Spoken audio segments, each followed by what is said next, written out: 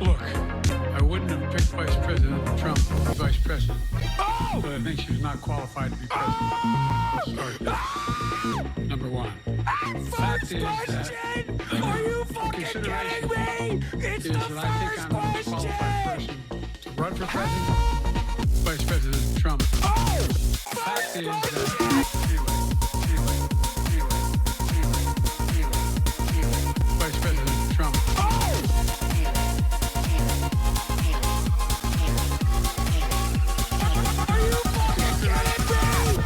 And now I want to hand it over to the president of Ukraine, who has as much courage as he has determination. Ladies and gentlemen, President Putin. President Putin. He's a big President Putin. President Zelensky. I'm so focused on being Putin, we got to worry about it. Vice President Trump.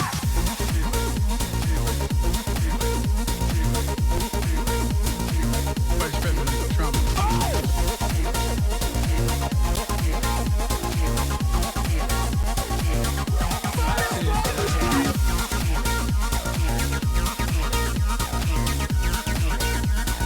Vice President Trump.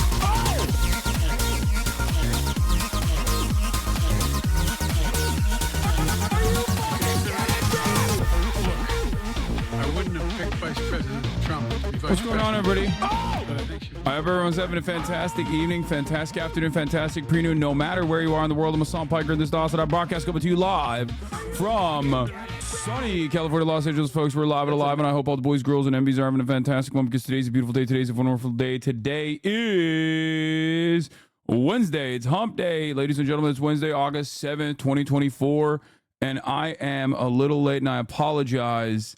But I hope all the boys, girls, and MBs are having a fantastic one. It's 83 degrees out here and mostly sunny in Los Angeles, California. Folks, this is the part of the broadcast where I tell you a little bit about my personal news about what's going on in the world of Hassan Hassan. I'm a Piker in between the time period where I press the stop streaming button and press the start streaming button. That's right. In between the time period where I press the stop streaming button and press the start streaming button for all of the parasocialists out there. This is the parasocialist update before we get into the news. And a lot has happened in the world of Hassan Hassan Piker, but not really. I'm actually lying. Nothing has really occurred in this world, in my world. Nothing significant, if I am being real, if I am being really real and really honest. I ended the broadcast last night after 9 hours. Was tired. Dope glasses. Those come with a complimentary set of tampons. Yes, but your mom appreciates it when I give her the tampons. Anyway, another 9-hour half day. Earthquake happens. I don't even fucking hear it. I don't even feel it. My mom texts me about it because I'm, my $700 million gorillion dollar mansion, of course, is so earthquake proof. It turns out that I didn't even feel that shit. Anyway, but yeah, watched a little bit of Wano. Yamato is a sick character, big fan. I'm sure you've seen people say, but Mr. Cedar said he'd like to co-host the next debate with you. That'd be fire. Anyway, Yamato is a sick character. It's pretty cool. The Emperor Yamato, yeah. M HUD, 63 months, goddamn. What is this? Are we gonna tune into the Eau Claire rally? Look at this turnout. God dang. That looks crazy. Yeah, we'll tune into the rallies today. It's happening today. But anyway, personal news wise, what else happened? I went to sleep. I woke up early. I'm gonna be glazing up the Cuban guy. He's so sick. I woke up early. I did push day today. It's Wednesday. It's my push day, upper body push day. And let me tell you, okay, shit got real brolic. Shit got real heated. Shit got real brolic. As you guys know, I have a lot of rotator cuff issues as a consequence of being double jointed. What does that mean? It just means it's nothing cool. It means that I'm my joints are weaker. When someone talks about being double jointed, remember they just mean that they got weak ass joints. That is the unfortunate reality of the situation. But for that reason, I actively have a hard time doing barbell bench press.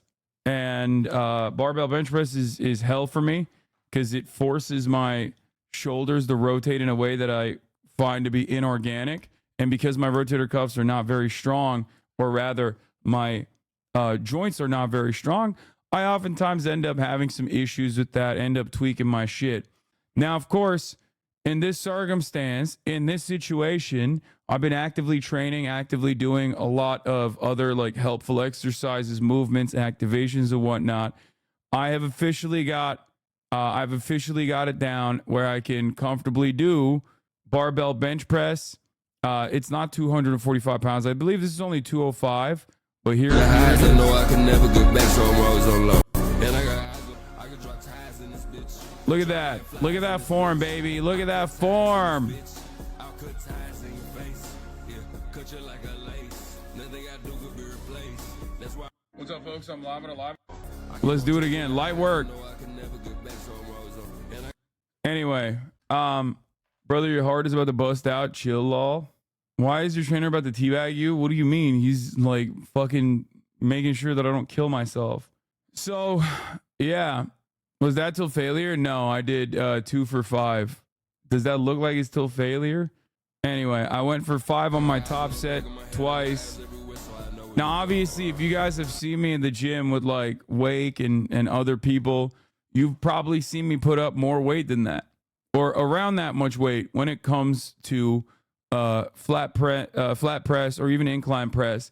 The difference, of course, is that's with dumbbells. So for me, I can actually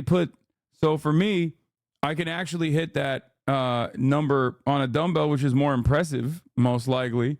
I could probably do that with dumbbells. It's just harder for me to do it with barbells. So that's why this is significant for me. But yeah, I hit that shit. How did you lose your stomach? Did it eventually just come tight? I'm 215, but definitely shorter than you, King. It's just weight loss, man. It's just a consequence of good diet, like hardcore dieting.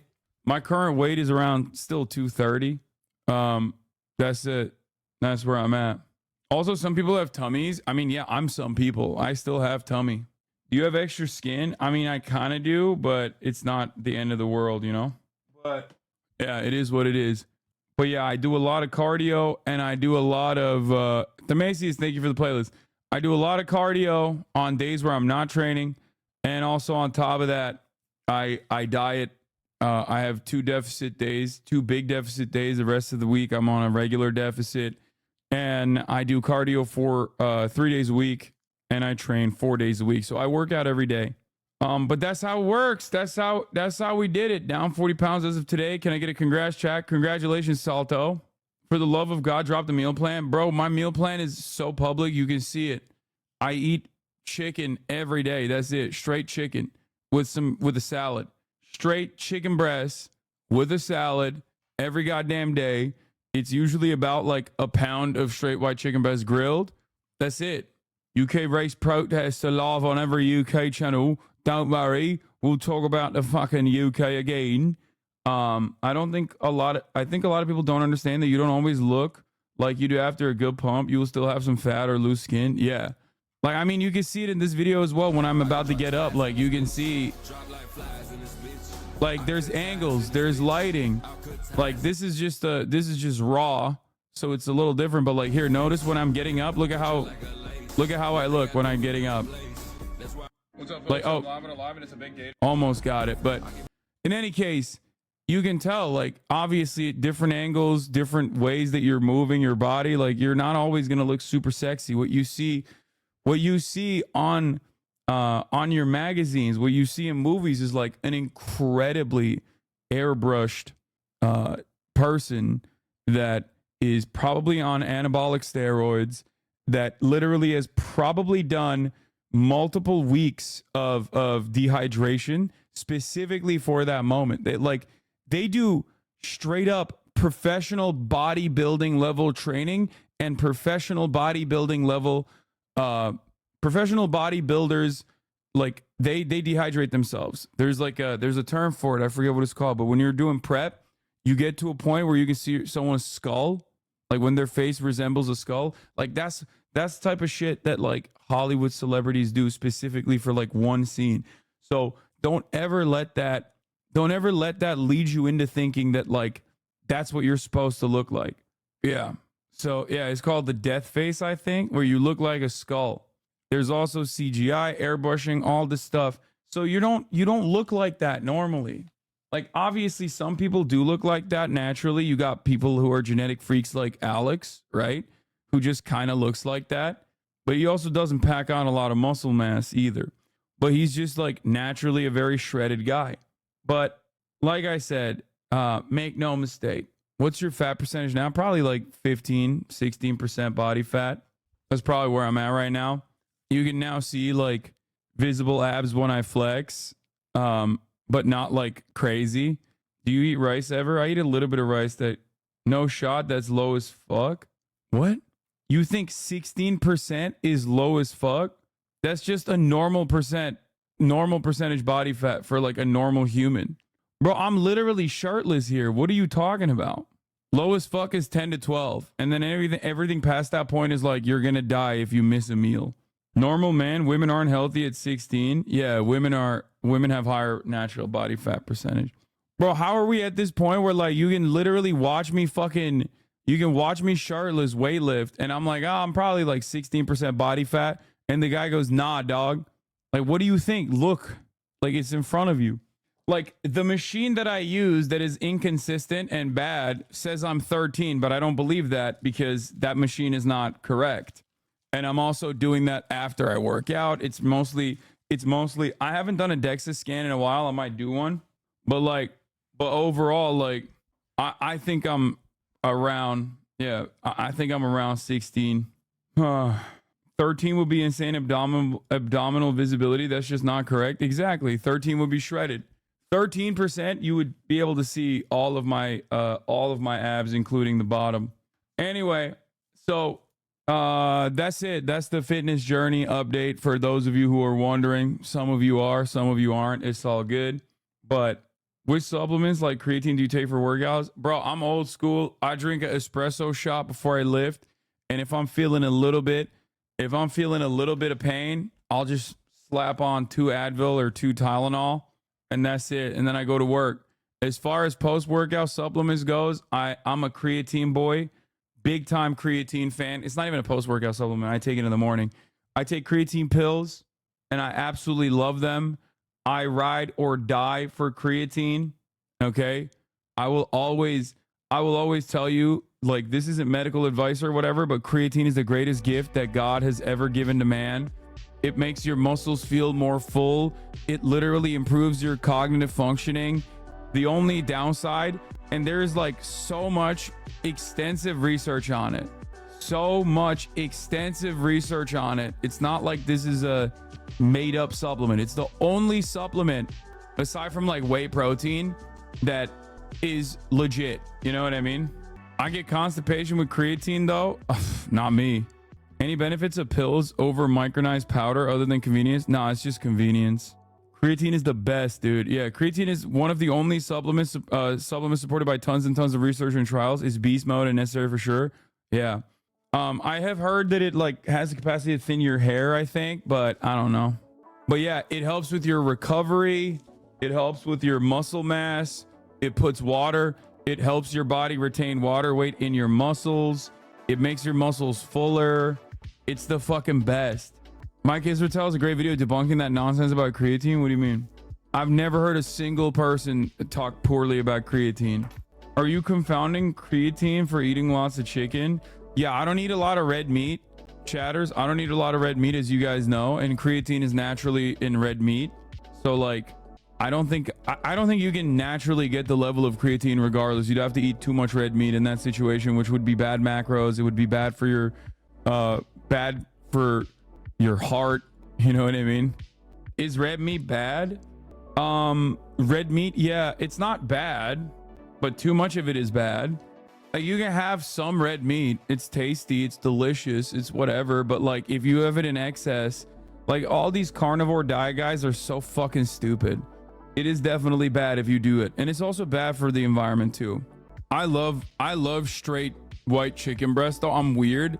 Like, a lot of people love chicken thighs. They prefer it. I prefer chicken breast. It's not even a joke. Like on a rotisserie chicken, sure, I'll have the thigh as well, but I've always been a straight white chicken breast fan. So I am very fortunate that way, I guess. What? Keratin is often associated with formaldehyde, which is reports of causing cancer. Wait, what? Not keratin, man. Creatine. I don't eat fish, but I do take fish oil supplements because I don't eat fish. So I take, that's the other thing. I take fish oil supplements too. I take a fuck ton of pills in the morning. Anyway, what the fuck was I talking about? All right, we did all of that. Your followers are gonna start taking the wrong thing. No, they're not. I said creatine. Also, on Friday night, I have a really fun training related, but on Friday night, I have a really fun thing lined up for you guys. I've been talking to Chris London of 2Hype. I am going to be training. Are you ready for this? I'm going to be training with LeBron's coach on Friday night. IRL stream. I tried to get Jason and Plagueboy Max to come on as well, and Ludwig to come on as well. I hit him up. I don't know if they're like still in Japan or in transit. They have not responded to me. I hit him up before they went to Japan, like while they were literally flying to Japan. And I hit him up again recently. Like, I don't know if they're back or not. They have not responded. They have not responded to my text message. But yeah, it's you know, if they want to do it, no pressure. That could be fun to do it together. And if they don't want to do it, go through their manager. Bro, I'm texting them directly. What do you mean go through their manager? I'm sending their phones a text message, including with Lud. I don't think Lud's going to do it. Lud said he was like not down to do it. You know, everyone's got their own reasons. You know, there's no love lost there. But what? We may have to pause for Friday night plans due to the anticipated Iranian attack. Call the IRGC to shift their... No, I'm not going to do that. What about Will? I would love to get Will. Check Milo Twitter. Have you seen Milo's tweets about Kanye's dentist? I'm banning you because you asked me to check Milo Yiannopoulos' Twitter account. I didn't even know he had a Twitter account. I don't ever want to think about Milo Yiannopoulos. I don't ever want to think about Kanye West really either. And for that incredibly gross suggestion, you got banned. You know, take it up with the mods in a couple months when you're up for an unban request. But anybody that comes in here and hits me with one of these, like, yo, check out what this like fucking weirdo Nazi had to say, you will get ethered. You will get lasered. Sorry. It's just, you know, that's gross. I don't fuck with that shit at all. In any case, yeah, check Hitler's Twitter, bro. He's popping off. Like, okay, thanks, man. I'm good on that. What about Chipotle? Do you eat Chipotle? Do you eat Chipotle? What about Chipotle? Sometimes. I haven't in a while. I feel like Chipotle sucks now. Like, is that controversial? Is that controversial to say? I feel like Chipotle used to be such a banger, and their fall off is so bad. Like, I used to love Chipotle. Oh my God. They would give you just like globs and globs of meat. You had like all these different techniques to be able to like unlock extra meat and shit. Like, I was a big fan. And then nowadays, I feel like it's just ass. It's just literally ass. And it's still kind of hit or miss. But after like the 11th miss, I'm like, come on, man. I don't like the fucking gamble aspect of it. You know what I mean? Like, I don't need to fucking gamble every time I'm eating Chipotle. Like, sometimes I just want consistency, right? Chipotle 2012 was peak. Yeah, dude. You just walk into a fucking institution like that and you would just be like, hey, can I get chicken? And they dump it. And then right as they're done with the first dump, you go, actually, can I get double? That way you maximize on the fucking scoops. Like, I basically had the math equation down for it. And before people say like, oh, dude, like everybody does that. Like, no, I invented that. Okay. I invented that myself. I will never, like, other people do that too. Okay. And I know that there's like a Twitter post for it and shit, but like, I straight up invented that. I will stand on business on there, on that front. Like, every time, dude, and I timed it so perfectly. There's this like window where it doesn't come across like you've duped the person. You know what I mean? Anyway, that's an old bodybuilding forum trick. If you ask for two at once, they do two small ones. Yeah. Anyway, peep this TikTok I saw about you. Is it a Who poop had the sock? most aura at DreamCon? Oh, I saw this. I saw this morning. I liked it already. Yo, thank you. Thank you for showing me this. Anyway, hold on. We'll get to that in a second. Let me just blast off real quick. Stand on business on that. Misuse of lingo. Red flag. Shut up. I'm 33. Shut up. I'm 33 years old. I'm 33 years old. All right, let's blast off. Republicans versus Harris Waltz ticket. Hogwatch galore. Rallies everywhere. Kamala hits up Kai Cenat to Skibbity Ohio Riz. What else? There's a bunch of stuff that I wanted to talk about. The Yeet song's like stuck in my freaking brain now. But yeah. Who has the most? Kamala hits up Kai Cenat. Republicans cry about JD Vance couch fucker meme and more. Get in now. Dude, this is exactly what I said. This is exactly what I said in the immediate aftermath of the Trump assassination attempt, where Republicans were going to try and fucking complain and cry bully and be like, the violent rhetoric has gotten out of control. The violent rhetoric has gotten out of control. And like, I told you that you should never in a million years stand for that. You should never let them say stuff like that. Okay? If they hit up Kai, then that means they probably know who you are. Yeah, of course they know who I am.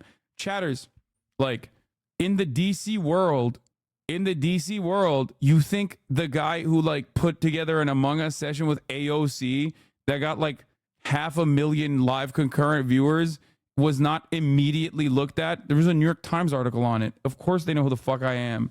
That's not like they know. They just won't. They know I've worked with the Democratic Party even before with the special elections for Raphael Warnock and what's his face? I'm forgetting the other dude's name now. Jesus Christ. Radical liberal Raphael Warnock specifically, and John Ossoff. Anyway, here we're blasting off. Like, I think, didn't you say the other day that Kamala should hit up Kai? Yeah, no, I think that I think that they could do a decent stream. It's just that like they're not gonna know how to do it correctly. And they've already messed up the bag, it seems.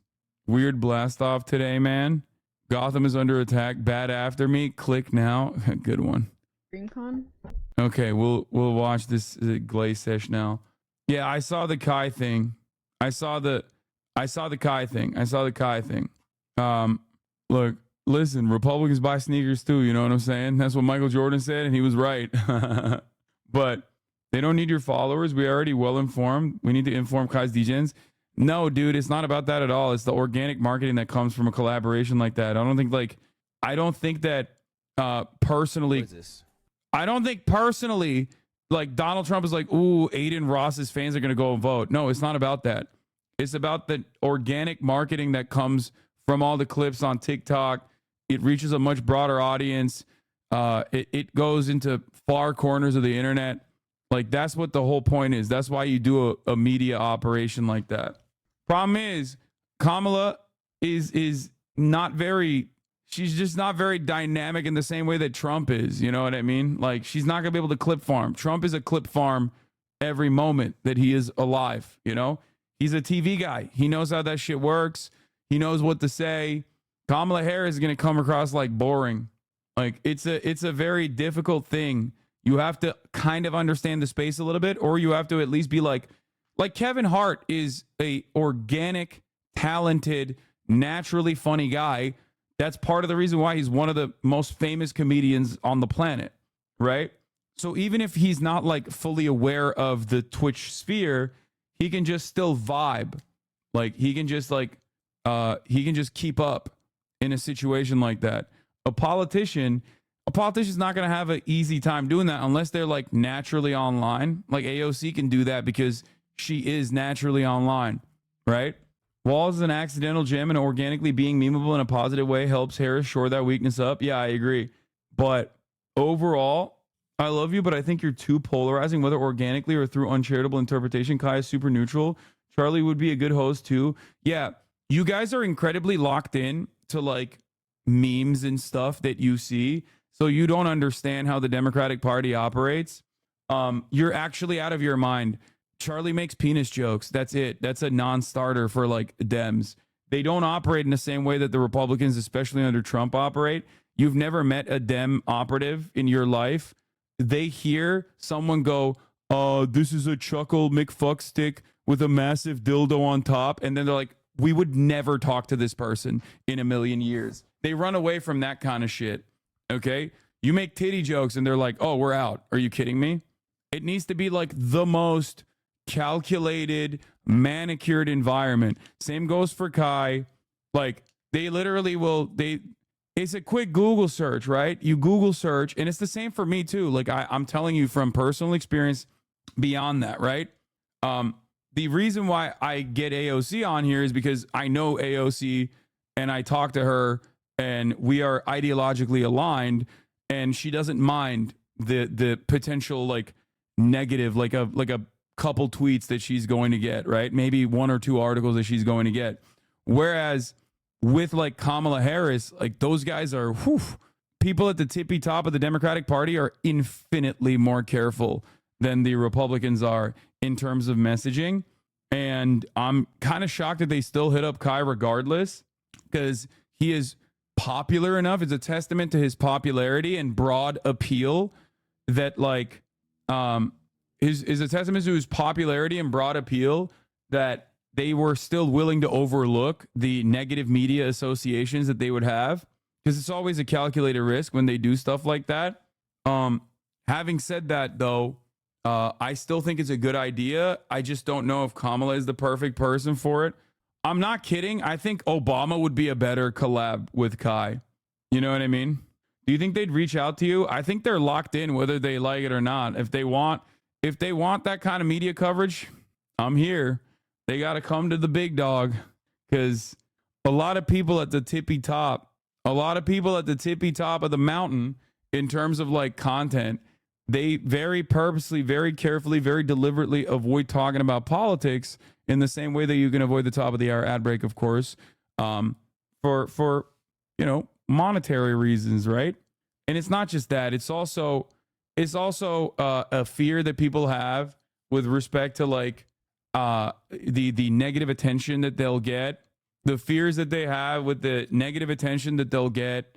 I'm talking about the content creators themselves, because like you insta polarize yourself to an audience, right? And like it or not, and you guys are obviously super locked in to like potentially understand this, but from the outside, political watchers are weirdos. Okay, to the normies, we're fucking weirdos, and to be fair, they're not wrong. We are fucking weirdos, right? And nobody wants that. Nobody wants that stink. Even if they're like aligned politically with me, they still don't want that haunting them, because in their minds, and I've talked about this quite a bit, like a lot of people are afraid of collaborating with me, even for that reason, because they think that my audience is going to like latch onto them, or at least the haters are going to latch onto them and constantly put every single thing they do under a microscope. And nobody wants to live like that. You know, nobody wants to live like that. So, there is definitely a very real fear. There's definitely a very real fear of like, I suspect from like Kai Cenat's perspective of not only being like, I don't really know what the fuck this is about. I don't know what I'm talking about. And I don't want to make this like uninformed decision, but also I don't want to draw the ire of like half of the goddamn country in the same way that like Aiden Ross is getting clapped right now. Right. He doesn't care, but he's already developed like a toxic brand, but Kai is not a toxic brand.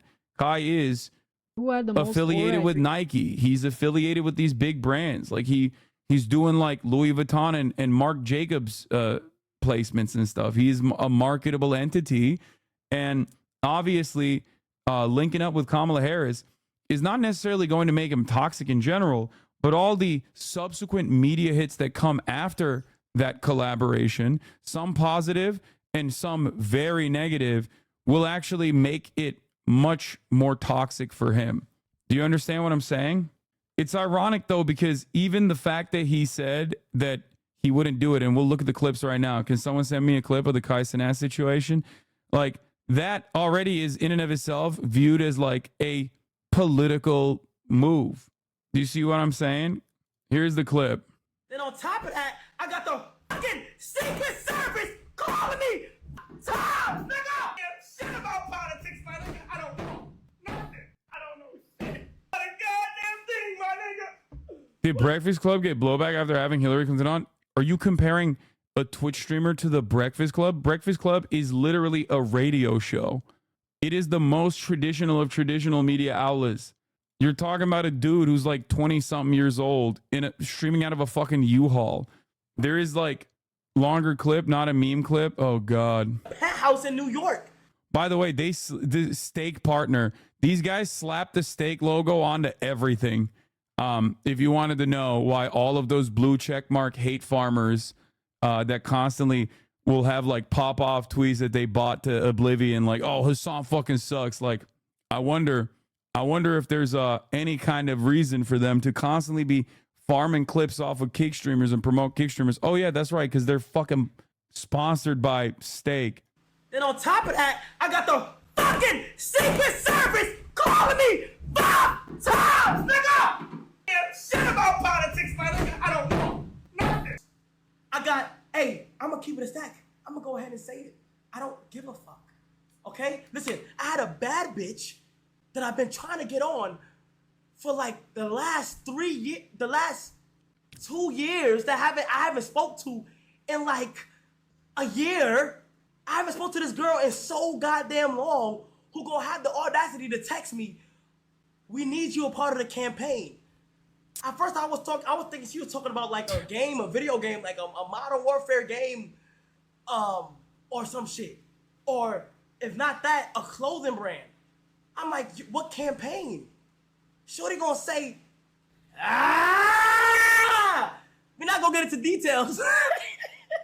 Say it right now. If there's some way, somehow, something was to go into where I do the stream of politics, I'm going to be 100% honest. I'm going to sit on my stream and say, why did you guys call me?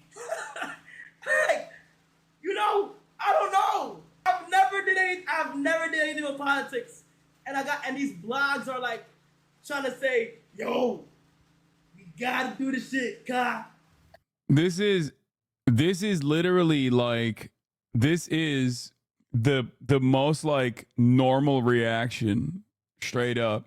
Like, we have, from where we're standing, we're like, what? Like, that's a fucking deal of a lifetime. What do you mean? You get to have like, you don't normally do a lot of like political commentary or anything like that. You have no political positions, but then you get to do like a softball bullshit like Kamala Harris media placement, easy fucking million viewer stream, right? But I totally understand why. I totally understand why he wouldn't want to do it, because there is a lot of oppo and there's a lot of stink associated with politics. You know what I mean? Like, from where he's standing. Also, he's like, good for Kamala, not for Kai. No, it'd be mutually beneficial. I think you're wrong. I don't understand why they don't reach out to you. You're literally a political commentator. Dude, they know who I am. And it's not that they don't reach out to me. It's that they don't want to work with me. Obviously, politicians don't want contentious adversarial interviews. That's why, of course, they're going to go to Kai Cenat. No, stop saying 9/11. That has nothing to do with it, bro. Shut the fuck up. Bill Maher literally said way worse shit about 9/11 in the immediate aftermath of 9/11. He has an HBO show where every goddamn politician visits him. Shut the fuck up. You guys don't know anything, okay? God, you're so... Chat, you don't know how this works, okay? I promise you. It's not the 9/11 stuff. You can always overlook any kind of like bad media placement. Is a controlled... It is a calculated risk. It's not like the things that you immediately tune into in your mind. Okay? It is not because of comments or whatever. It is because of the obvious, much more the much larger risk of me asking a question about Palestine in a situation like that. It's live. There's no control, and there are no assurances on my behalf that I would, be nice. Family in the front. So Anyway, Walls is speaking right now, so we'll take a look at the rally, and we'll get back to the Kai situation after that. a couple of them are Badgers too, by the way. So, He sounds like Keizo. and a real special thank you to everybody here. Looking out across here, look, you're busy people. You got things to do. It's a summer day. You had to walk 2 miles. Yeah, Had but you nothing ain't to do Bill with Maher, that, by the big way. dog. When he said those things, he was already on TV, not on Twitch stream. Yeah, No, you're misunderstanding. People have the tendency to overlook all of those things because it's a calculated risk. If I was raking in 100K stream, 100K viewers every stream, and was like relatively neutral or was like super pro Kamala, I would have that interview locked down already. You know it. Vice President Harris is on the side of the American people. She took on predators, fraudsters, transnational gang members. She stood up against powerful corporate interests, and she never hesitated, not once, to reach across the aisle if it improved people's lives. Being a Midwesterner too, I know a little something about commitment to people. I was born in a small town in Nebraska where community meant everything. My mom and dad taught me to show generosity to my neighbors and work for a common good. At 17, I joined the Army National Guard. For 24 years, I proudly wore the uniform of this nation. And that service, just as it did for my dad, a Korean War era veteran, and millions of others, I got the GI Bill and it gave me a shot at a college education. My dad was a teacher. My siblings were all teachers, and 3 of them married teachers. It's noble work. I had the privilege of teaching public school, social studies, and coaching football for 20 years. And for all you Packer and Badgers fan, yeah, we did win a state championship. So it's what we do. But it was my students who encouraged me to run for office. I never thought that much about it, but they saw in me what I was hoping to instill in them. This idea of a commitment to a better world, a common good, a belief that one single person can actually make a difference. I lived in a red district, but my neighbors were kind enough and graced me with the opportunity to go to the United States House of Representatives for 12 years to represent them. I learned how to compromise without compromising my values. And as governor of the great state of Minnesota, I brought all that experience. Okay. Are there Minnesotans in the house today? MU law poll in Bringing that Wisconsin, experience to Trump tackling 50, the Harris challenges of 49. facing our state. Among We don't registered shy away voters, from Harris 50, challenges. Trump But I'll tell you 49 what, likely voters. Donald Trump, he sees the world differently than we Had see. Biden remained the candidate, it would have looked Trump 47, Biden 42, by the He way. has no understanding of service. And the multi-candidate race looks even better Because for he's Harris too at busy 45 to servicing 43. himself. Again and again and again. Again and again and again. This guy weakens our country to strengthen his own hands. He mocks our laws. He sows chaos and division amongst the people. And that's to say nothing of the job he did as president. He froze in the face of COVID, and it cost people's lives. He drove the economy into the ground. And make no mistake about it, violent crime was up when Donald Trump was president. Does Walls Harris running this exact same speech every Those day of work you who are a worse in an little online older know world? this. No, dude. What are you talking Older about? Republicans Have you ever used seen to a talk about comedian? freedom. What do you think? You These watched the guys Netflix today, special, it turns but out that's that freedom the to same them exact means speech government should be that they free fucking to repeat a invade million free times freedom. over in front of different crowds, and they tune it up a little bit. It's a stump speech. Now, look, we're pretty neighborly with Wisconsin. We get our friendly battles, but in Minnesota, just like in Wisconsin, we respect our neighbors and the personal choices they make. Even if we wouldn't make the same choices for ourselves, because we know there's a golden rule. Mind your own damn business. Mind your own damn business. Great way to argue against the trans stuff, dude. Great way to I argue don't against need that. you telling me about our health care. I don't need you telling us who we love. And I sure the hell don't need you telling us what books we're going to read. It's so good. Americans are keyed in. Americans are keyed into freedom, okay? They love fairness and they love freedom. That's why the trans panic around like sports was so Personal effective. for my wife and I. When This Gwen is and the I decided perfect to have counter. Children, we went through years of fertility treatments. And I remember each night praying that the call was going to come and it was going to be good news. The phone would ring, tenseness in my stomach, and then the agony when you heard the treatments hadn't worked. So it wasn't by chance that when we welcomed our first child, our beautiful daughter, we named her Hope. When Vice Love the President idea or Harris the and concept of I, freedom, and maybe except when it everyone comes to here foreign talks policy, about no one ever freedom, acknowledges. we mean the freedom Dude, to make your own Dude, health you're not decisions. making a brilliant point, okay? It's not a bold, brilliant point of analysis to And say for that. all of No, our little Americans are ones, selfish you and they don't know anything please about go to foreign school policy or they just don't without care. worrying about being shot dead in their classroom. We're talking about like domestic policy. And just like Wisconsin, over in Minnesota, we believe in the Second Amendment, but we also believe in common sense gun violence laws. And just so you know, when I was in Congress, I was the top gun at the trap shoot 3 years in a row. I can outshoot them too. I can outshoot these guys. Look, freedom is when freedom. Oh, can we get somebody to help? Somebody's hot. Somebody's hot. Can we get somebody to help? Damn. You okay? Drink some water, folks. It is hot out. Get somebody else. Travis Scott would never. Jesus Christ. Thank you. We get water. You okay? Yeah. Thank you all for helping. Grateful. Thank you. Thank you all. Take care of one another on this. This is why we gather. Look, it's hot. It is hot. I'll come again. They've got folks here. We'll make sure we're okay. But I have to tell you all again, in all seriousness, to come and gather like this, to talk about our freedoms, the ability to talk about what could be good. And I have to say, this idea of caring for our neighbor and kindness and a hand up when somebody needs it, or just the sense of that people go through things and to be able to be there when they need it, that's who we are. It's not about mocking. It's not name callings. And you see it amongst them. 3 hours until Harris and Walz are set to appear in Eau Claire. This is the line to get to.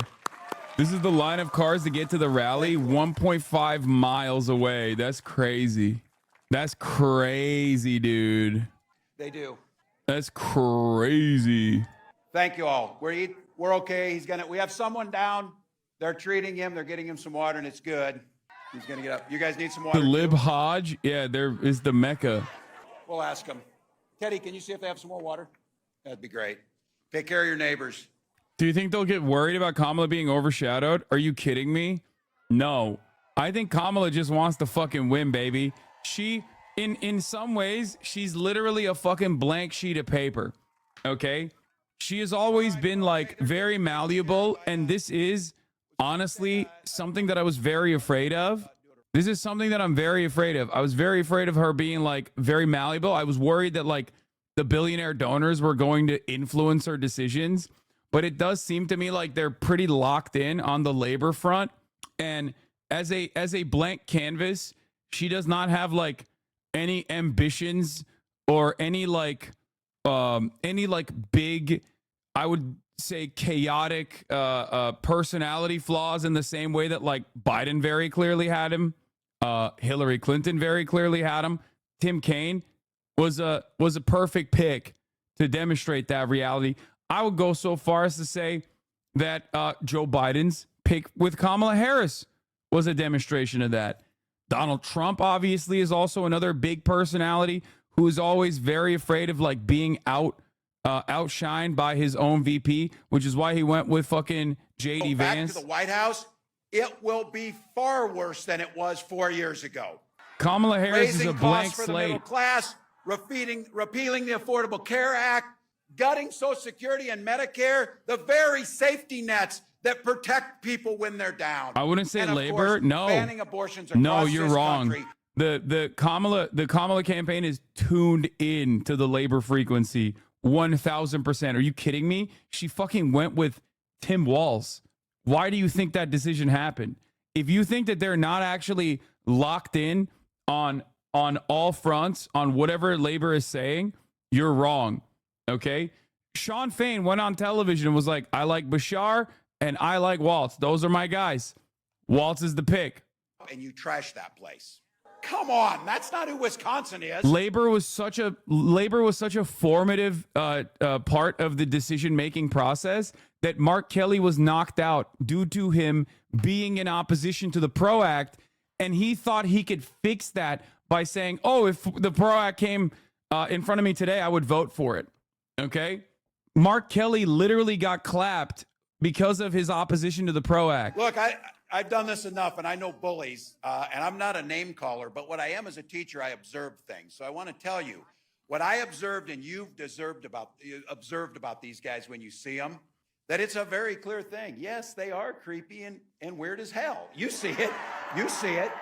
This is not normal. This is not normal behavior. Nobody's asking for this crazy Would you stuff. say it's an olive branch So of the I'll tell you Bernie what. Bros? No, You it's heard not it an olive from branch of the the Bernie Vice Bros. President. You've heard her talk about this. They're Sure the just hell not going back. We're not. It's going not back. an olive branch of the Bernie Bros We at are all. not It's going just back. the Democratic Party is like We are not going looking back. for in a post-Trump world. They're looking for like a new way to campaign, I think, and it has become impossible to avoid certain aspects of American politics. We damn sure aren't, but it's even more than that. This is a campaign about where we're going, and that's a future where everyone matters and everyone's included. Kamala Harris, she believes in the freedom to make your own choices. She believes in opportunity for every single person to join the middle class. Has Hasanov commented on Ukraine's recent special military operation into Kursk Oblast? No. Why the fuck would I be talking about that right now, chatter? This is insane. I just started. It's been an hour, and we immediately locked into a fucking Tim Walz rally. Okay? That's crazy. You should be focusing on the fact that I forgot to run the 3-minute ad break after saying I was going to run it at the top of the hour, so I'm now running it in the middle of the hour instead. Here's the 3-minute ad break now. I mean, this is pretty fire intro too. Beyonce gave the clearance for this song to be used. Is pretty sick. Oh my God, liberals, bro. Just keep that in the fucking drafts. Good afternoon. Oh, it's good to be back. Good afternoon, everybody. Can we hear it for Tim Walz? Oh, I'm so happy to be running with him, let me tell you. So let me start by thanking Les, your words, your leadership, your voice. She's like, how the fuck did we lock into this? I mean, if there is a person, okay, I gotta say something here, okay? If there's a person that has the mandate of heaven, it's not Donald Trump. It's Kamala Harris. Think about it, okay? Unsuccessful politician, literally dropped out, had no shot at even winning her own fucking state, California. Okay, ran on a relatively progressive campaign when there were significantly more interesting progressive, more dynamic progressive candidates. Okay, literally got chosen by Biden specifically because she was like inoffensive and kind of boring and would never outshine Biden, while also simultaneously they could say like, look how progressive we are, right? That's what Biden literally said. Okay, then Biden has to fucking drop out. So now she's the only person. Boom. All of a sudden, she's at the top of the fucking ticket. Then she gets a literal, almost once in a lifetime VP pick with no genuine ambition for running for higher office. Okay? With an unimaginable background, like built in a fucking lab. Okay? So organically perfect for the Midwest.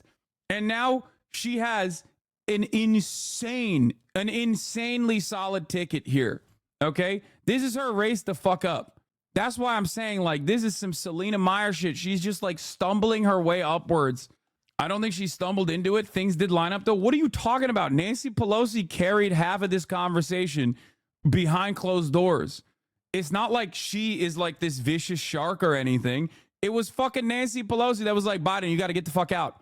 Once again, guys, mandate of heaven, hear me out.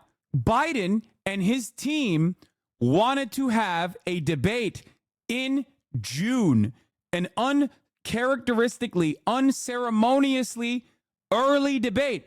Why did they want to do that? Because they were like, oh, we have to just show that our guy can just be normal and is not dead in front of 50 million Americans. They failed it so spectacularly on that fucking debate that 50 million Americans that tuned in were like, oh my God, the president is a fucking carcass. And it's all the top blogs. And I'm like, what the bro, fuck? since when?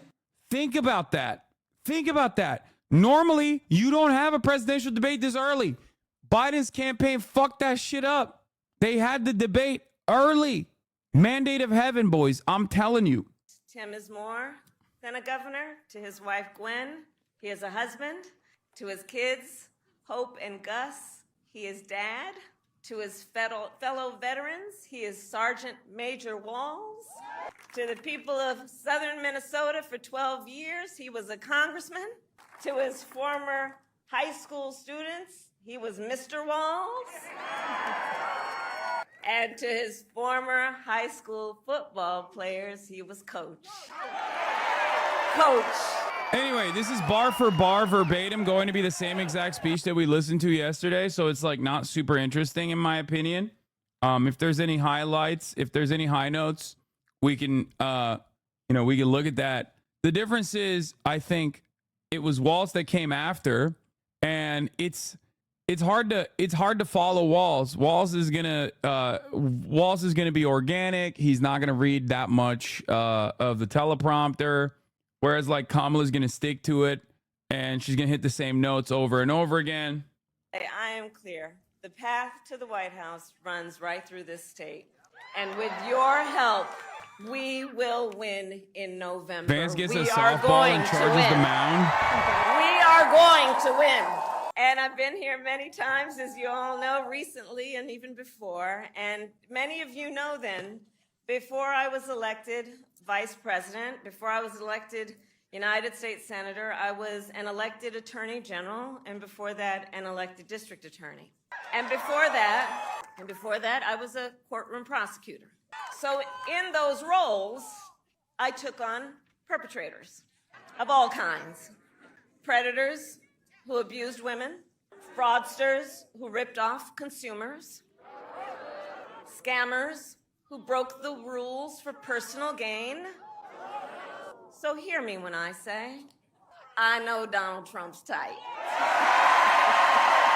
I know it's tight. In fact, I've been dealing with people like him my whole career. For example, as Attorney General of California, well, hold on, you know what? The courts are going to handle that part of it. What we're going to do is beat him in November. Good. That's okay. Wrist points. Quick on the feet. Not bad. So That was very Obama style. From one of our country's largest for-profit colleges that scammed Plus one. students. Well, Donald Plus Trump one ran Riz. a for-profit college that scammed students. As a prosecutor, I specialized in cases of sexual abuse. Well, There's a lot of Vance moments from that fucking rally we're gonna get to in a second. As Attorney General, I held the big Wall Street banks accountable for fraud. Well, Donald Trump was just found guilty of fraud. 34 counts. So in this campaign, I'll tell you, I will proudly put my record against his any day of the week. Any day of the week. But let's make no mistake, this campaign is not just about us versus Donald Trump. It's about two very different visions for our nation. Two very different visions. One, for us, focused on the future. The other, focused on the past. And Wisconsin, we fight for the future. We fight for a future where every worker has the freedom to join a union. Union strong. You don't preach on voting any president because all of the American presidents are shit. We fight for a future where every senior can retire Bro, with I'm dignity. sorry. This is what dreams are made of. I never thought, and hats off, props to fucking Brandon for kind of carrying the torch on this shit. But I never would have imagined the Democrats being so actively, so openly on Maine, being fucking pro-union and legitimately getting their fucking flowers from the unions too. And I don't just mean like, unions that have always historically defended the Democratic Party because it's like the less shitty option, but just like very openly talking about what they're going to do for labor. Because we know that while fighting for a brighter future may be hard work. When are you endorsing hard this work is ticket? good. I mean, when I see some fucking momentum on Gaza. So we will continue to fight for affordable housing, for affordable health care, If I don't see momentum on Gaza, and paid leave. Bro, if they change the course on Gaza, I won't even endorse. I will fucking door knock. I've said it already. I said this before. I will get a fucking tour bus and I will go to every goddamn state. I'll hold events, all out of pocket, all on my own. Okay? I will go. I will door knock. I will try to make sure that I get every goddamn American on board. If they change course on Gaza, okay? if they say things like, hey, no more weapons transfers, what the fuck's going on? You keep sullying your own dang ceasefire deal, okay? Straight up. I would literally go to every fucking state. I would go to every state. I would do fucking rallies. I would fucking door knock. I would get every single one of the Hassan IB-heads activated to go and door knock in their own districts. Straight up. To bring manufacturing jobs back to America, to communities like Eau But wasn't Claire. foreign policy not in the interest of the voter? Well, it's in the interest of this voter, okay? Not just a voter, but also a person with, a decent amount of political labor organizers in his community. So yeah, no, it's in my interest. I think that genocide is unconscionable. I also don't think it's a good idea to go down this suicide pact with Israel for no fucking reason. That's my prize, dude. And as we work to move our nation forward, Donald Trump intends to take our nation backward. There is so much evidence of that point. There really is. But look at most recently, Project 2025 in that agenda. Project 2025, if you have some time to take a look at it, I'm telling you, it is a plan to weaken the middle class. It is a plan to weaken the middle class. If he is elected, Donald Trump intends to give tax breaks to billionaires and big corporations. He intends to cut Social Security and Medicare. He intends to surrender our fight against the climate crisis, and he intends to end the Affordable What do you Care say Act. to people who bitch at you and call you a single issue voter? I say to them, listen, if you think I got juice like that, if you think I got motion like that, start either A, smiling and dialing to overcome that boost, okay, to overcome that burden, or smile and dial in the opposite direction to get the fucking Democrats to change course on this issue, okay? If you think I'm that fucking powerful, then, bend the goddamn knee. So here's the other thing. I do not disparage anyone who is very excited about this ticket, okay? I totally understand where people are coming from. I totally get it. But I also don't disparage anyone who says, nah, what the fuck? Nothing has changed on Gaza so far. Why would I change my attitude? Like, I still maintain the position that politicians are supposed to earn your vote. I like a lot of the things that they're doing now because they are trying to actively earn the vote. Okay? They're not doing the classic Democratic Party gaslighting on many issues. They're not doing the classic Democratic Party gaslighting of like, vote for us or you're going to fucking die, sweetie. They're not doing that shit. They're actually actively talking about what their platform is. They're actually actively talking about what they want to do for the future. That they have a vision for what is to come. Do what you want to do.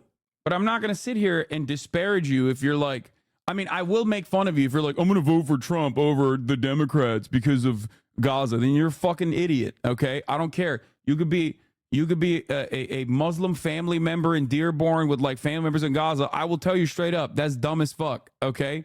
Sorry. And it's not just a take that I've heard from Arab Americans with family members in Gaza. I have I talk to people literally in Gaza, okay? I talk to people in Gaza as well. And that is like a legitimate thing that they have thought about too. It's crazy to hear, but that is something that people think. Like Palestinians also are like, well, we weren't getting fucking ruthlessly slaughtered under Trump. That's like a thing that I've heard.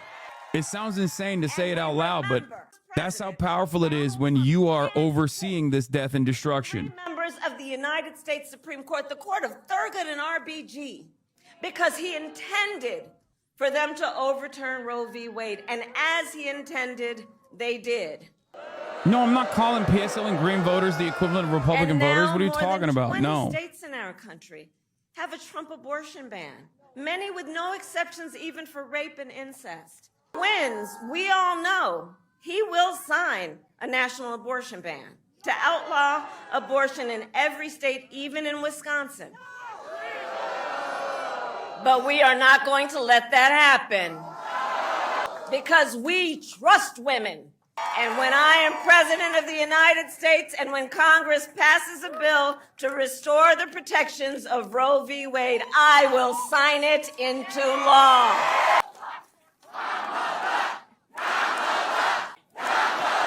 Thank you all. So listen, everyone took time out of your busy lives and days and all your obligations to come out here and to be together as one community. And I know you did it also because we all know, listen, so much is on the line in this election. It can't be said seriously enough. So much is on the line. And compounded with everything else that we knew was on the line, think about the fact that last month, the United States Supreme Court basically told the former president, who has been convicted of fraud, that going forward, he will be immune no matter what he does in the White House. Think about what that means and the changed circumstances since 16/6/20 when you think about what that court decision means.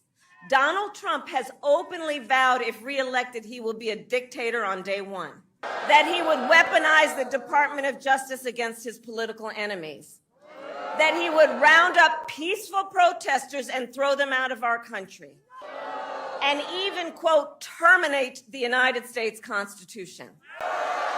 So let us be clear. Let us be clear. Someone who suggests we should terminate the Constitution of the United States should never again have a chance to stand behind the seal of the President of the United States. So basically, I think it all comes down to this. We're all here because we love our country. We love our country. We love our country. And I do believe it is the highest form of patriotism to fight for the ideals of our country. And that's how we preserve the promise of America. Because after all, the promise of America is what makes it possible, by the way, for Governor Walz and me to stand on this stage today. Just think about it. 2 middle-class kids, one a daughter of Oakland, California, who was raised by a working mother and had a summer job at McDonald's.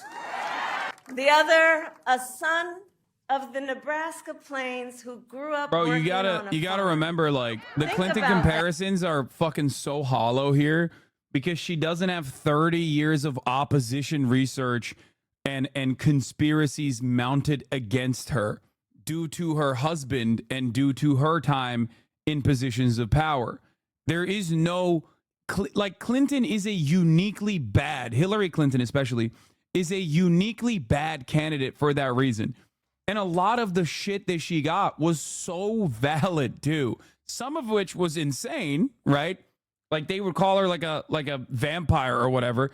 Like, and with all sincerity, they would do that. They were like, oh, she's a blood-sucking vampire or whatever, who has like a long-ass assassination list or whatever. But like some of that shit was correct. And when elected, we will govern on behalf of all Americans. Also, this is the same speech as yesterday. I don't know why people are yelling at me. Because Coach Walz and I know, and we're clear about this, unlike the other side. We work for you. We work for you, the American people, and we will always fight for you, for your family, for your freedoms, and for your future. So, Wisconsin, ultimately, this election is about a question that we each face. We each face a question in this election, and that is, what kind of country do we want to live in? Do we want to live in a country of Zox, freedom, thank you for the 10 gifted. of compassion, of rule of law, or a country of chaos, fear, and hate? And the beauty of our democracy is we each have the power individually and collectively. We each have. Haven't all administrations done genocide or pseudo-genocide or other unconscionable things? We're talking about a mountain of atrocities. Why would you vote for Hillary and not Kamala when you factor in all those other atrocities? Even if they stop the Gaza genocide, there's a billion other foreign policy things we do right. You mean like a billion other foreign policy things we do and then comma right? You're not saying that we do right things in terms of foreign policy. You're saying like why Gaza and why not the rest of it? because it's deeply personalized. It's happening right now, and the reality of the matter is that it is a firm commitment, perhaps a naive but yet still firm commitment to the understanding that Americans still want to maintain that our voices matter. That's what this is about. Okay? That's what this is about. It's actually not the people who are anti-electoral politics that are drawing a line in the sand. It's those who are invested in the idea that we are not just a theoretical democracy, but a real one. You understand what I'm saying here? It's people who still have a firm commitment to the notion that like politicians are supposed to respond to your pressure. And a bunch of the stuff that they've done so far in the Democratic Party is responding to that pressure. And it's been objectively good, which is why I say I'm happy with the Tim Walz decision. You know what I mean? I'm happy with the fact that they swapped out Biden. We ready to fight for it! Right? We will! Bless you and God bless the United States of America. Like, this is an ongoing active situation. What's going on in Gaza is an ongoing active situation, and it's such an easy fix. That's what makes it so unconscionable. Do you see what I'm saying? Like, the fact that this is an incredibly easy solution and all it takes is one fucking phone call makes it even worse, in my opinion. The atrocities in scale are unimaginable, and the solution to it is so simple. Okay? All of that bloodshed, everything could stop with a 10-minute phone call. 10 minutes. That's all it takes. And that's what's very frustrating about it. You think Israel will stop a genocide just because we don't give them weapons? Yeah, dude, I know. Israel's so strong. Israel's so strong. Israel lion. Israel giant. Yes, dude. Israel knows it would be wiped off the fucking planet in a way akin to how Genghis Khan literally would fucking reorient rivers over entire fucking villages if America wasn't up Israel's asshole on a daily fucking basis, defending them every step of the fucking way. Are you kidding me? Get the fuck out of here, dude. Israel as a nation state does not exist without unconditional Western support, okay? Israel as a violent apartheid regime does not exist. Genghis Khan is how you say it, you fucking idiots. Shut up. Making fun of me. Dumbass one language Andes in the chat. The notion that Israel is super strong and can do all of this on their own is so fucking laughable. It's hysterical, okay? You are delusional. You are as delusional as like a member of the Jewish power party if you think that that is real, okay? Israel has run out of fucking offensive weapons that they're deploying multiple times throughout this process. If it wasn't for America constantly offering a steady flow of re-upping their armaments, re-upping their ammunition, they would not be able to do half of the fucking atrocities that they've committed in Gaza. You understand that? There's also the defensive posture side of this as well. Couldn't Israel just get weapons from somewhere else? Who? Who's got the same runway? What are you talking about? Do you think Germany? We're talking about the UK cutting off weapon shipments right now. What are you talking about? Russia? Yeah, dude, Russia, sure. Russia has been aligned with Israel in other instances.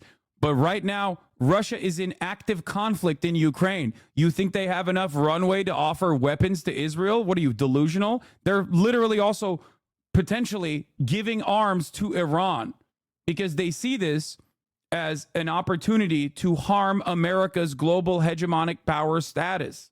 No, there is no world in which Israel continues its atrocities without unconditional support from the United States of America. Okay? Russia itself is currently desperate for both ammunition and also other weapons as well. No shot. Yeah, this is the funniest part of this equation. It's like, oh yeah, dude, you're crazy. Who supplies the most arms to Israel? What would they do without unconditional U.S. support? And also, look no further than history.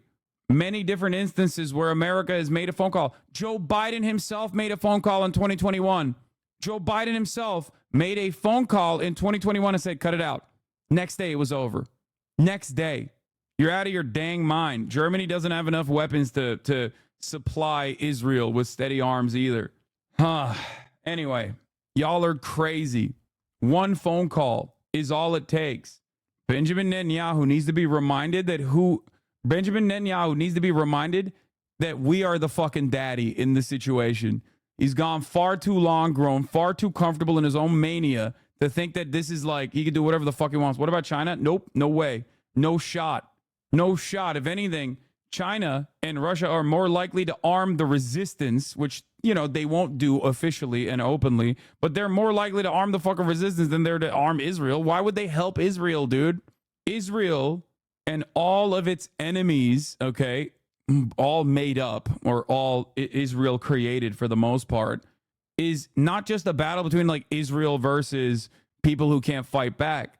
This is a battle between the Western Alliance and the global South. It's a never-ending battle of causing irreparable harm to America's soft power around the world. That's it. I think you can understand why we're having such trouble believing that the U.S. can stop this genocide right now if they feel like it. I'm sure what you're saying makes sense, but it's difficult to believe. You're making it sound obviously true. Okay, but it has happened. Ronald Reagan has stopped it.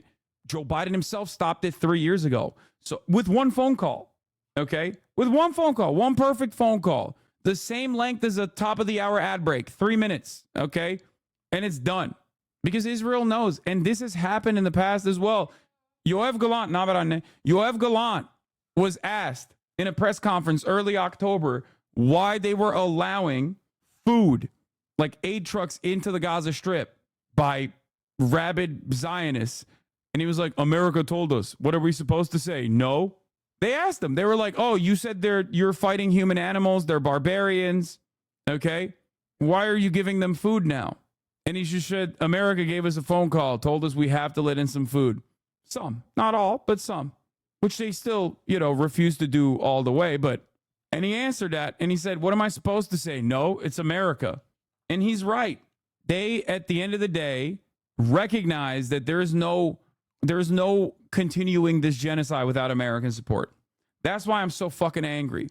Anyway, why are you ignoring India's potential involvement in this conflict? India is the true hegemonic power. They control the UK. You're just being fooled. Sure, bud. Yeah. India lying too, sir. I know. Anyway, Indian chatters won't see the 3-minute ad break because there is no ads being served in India, but here's the top of the hour ad break regardless. All right. There's a lot to talk about. Okay, we'll get back to the Palestine stuff in a second. And again, if Kamala doesn't get a ceasefire, she will lose because Netanyahu will escalate days before the election to swing it to Trump. Oh, for sure. Biden tells Israel's Netanyahu, U.S. expects a significant de-escalation today in Gaza. I believe it was this phone call, and it stopped the next day. Hassan, that was a racist Brit, not a pro-Israel Indian dude. Hassan, does Israel have the ability to make a strike against the USA? What? No. What are you saying? No, dude. So why hasn't he done it now if he wanted to in the past? I don't know. Demented, psychotic, rabid Zionist freak, personal commitment and like permanent loyalty to Zionist causes beyond like the average American, beyond the average American politician. He's been a freak his whole life in terms of Israel. So anyway, let's continue. So JD Vance also held a rally today. One thing I want to talk about. In 24 hours since Kamala Harris asked Tim Walz to join the ticket, her campaign raised $36 million from 500,000 donors, more than 1/3 giving for the first time. The top profession of donors were teachers. Okay. I'm afraid Gaza is a non-issue now. Can't stop the wall strain. Yep, it's not for me. Not a non-issue for me. Certainly is still a very real issue. They're going to do a fucking Detroit rally. They're going to do a Detroit, Michigan rally tomorrow. You think that people won't show up to that with demands? They will, and they should. Okay? The Kamala ticket has shown that they respond to popular pressure from the base of support. This is a very important opportunity for Michigan to show up and say, look, you got to fucking give us real assurances. Or, wait, it's tonight, actually. Sorry, it's not even tomorrow. It's tonight. The Detroit rally is today. Bigger issues in America, in my opinion. For many people, there isn't a bigger issue. And I totally understand that. Okay? I get it. I respect it.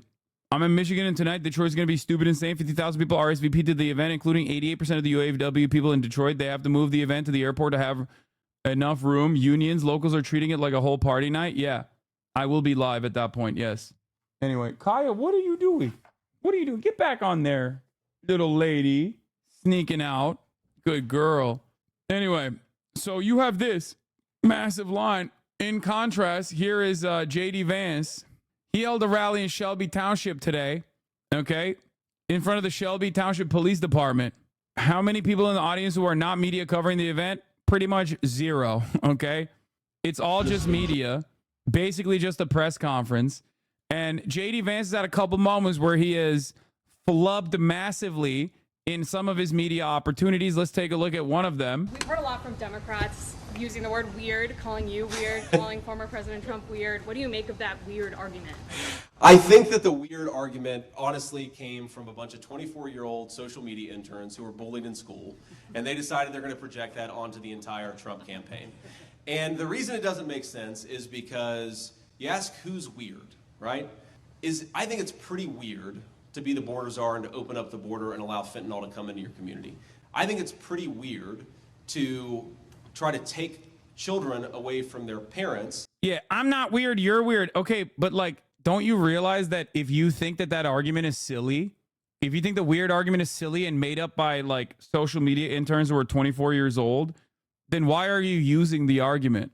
No, you is not effective, especially when you double down on being fucking a weirdo, okay? If the parents don't want to consent to sex changes. That's something that Tim Walz did. I think it's pretty weird to want to defund the police. I think it's pretty weird to pretend that you're a tough on crime prosecutor, even though you pursued the policies that made San Francisco such a disaster when it comes to crime and public safety. So if they...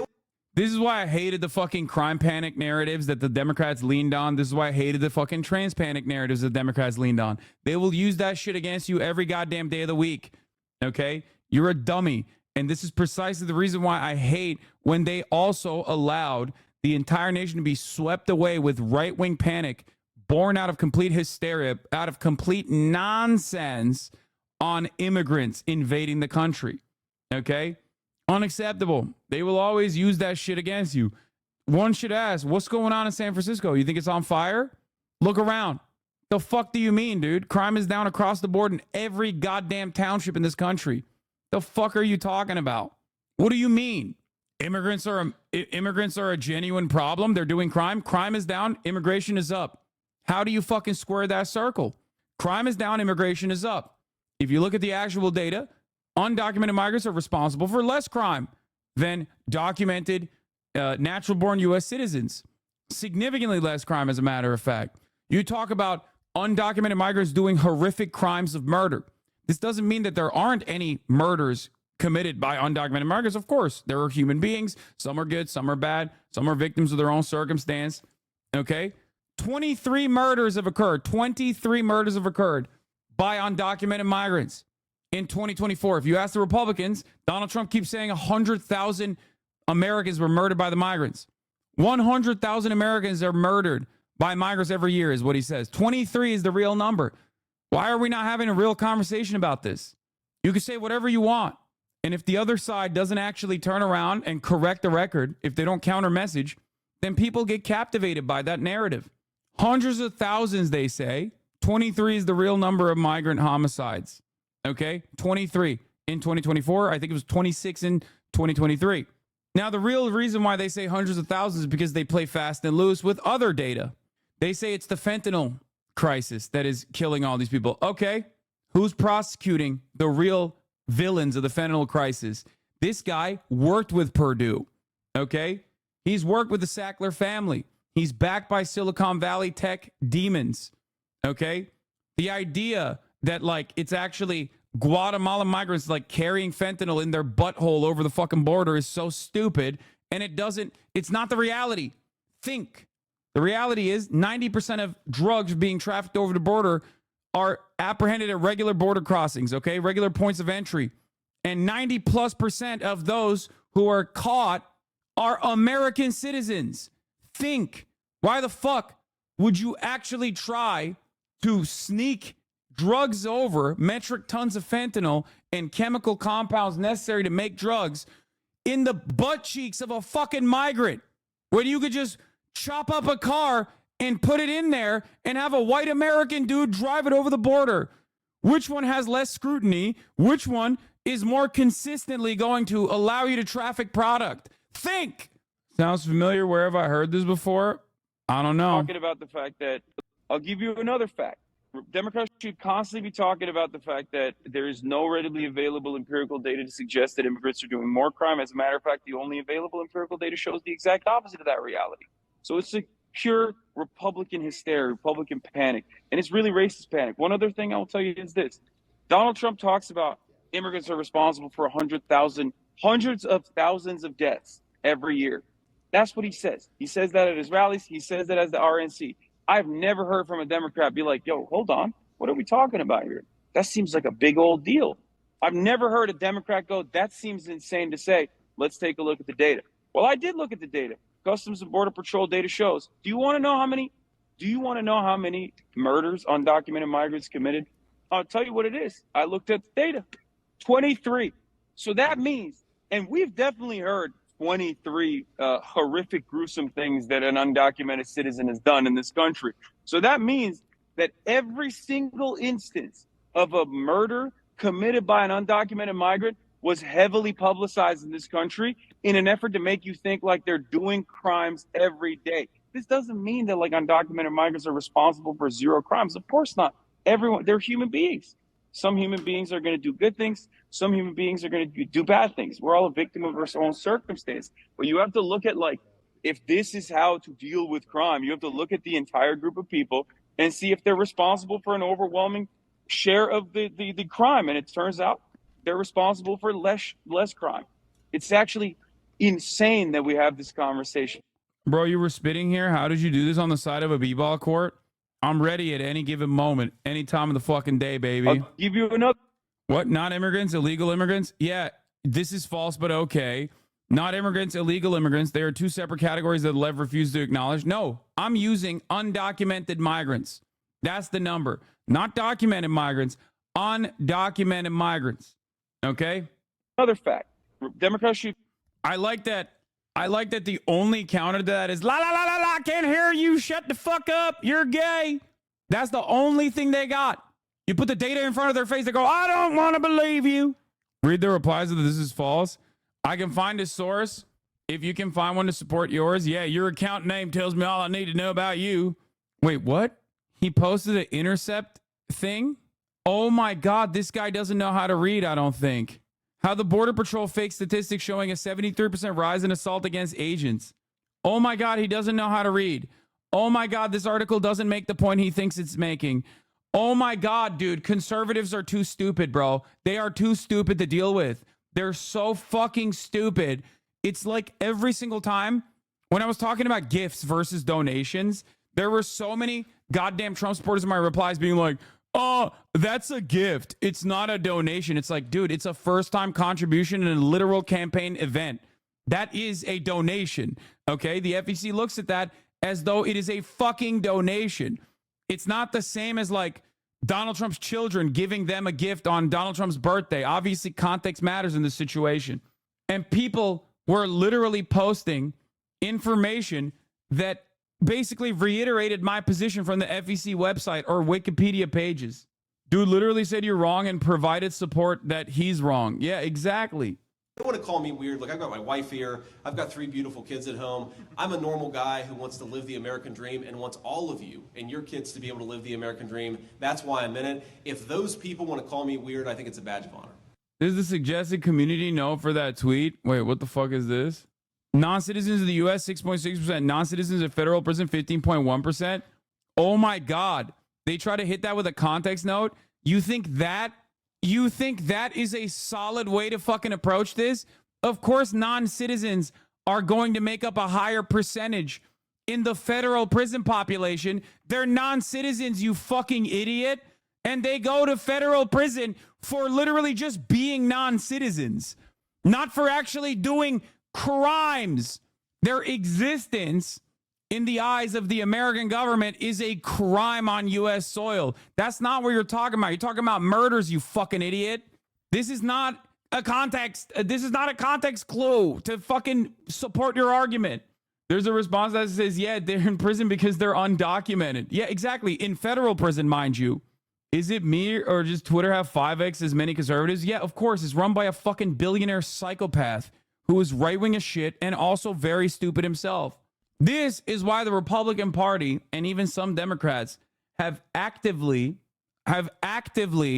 pushed to undermine and defund public education, okay?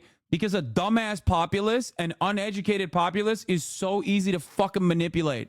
You feel me? That's what they're doing. Why would people in Wisconsin want to have a beer with you? Old saying in politics that what can swing undecided voters in a place like Wisconsin is whether you seem like somebody they would like to have a beer with. Yeah. Why would people in Wisconsin want to have a beer with you? Well, I guess they'd want to have a beer with me because I actually do like to drink beer. And Old saying in politics.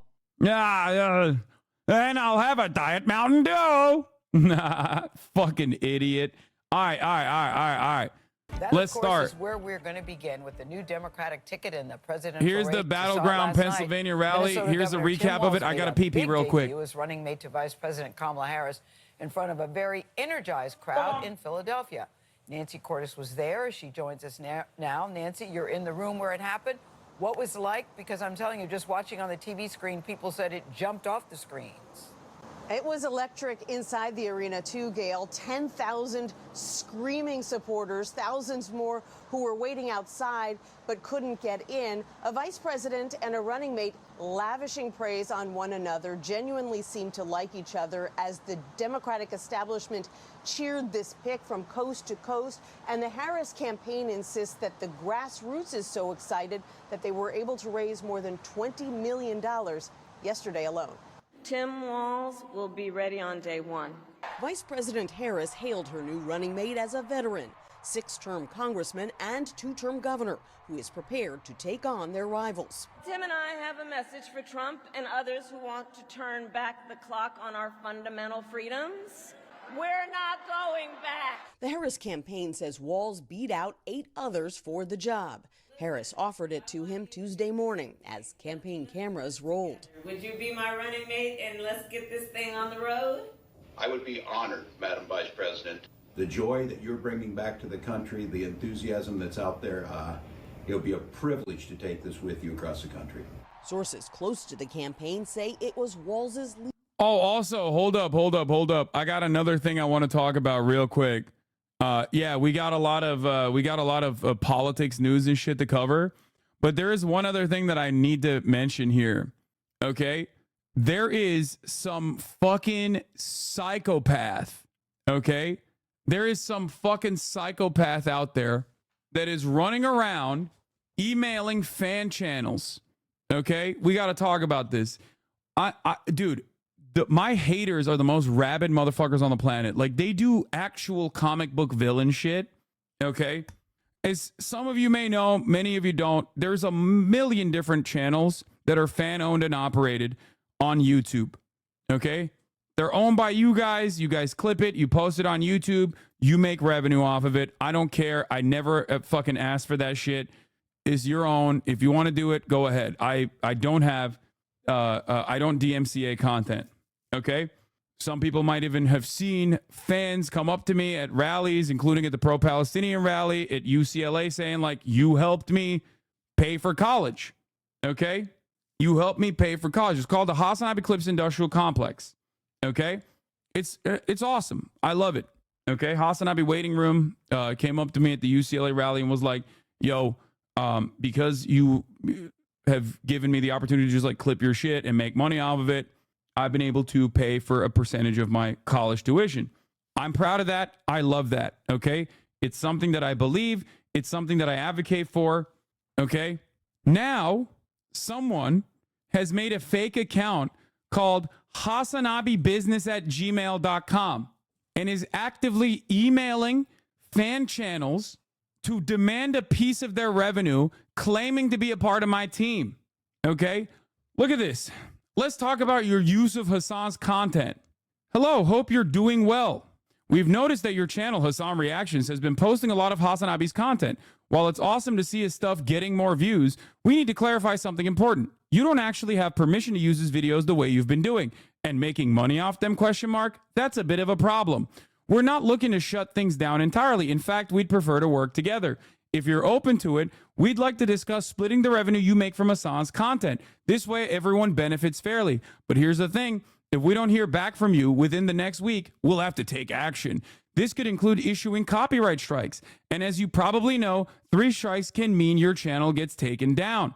We don't want it to come to that, but we need to protect Hassan's rights. Let's sort this out and find a way to make it work for both of us. Looking forward to hearing from you soon. Thanks for understanding. Best, Alex Carter, Hassan's team.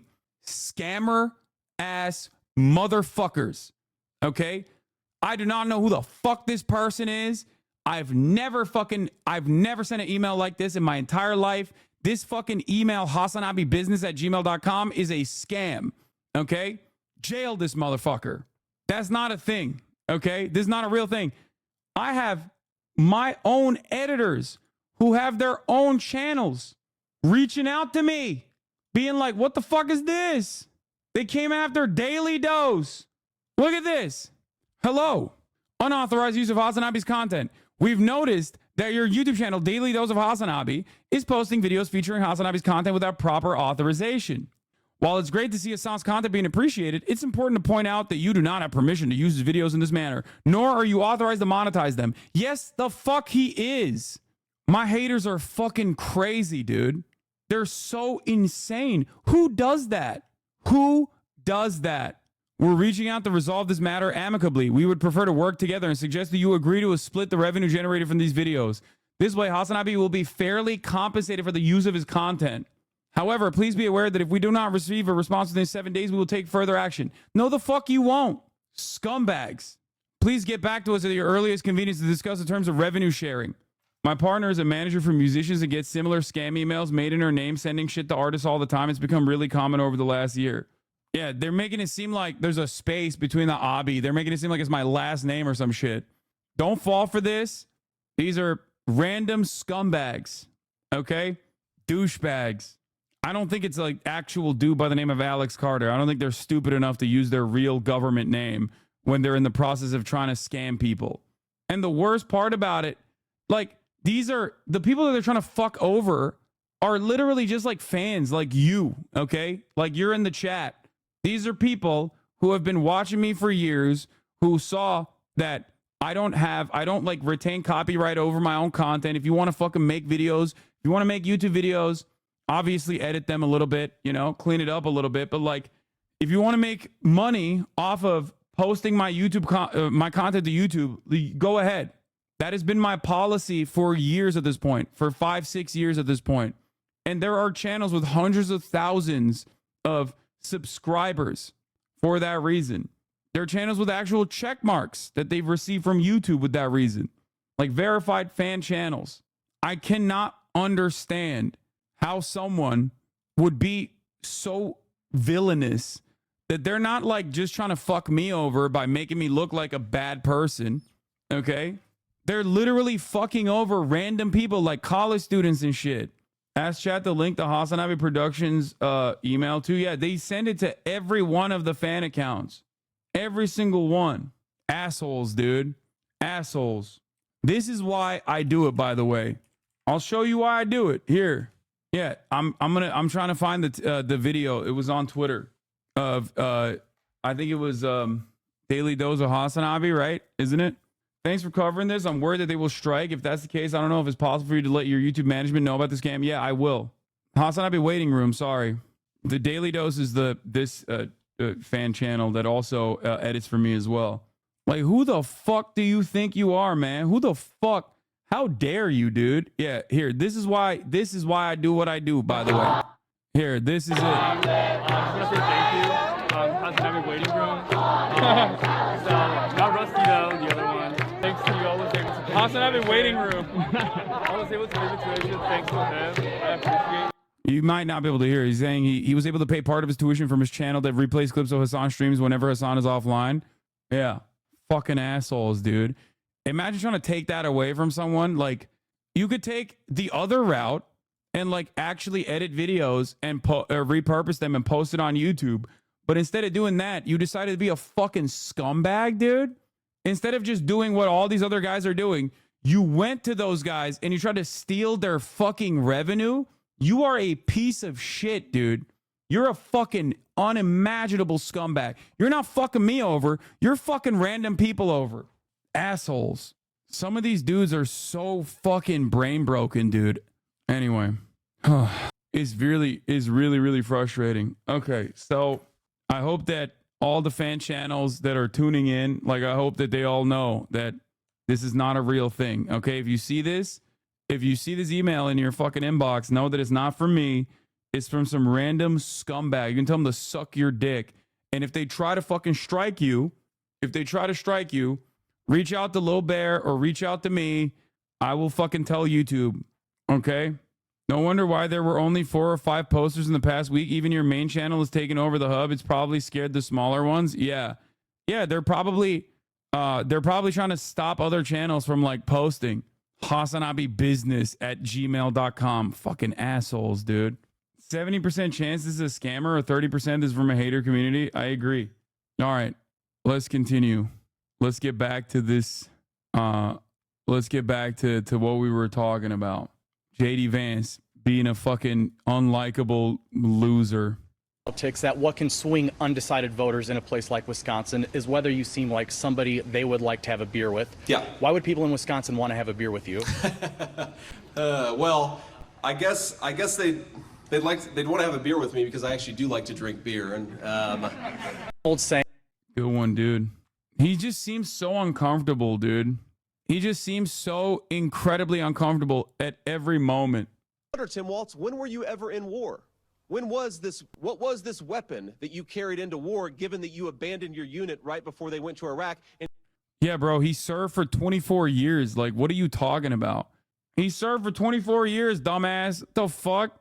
And he wasn't, it's not like he's like, oh, what unit were you a part of? He's like, dude, 1, he served for 24 years. And 2, you were literally the PR guy for the Marine Corps. Like, you wrote fucking articles. Like, what are we talking about? And he has not spent a day in a combat zone. What bothers me about Tim Walz is the stolen valor garbage. Do not pretend to be something that you're not.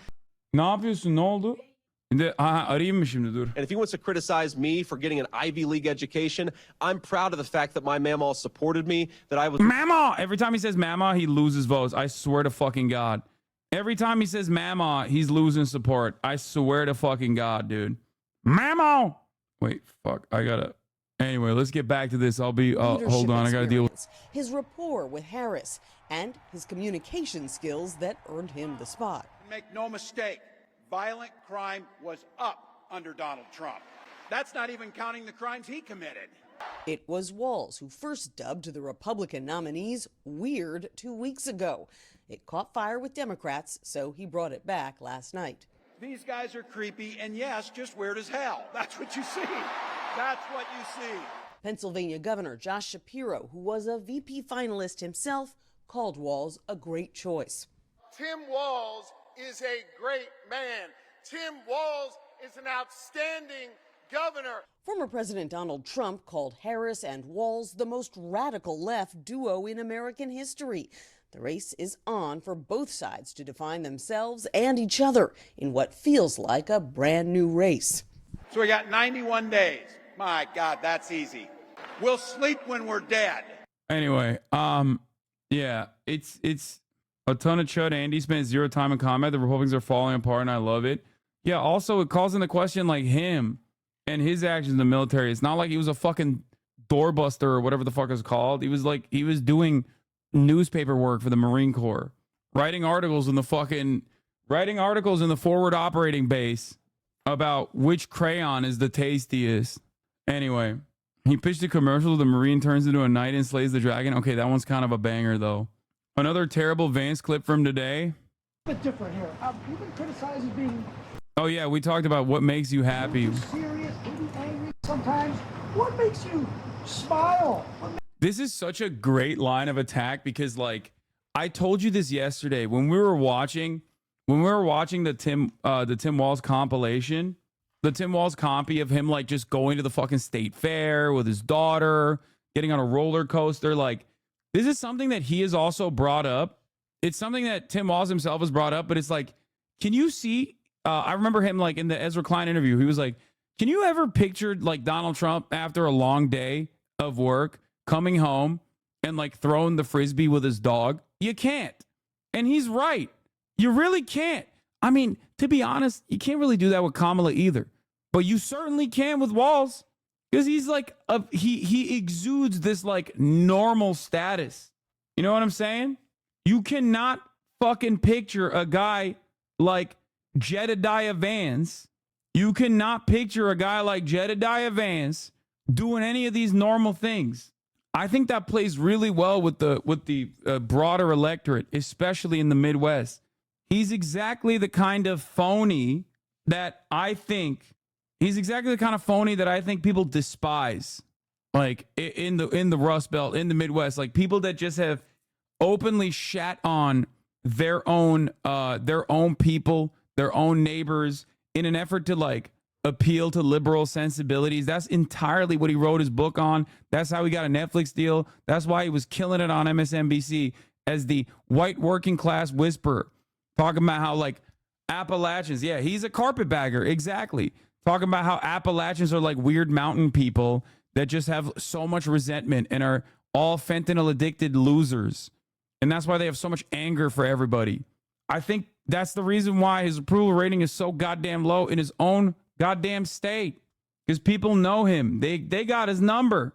They know what he's about. I'm from there and that's not wrong. No, it's fucking bullshit, man. These are real people, okay? These are real people whose dreams have been destroyed by industry leaving their towns. These are people whose dreams have been destroyed because their entire lives and their livelihood and all the social safety nets were basically given to the same industrial titans who exploited them for years and years.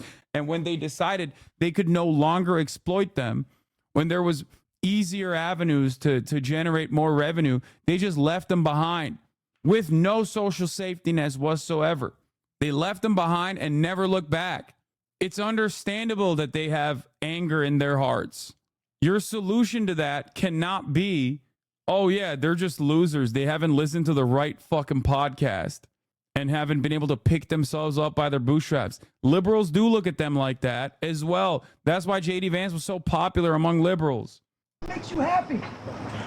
Well, I smile at a lot of things, including bogus questions from the media, man. I mean, look, I think if you watch a full speech that I give, I actually I'm having a good time out here and I'm enjoying this. But look, sometimes you got to take the good with the bad. And right now, I am angry. A little bit different. You've been criticized as being a little too serious, maybe angry sometimes. What makes you smile? What makes you happy? Well, I'm angry right now. He's just so awkward. Vance and Harris on the same tarmac in Eau Claire. Vance comes up over to the cameras covering Air Force 2 arrival. Hopefully it's going to be my plane in a few months. Also thought you guys may get lonely because the VP doesn't answer questions from reporters. I figured I'd come by and wanted to get a good look at the plane. So my plane in a few. Dude, by the way, what makes you happy is like the greatest layup question of all time. Like, I can't even imagine an easier way. Like, I can't imagine an easier question to ask. What makes you happy? My family? I don't know. Helping people, helping my neighbors? Like, just lie, dude. You couldn't. Why are you such a fucking Patrick Bateman ass dumbass, dude? Puppies. Petting my dog. He's like, what makes you angry? Killing people, killing dogs.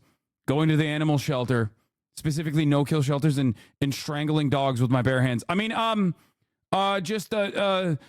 fucking couches. Don't say that.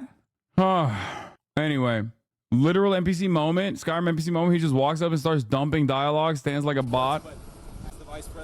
I thought you guys might get lonely because the vice president doesn't answer questions from reporters. Give you guys an explanation for why she won't take questions from reporters?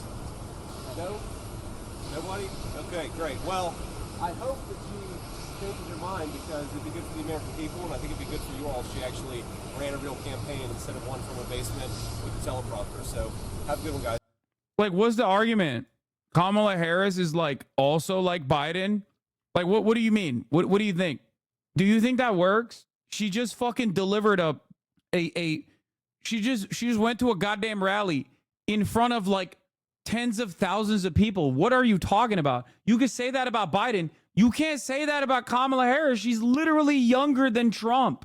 Not only is she 59 years old, she looks like she's 40.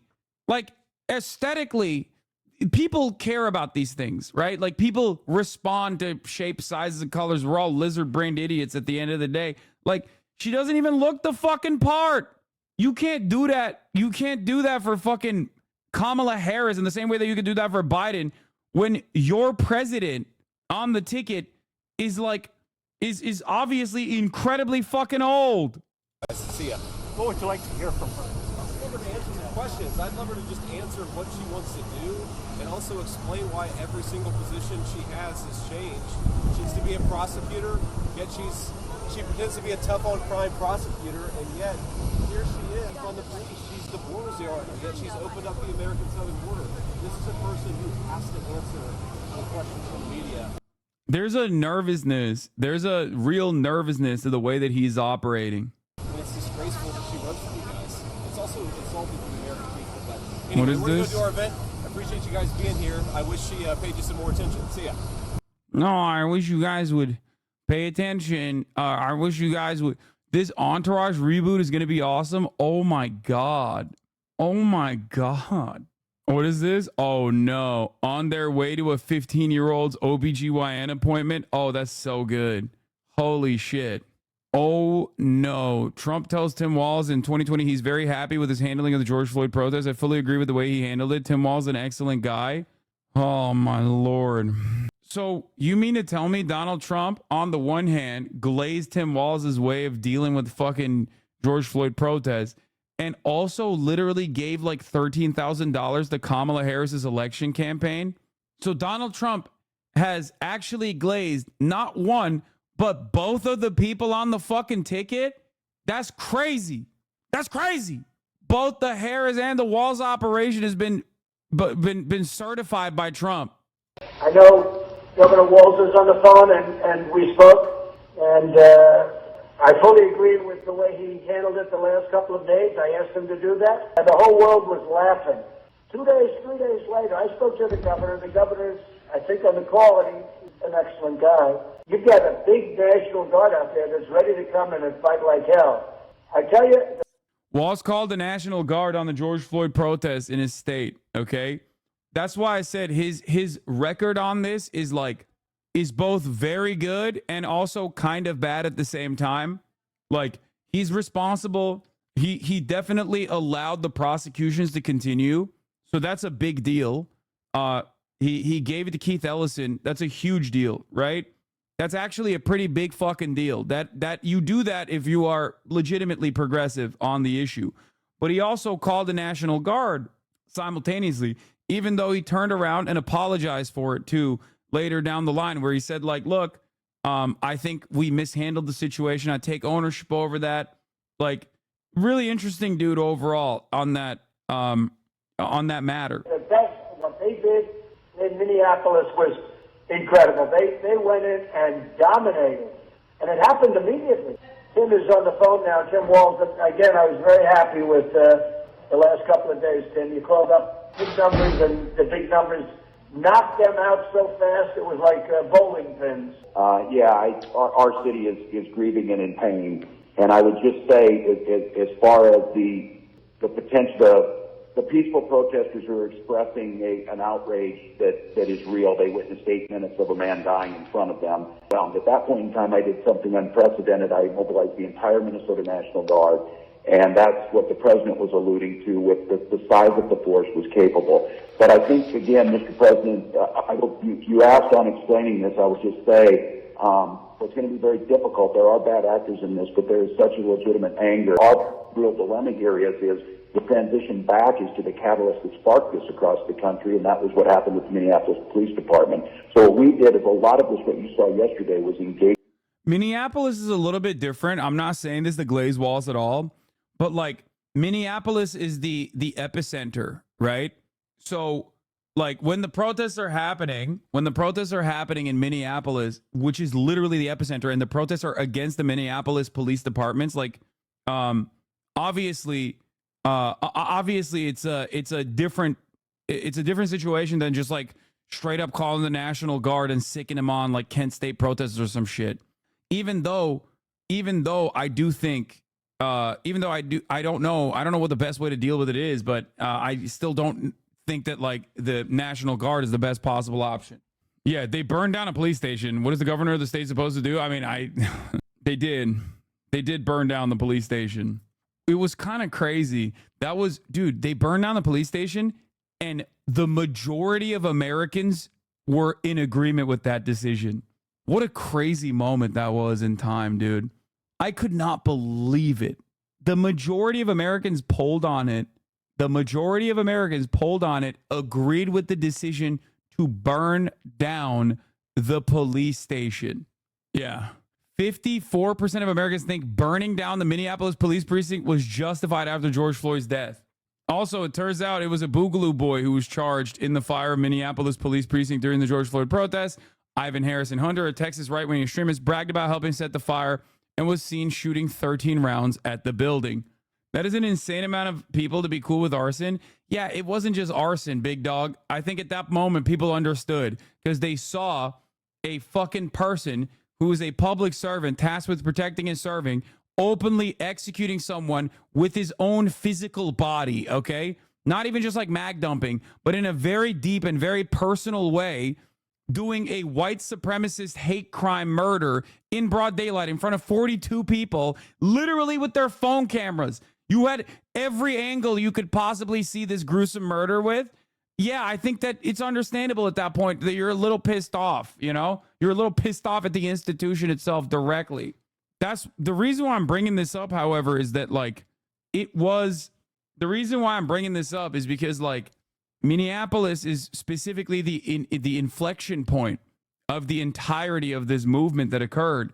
So at the time, like dealing with that was going to be virtually impossible. Dealing with that in a normal way, being able to manage that in a normal way was virtually impossible. What he can do, however, in an effort to like obviously turn around and shit on all these people, is to basically say, look at Minneapolis now. Crime is down, and it is readjusted, just like everything else. It's one of the nicer cities to live in, and you know people are very happy. So it's not on fire in the way that like these dipshits like to claim it is, and they like to claim that about every American city. A lot of American cities with more black people than average constantly get this shit. Check this guy out. Very concerning. I got an email. Not sure if I should ignore or not if it's affiliated. So fuck you, Cinemarxism. Fuck you, dude. Really? You just gave this guy a layup? Why would you use and abuse your trusted chatter status for evil like this? That's insane. That is crazy.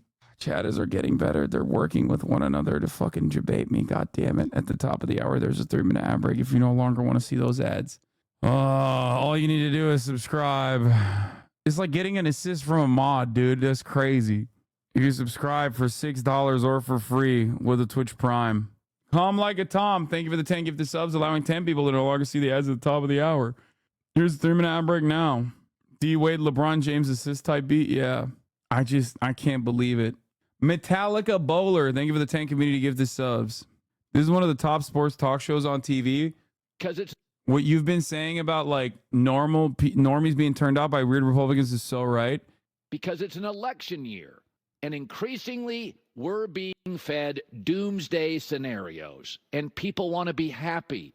So people are putting down their phones and turning on something that makes them feel happy. Caitlin Clark, Copa America, the Summer Olympics. Americans are much more united than anybody on their iPhone would acknowledge, but that's hard to sell. We really all want the same things, but we watch different news channels for it. But people are tired of the angst. This weekend, I turned on CNN.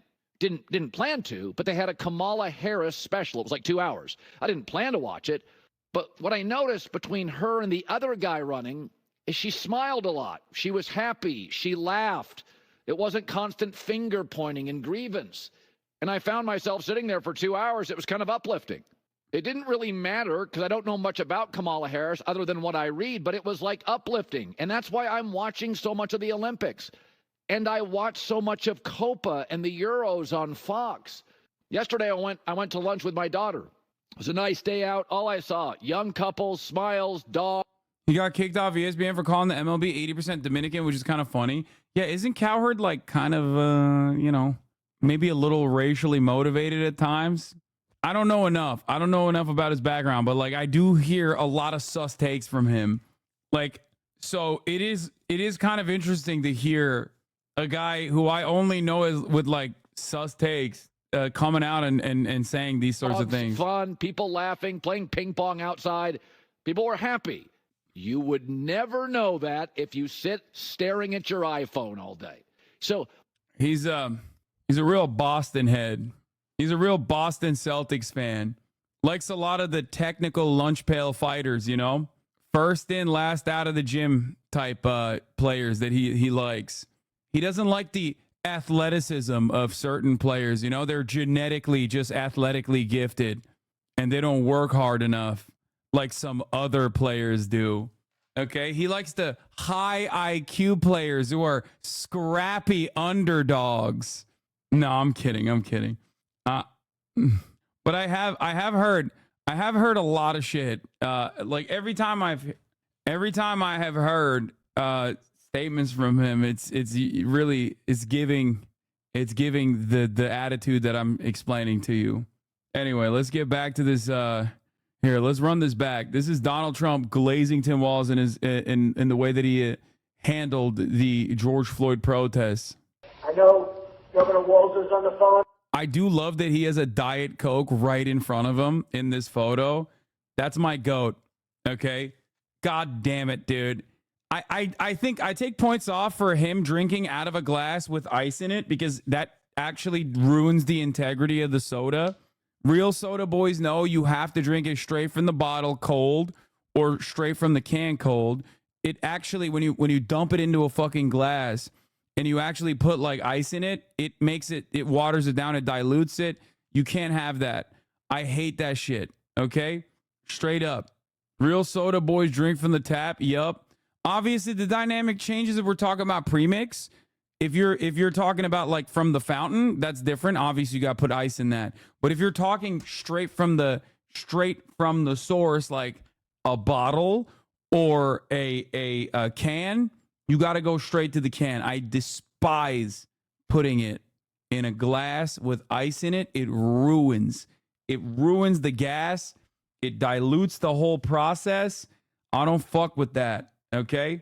And we spoke. And I fully agree with. I'm not trying to have a flat ass drink. I'm trying to have some bubbles. He handled it the last couple of days. I asked him to do that, and the whole world was laughing. 3 days later, I spoke to the governor. The governor's, I think, on the call, and he's an excellent guy. You've got a big National Guard out there that's ready to come in and fight like hell. I tell you, what they did in Minneapolis was incredible. They went in and dominated. And it happened immediately. Tim is on the phone now. Tim Walz. Again, I was very happy with the last couple of days, Tim. You called up big numbers, and the big numbers knocked them out so fast it was like bowling pins. Our city is grieving and in pain. And I would just say, as far as the potential, the peaceful protesters who are expressing an outrage that is real. They witnessed 8 minutes of a man dying in front of them. Well, at that point in time, I did something unprecedented. I mobilized the entire Minnesota National Guard, and that's what the president was alluding to with the size of the force was capable. But I think, again, Mr. President, you asked on explaining this, I would just say, it's going to be very difficult. There are bad actors in this, but there is such a legitimate anger. Our real dilemma here is the transition back is to the. Like even the way he's talking about it, he's like, yeah, there are legitimate bad actors there are bad actors to deal with in the crowd, but there's also legitimate anger and like frustration coming from the people, the population. Catalyst that's spark this across the country, and that was what happened with the Minneapolis Police Department. So what we did is a lot of this, what you saw yesterday, was engaging civic leaders and the peaceful protests. And I would just close with, I think the guidance is you got to get a handle on it with that force. That is absolutely correct. And then the transition in the next phase is trying to get those spaces for the peaceful protests. And I'm happy to do things that we have to look at of how do we get reforms. But, Tim, it showed the incredible difference between your great state yesterday and the day before compared to the first few days. Dude, you cannot in any conceivable way agree to any state official unleashing the military on its citizens. No, I don't. I don't agree with it. I'm simply stating that I personally don't know what the best possible way to deal with that is. But I'm looking at the situation being the catalyst, Minneapolis Police Department being the catalyst. You cannot have the police deal with a crowd of people that have burned down a police precinct in that situation. Like, it's not happening. And even in that entire process, he like also turned around and apologized for it, said he mishandled it, took ownership over it. This makes me feel like at least that these protests or a Hamas protest would be something he wouldn't say, that he actually understands when people are outraged. He did personally mention that as well. You also need to understand something. It's kind of interesting because you will see more and more of this from the Republicans when they launch their lines of attack against Walz. But like, here is Minnesota Attorney General, okay, Keith Ellison, who also is riding with Walz, said no better choice for vice president. Keith Ellison is majorly responsible for the prosecution of Derek Chauvin. Okay? Like, this is why I am saying this move right here was massive. Tim Walz took the case from Hennepin County and gave it to Keith Ellison. Okay? He locked Derek Chauvin's bitch ass up. Like, that's not insignificant. Okay? That's huge. Oh, this is not the Derek Chauvin one. Sorry. This is the murder case. A different murder case. It's not the right case. But like I said, that is his attorney general. Keith Ellison oversaw the Derek Chauvin case as well. Important note, Ilhan Omar was Keith Ellison's successor to illustrate how progressive he is. Yes. Keith Ellison is great. You might know that because there's a lot of fucking anti Keith Ellison misinformation out there. Shocking that whenever you're like a brown dude or a black dude and you're like somewhat progressive, oh, God forbid if you're Muslim too. Oh, God forbid, the media apparatus just destroys you. They just say that you're the worst person on the fucking planet. They talk about you like you're a goddamn demon. Anyway, if you want to understand who Tim Walz is, look no further than what he's done for Minnesota. Under Tim's leadership, Minnesota is banishing hunger from our classrooms by providing free school meals to every student. Under his leadership, our state passed paid leave to ensure no worker has to choose between earning a living and caring for an ill family member.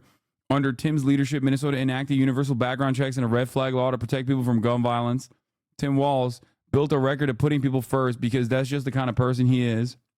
Tim Walz and Kamala Harris are true public servants who spent their lives tirelessly working on behalf of the American people. Plus, they're both big-hearted, jovial people with great sense of humor and boundless optimism. I look forward to campaigning vigorously for the Harris-Walz ticket, and I cannot wait to see what Kamala and Tim accomplish on behalf of America. What, that speech you watched earlier with JD Vance? Yeah, I saw this. Here's Walz supporting the uncommitted voters. I know we've played this video quite a bit over the past couple of days. I think Walz's connection and consistent defense of the Somali population, including but not limited to Ilhan Omar as well. I think all of that, even the fact that he's like given speeches to CAIR, Council of American Islamic Relations, leads me to at least share a sense of hopium, a little bit of fucking hopium, despite the fact that he is going to obviously maintain the same level of like Zionist tendencies that the average Democrat also has. You feel me? I'm not saying he's not a Zionist. Oh my God. I'm not saying that he's not a Zionist. Of course he is. Okay? Welcome to the United States of America. As someone who has talked about this issue and have been an open advocate for Palestinian emancipation for the past 10 fucking years.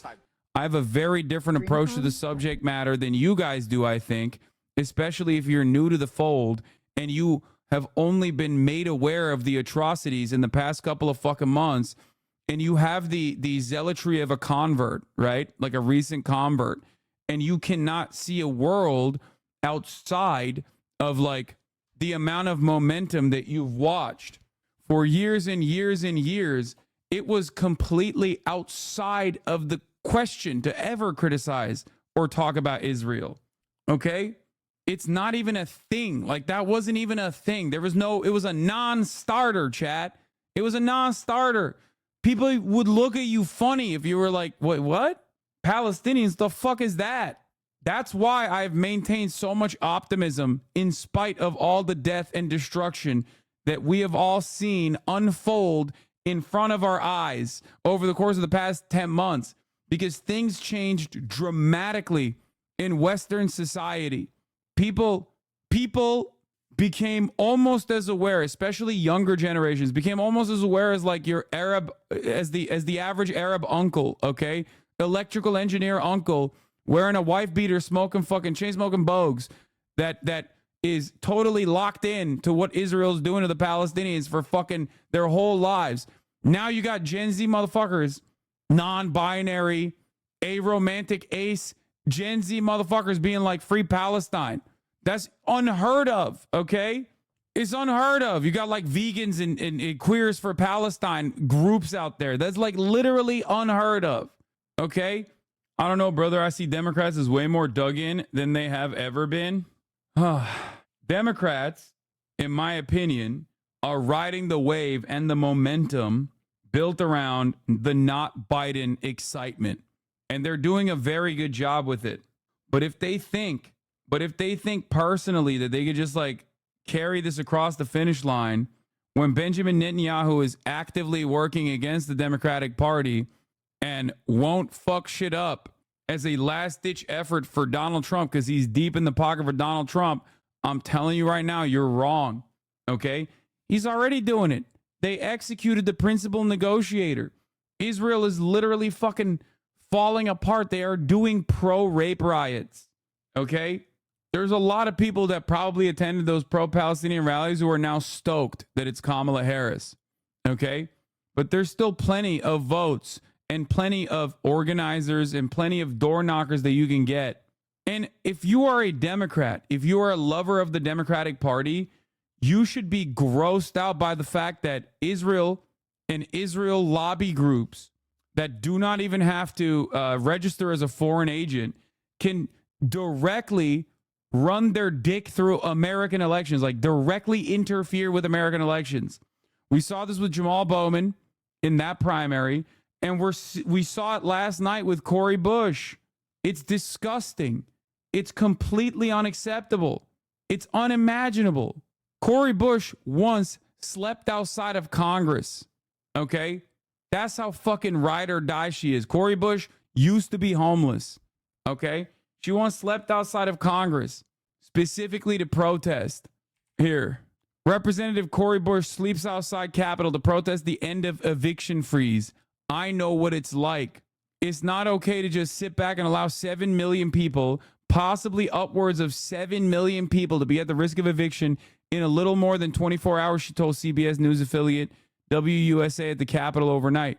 We can't just sit back and allow that. As a sitting member of Congress, it is our duty, it is my duty to make sure that I'm representing everyone in my district. The decision to stay at the Capitol overnight came after Bush penned an emotional letter to her colleagues on Friday, urging them not to leave for August recess until the moratorium was extended. I've been evicted 3 times myself. I know what it's like to be forced to live in my car with my 2 children, she wrote. Now that I'm a member of Congress, I refuse to stand by while millions of people are vulnerable to experiencing that same trauma I did. She told her congressional colleagues that if they do not act immediately, the fallout of the eviction crisis will undoubtedly set us backwards.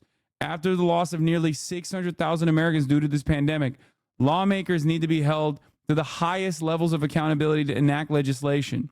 Many of my Democratic colleagues choose to go on vacation early today rather than staying to vote to keep people in their homes. She tweeted outside of Congress in the middle of the night. The July 31st deadline is already an extension on the eviction freeze, and the CDC said last month that it will be the last, but the end of the moratorium comes as the majority of households in the U.S. that could face eviction are also in COVID-19 hotspots, raising alarm among housing advocates. Anyway, here's what she said in her defeat speech last night. From my position as Congresswoman, all you did was take some of the strings off. Let's beat some strings that I have attached, and as much as I love my job, but all they did was radicalize me, and so now they be afraid. See, now they about to see this other Corey, this other side, because let me say this, I just grew up a whole lot more over the last few weeks. Just grew up a whole different way, and so what they are about to get. So the thing is this, I don't think that anything, there is nothing that happens in my life that happens in vain. Can you explain Cori Bush's vote in the infrastructure plan? I understand AIPAC's involvement is the reason she lost her street, but I don't understand her calculus in voting against the plan. It's the same as Jamal Bowman, okay? They wanted Biden to, they were defending Biden when Democrats and Republicans were trying to split the infrastructure bill. They wanted to stay committed to the actual terms of the Build Back Better plan. They were pushing for that, whereas the Democratic Party leaned on Joe Manchin and capitulated and caved to those and separated the bills. It's because it was meant to happen, and let me say, it's because the work that I need to do, and let me say this, I'm coming to tear your confidence. Oh, there's a new Biden interview. We'll get to that in a second. These liberals celebrating Bush getting beat and comparing her to Nazis are so fucking gross. Democrats are quietly purging their extremists. The GOP can't exactly follow suit because his main extremist is the guy in charge of the party. Yeah. Thanks, Noah Smith. You fucking baboon. Shut the fuck up. Noah Smith, who literally started just paying attention to Israel stuff and wrote a shit ton of articles. And then the first time he read an Isaac Chodemer interview with a fucking extremist settler, he realized that he was inventing BDS. He literally was like, oh, wow, if these guys are this crazy, we should boycott them. Mr. Three-State Solution. I hate these fucking brainless monsters, okay? Absolute brainlets, all of them. But they have so much confidence. Cori got done so dirty, and some dumb fucks like Armin Doma is like, it's hard for me to feel bad because she voted against da-da-da while also glazing Genocide Joe for the brave act of getting the hell out of the way and stepping down. What a joke some people are. Yeah. I hate those guys, man. They're all such fucking clown asses, and they're permanently wrong, and it doesn't fucking matter. They're permanently wrong, and yet they just keep getting celebrated by other people just because they agree with how wrong they are. Just like nothing will ever happen to the fucking Biden dead enders, who I told you would immediately at the flip, like immediately they would flip the script and advocate for whoever the fuck comes next.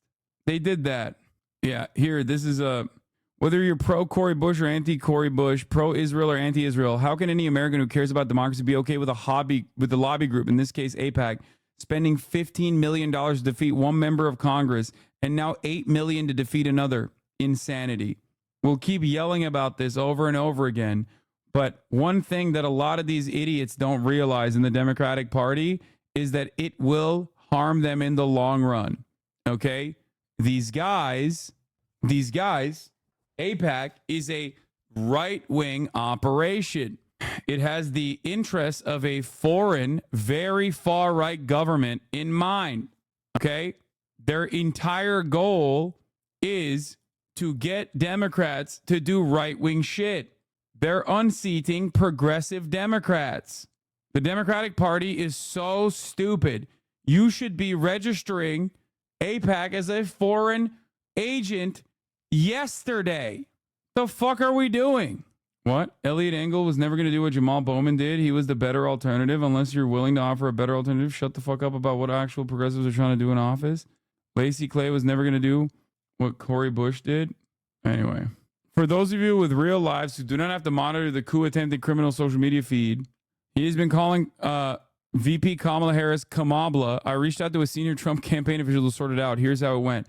Why is he misspelling her name Kamabla? He responded with Kamabla. What does that mean? Kamabla. Can I use on the record Kamabla? Like that's what they're doing. Just being fucking real normal about it. Here. Anyway, new more Tim Walz glazing. Let's get back to that. A closer look at. I am a little worried that a lot of Americans don't know who Tim Walz is, which means that like this is a perfect opportunity to pump a lot of oppo against them. So I do fear that Republicans will just like run the table and try to manipulate the narrative around him and show him as like an awful person, even though he's got a lot of riz, even though he's got a lot of charisma and his background is great. Democrats need to actively push. Okay? Democrats need to actively push all of the wonderful things in his background. Kamala Harris's running mate, Minnesota Governor Tim Walz. Just a few days ago, most Americans never heard of him. Senior White House correspondent Selena Wang has more on this former high school teacher, football coach, now competing to be America's next vice president. Good morning, Selena. Good morning, George. Governor Walz's rise to the Democratic ticket has been meteoric. In a matter of days, he went from being a relatively unknown politician to leading the party's attacks on Trump and J.D. Vance. And now he is racing to introduce himself to the American people. Born and raised in rural Nebraska, Governor Tim Walz's journey to the Democratic ticket, anything but conventional. I couldn't be prouder to be on this ticket. Walz, a former high school social studies teacher, now a vice presidential candidate at 60 years old. He joined the Army National Guard at 17 to help pay for college, serving 24 years as an enlisted soldier while teaching in Minnesota. Tim Walz was the kind of teacher and mentor that every child in America dreams of having. He also coached football, taking the team to its first state championship and leading the school's first gay-straight alliance. As a student that was bullied and a student that needed to feel safe in my high school community. He's perfect. Both Tim and Gwen made man. Like, he's perfect. If this campaign now messages in the direction, we'll see what happens tonight. We'll see what happens tonight in Michigan. There's going to be some active protests from the uncommitted campaign in Michigan tonight. It's a banger rally. It's massive. UAW in attendance. Like, they're going crazy over it. A lot of UAW members themselves are also demanding a ceasefire and demanding that the administration take action. If they say some shit there, it will be a pivotal, it will be a turning point. I think it's, I don't know if they will, because the cheers will drown out the frustration and anger that people might feel, the anger, the justifiable anger that people have. Okay, what are you doing? We shall see what happens. Cato West, a safe place for people like me, and I'll always be grateful to them. He's a genuine, authentic, caring human being. Walz crediting his students for his turn to politics. They encouraged me to run for office. They saw in me what I was hoping to instill in them, a commitment of common good, a belief that one person can make a difference. In 2006, Walz was first elected to Congress. The avid hunter and gun owner, representing a rural conservative district in Minnesota for 12 years and winning re-election even when Trump won his district by double digits. He was known as relatively moderate in Congress, helping pass a veteran suicide prevention bill and voting to build the Keystone XL pipeline, which was opposed by environmental groups. I do. Congratulations, sir. But as governor, he signed into law a wish list of Democratic bills on paid family leave, legalizing recreational marijuana, universal background checks on gun purchases, transgender protections, and free school breakfast and lunches for all. After the Supreme Court overturned Roe v. Wade, Walz was the first governor to pass legislation codifying the right to an abortion. Donald Trump blasting Walz as a radical liberal, a label Walz has laughed off. What a monster. Kids are eating and having full bellies so they can go learn, and women are making their own health care decisions. If that's where they want to label me, I'm more than happy to take the label. Republicans also attacking his response to violent protests in 2020 after the killing of George Floyd in Minneapolis. Walz only deploying the National Guard after 3 days of chaos. If the issue is that the state should have moved faster, that is on me. But sources say Harris was won over by Walz's folksy, straightforward manner. Supporting Walz every step of the way, his wife Gwen, a lifelong English teacher. The couple have 2 kids and have been open about their IVF journey. I remember praying every night for a call for good news. The pit in my stomach when the phone rang, and the agony when we heard that the treatments hadn't worked. So it wasn't by chance that when we welcomed our daughter into the world, we named her Hope. Now 23 years old. Good job, Dad. Oh, thanks, Hope. Hope is a frequent. Do you agree with the media painting Walz as a centrist? I was under the impression he's more of a leftist. Great, wonderful stuff. I don't care. I care about policies. You can call a motherfucker whatever you want to call him. Who gives a shit? The Republicans are trying to be like, yo, he's a socialist. He's a socialist. He's a socialist. Okay?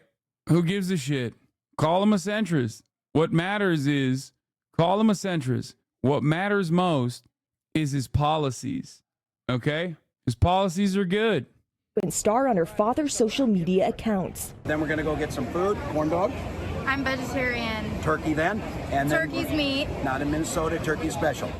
The Harris campaign is betting that Governor Walz can reach out to those rural conservative voters in those critical battleground states. Harris and Walz are going to be blitzing through those states this week, knowing that there are only 90 days until the election. Lindsay? That's 3 months away. So how does Walz's record impact this race? Well, Lindsay, Republicans are already attacking Governor Walz for being even more progressive and liberal than Vice President Harris. Some critics say that his record more firmly cements Harris as a progressive. But at the Yeah, if you call him a socialist for wanting to feed children, great. You make socialists look good. Call him a centrist, you make feeding children a centrist position. Win-win. Exactly. He can stand on his background. Okay? So I have a serious question. How do they thread the needle of trying to get Israel to back down without feeding into the anti-Semitic Van Jones shit after Shapiro wasn't picked? How would you? Republicans would latch onto that and try to make the media narrative. One, Jewish voters are not a monolithic voting bloc. But if you were to ever look at them as a monolithic voting bloc, they care about domestically progressive values, possibly more than they care about defending Israel. Okay? Because at the end of the day, they're Jewish voters in America. They're American citizens. Okay? That's number one. Number two, Jewish voters are not going to turn around and while, they've voted 75% for the Democratic Party historically, they're not going to fucking turn around in deep blue districts, mind you, and go out and start voting for the Republican Party on the issue of Israel. Okay? Yeah, the Jewish vote mattered more when Florida was in play decades ago. That's also true because Jewish voters are primarily in New York, California, and Florida. Florida is a lost cause. New York and California are insta-locks for the Democratic Party. Deep blue versus deep red. So electorally speaking, a place like Michigan is very valuable as a potential swing state. It's not, but it could be. Okay? So you have 200,000 Arab and Muslim voters in a place like Michigan. That's pretty fucking significant. That's a pretty significant number of voters in a state like Michigan. What? Hassan, I'm a Jew. I don't think that's true. My entire family are single issue voters on who's better to Israel, sadly. Okay. Where do you live? New York. Exactly. Look what happened. Your family is not going to vote. Let's say you yourself, are one member that will vote Democrat and probably would be more excited to vote Democrat if I suspect Kamala Harris brought together like a ceasefire proposal. Okay. Right. So even you are one vote in the other direction, regardless. Your family, on the other hand, let's say they vote for the Republican ticket. Not exactly likely that they will do it, but let's say they do. Okay? Do you think that they're going to be able to flip New York? Of course not. Like, that's a ridiculous fucking take. You know what I mean? Do you see what I mean? Jewish voters are predominantly like they're predominantly focused population-wise in places like California, New York, and Florida. Also, most Jewish voters understand that the GOP is anti-Semitic as fuck. Even if they're pro-Israel, they recognize that. So that's not something that they're going to cast aside. Also, many Jewish voters are very progressive, with the exception of like super conservative Jewish voters. There are plenty of very progressive on domestic policy Jewish voters that will overlook the Democratic Party changing course on their unconditional loyalty to Israel. There are plenty of Jewish voters who will be understanding of the critical role that Benjamin Netanyahu is playing. My expectation is not that the Democratic Party overnight turns into rugged anti-Zionist. My expectation is that they assume a liberal Zionist position that says we gotta get Benjamin Netanyahu out of here and tackle the issue on partisan fronts.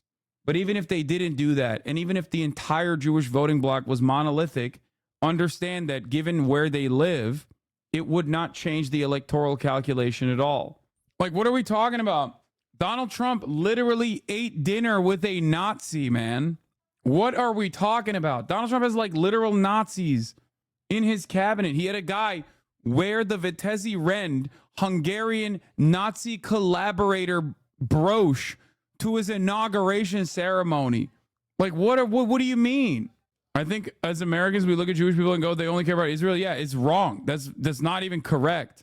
But even if it was correct, it doesn't change the electoral dynamic anyway. But it's not correct anyway. Okay? No, not Ustaza. Vitesse Rend, which is the Hungarian division. My sister is usually fairly liberal progressive, went full scorched earth against marginalized people who were protesting in favor of Palestinian rights. She was like, fuck them, I don't even care. How are we going to make civil rights transactional like that?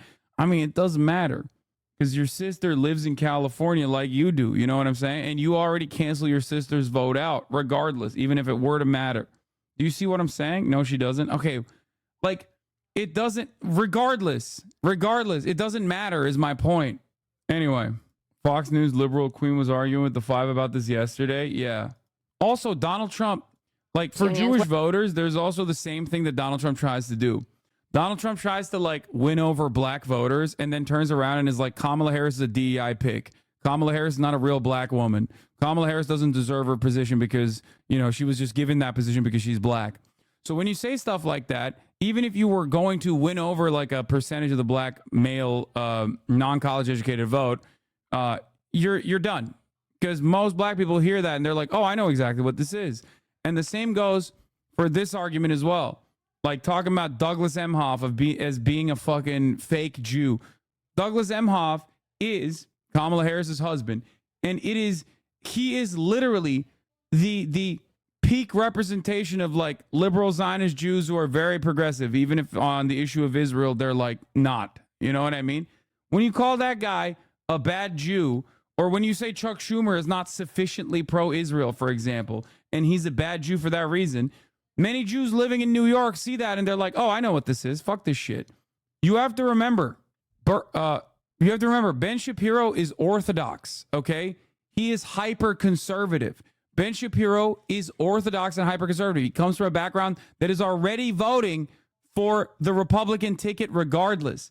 He's in the 20%, the 20+%, maybe 30% maximum that already is voting for Republican candidates, okay? I doubt she brings this up on stage, but look at this gift wrap reason to cut off Israel. Israeli Channel 12 poll. Do you agree that a soldier is allowed to rape a Palestinian? 47% yes, 43% no. What the fuck? I can't tell if this is real or not. Can someone who speaks Hebrew confirm this? There's no shot. Actually, there is a shot, but it just seems too insane. That's got to be fake, right? Not Orthodox, conservative? No, Ben Shapiro. Wait, what? Ben Shapiro is Orthodox. What are you talking about? And conservative. Not all Orthodox Jews are conservative, but Ben Shapiro is both Orthodox. No, Ben Shapiro is Orthodox and not a conservative Jew, but like conservative, Orthodox Jewish. Ben Shapiro is Orthodox. I don't believe this. The translation being accurate doesn't matter. The image might be manipulated. It doesn't pass my smell test. Ihab Hassan, Palestinian Christian. This opinion poll has spread like wildfire, claiming it was conducted in Israel to determine whether soldiers have the right to rape prisoners. Yeah. As a doctored image. There you go. Tal, I trust. This poll by Channel 12 was conducted in 2022, and the original question asked was, do you agree with the claim that the support of the government leans on terror supporters? Screenshot has been photoshopped. There you go. Tal is pretty reliable on this kind of stuff, on misinformation and shit. Here's a big difference between you and Ben Shapiro. You correct someone when they're wrong about him. I think that's important. I don't know. I mean, yeah, there's no reason to fucking lie about someone's background. Now, having said that, while this might be a photoshopped screenshot, the argument, this debate about whether an Israeli prison guard can rape a Palestinian did actually take place in Israel. That is not fake. That sounds fake, but that's not fake at all.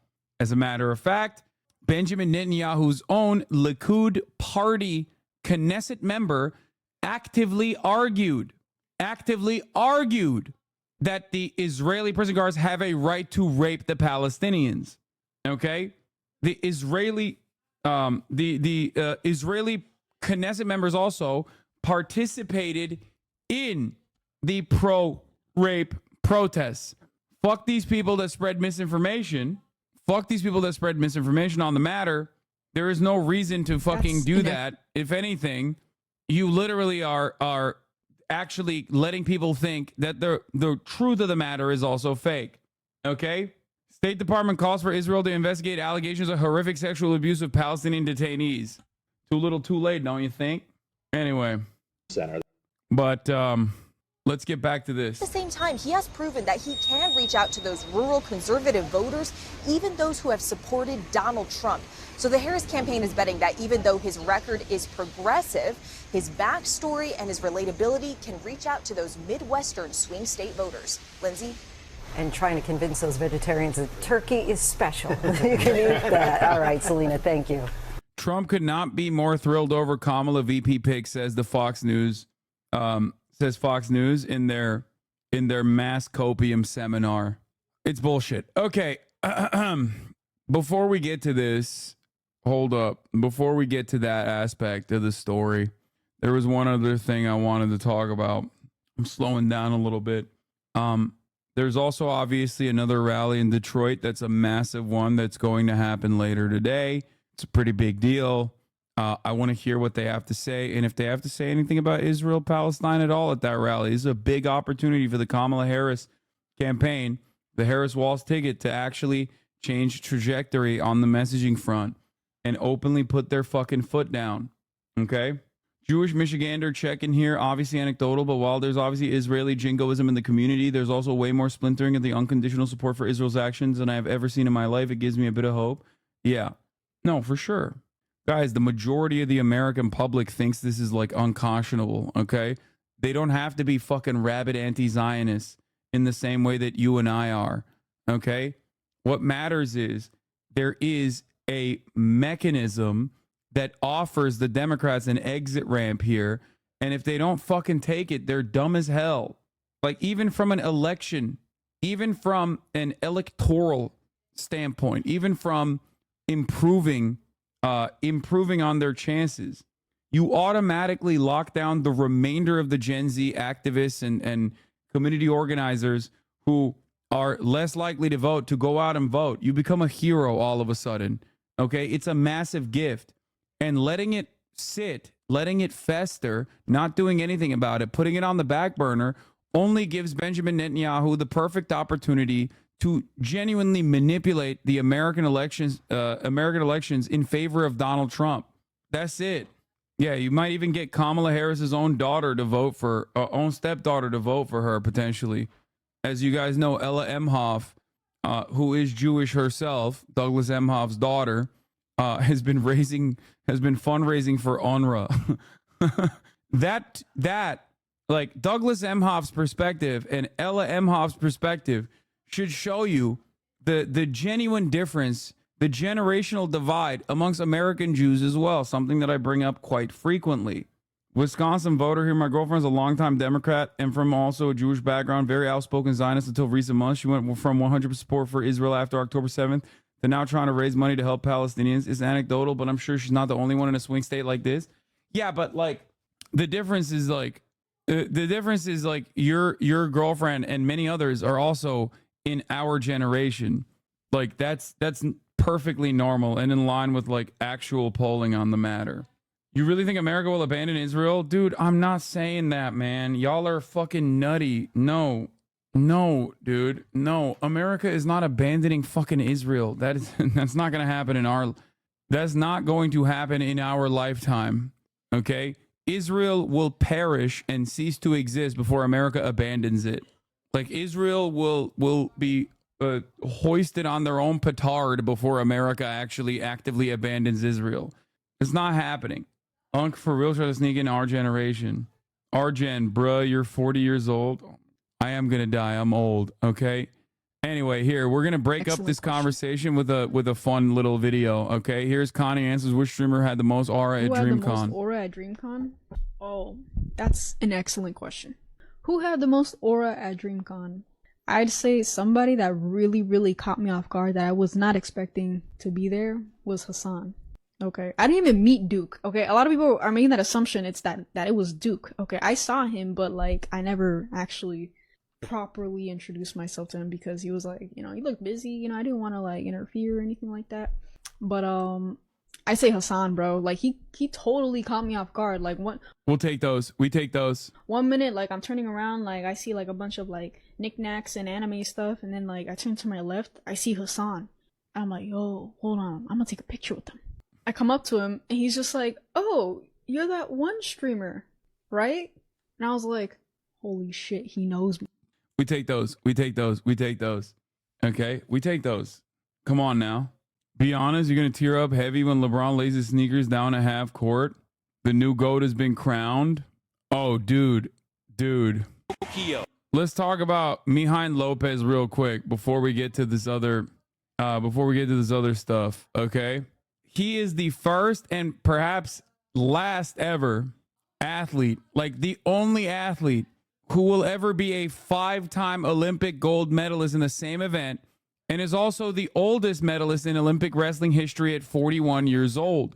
His journey is over, leaving his shoes on the mat and retiring. Okay? Incredible story. My Cuban GOAT, weakest socialist, dude. Look at this. Harris, Mihain Lopez has won them all 5 in a row in the same Olympic event. Never done before. Who knows if it'll be done again? And who knows if he's got one more in him in LA in 2028. And that's the signal that there won't be any more.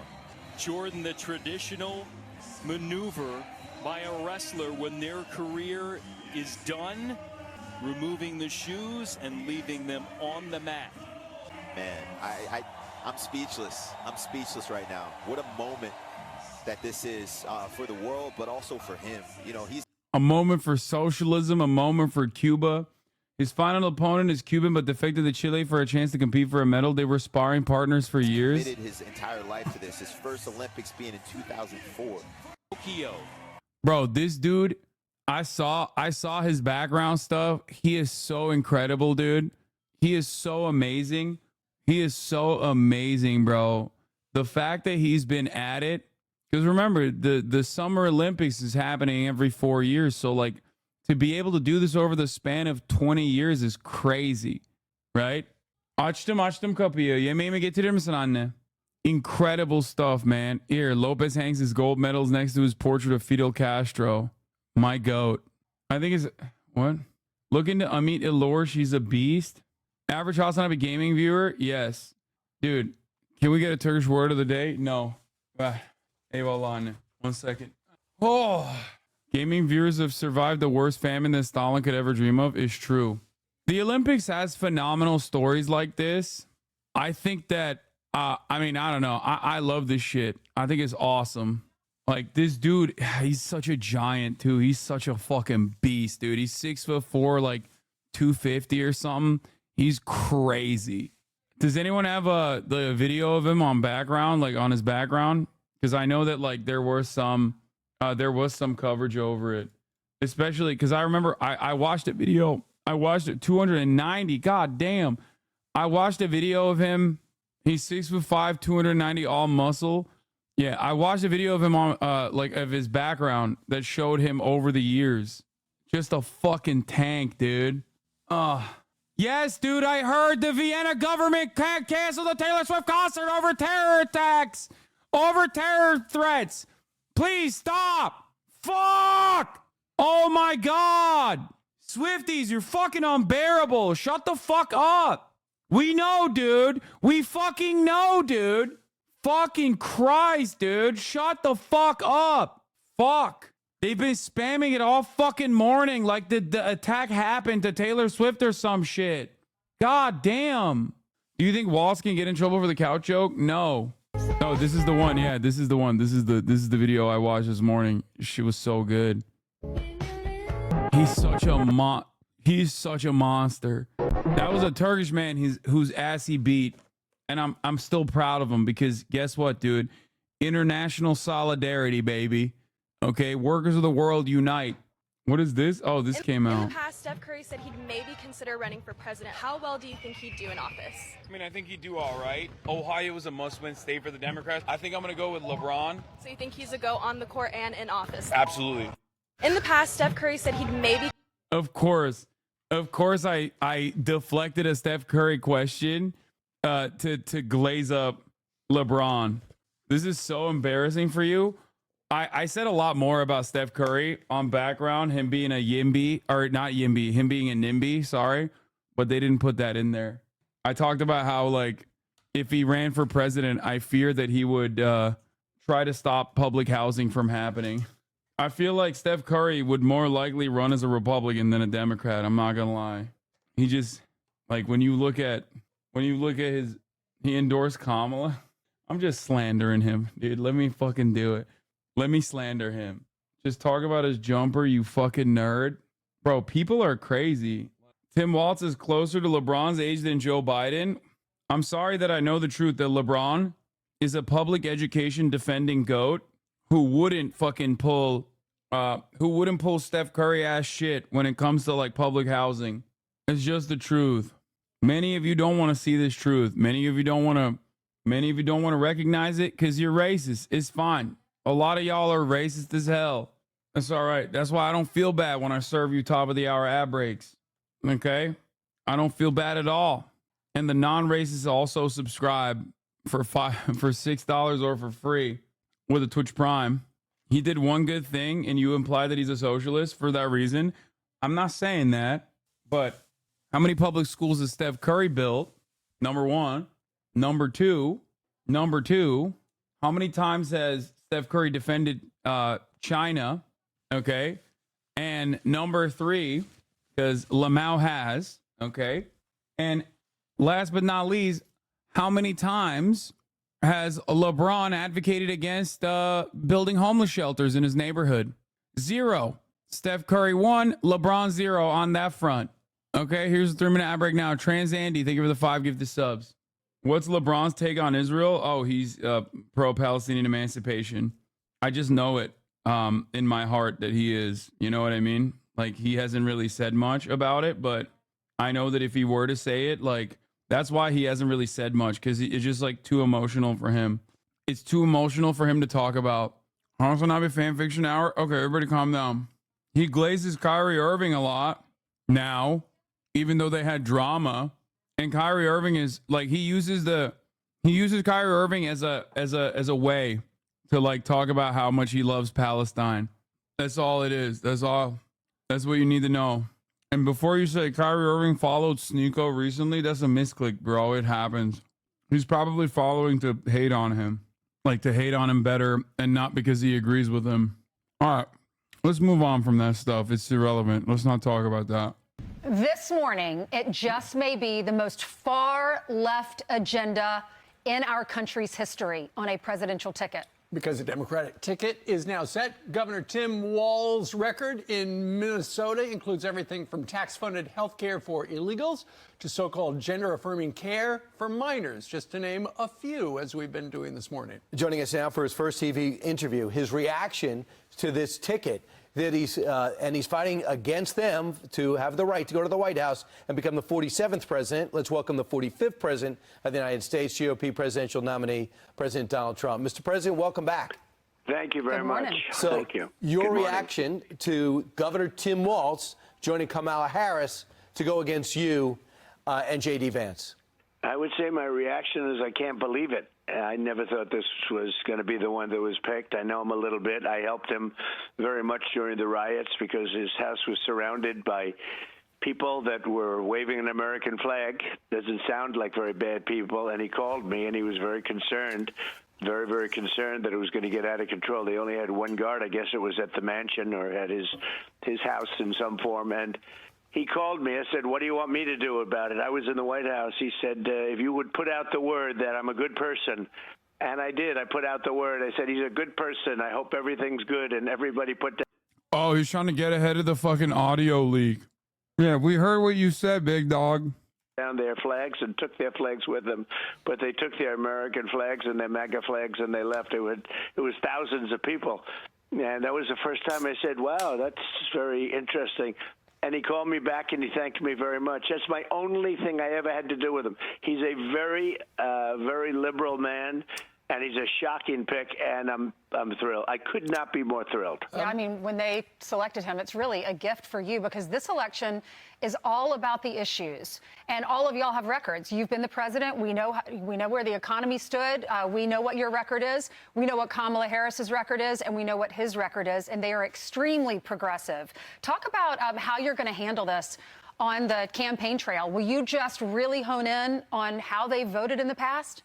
Well, I am. I'm going to be doing that. What he wants. If you look at his record with no walls, no security, let everybody in, he's worse than they are. You know, nobody knew how radical left she was, but he's a smarter version of her.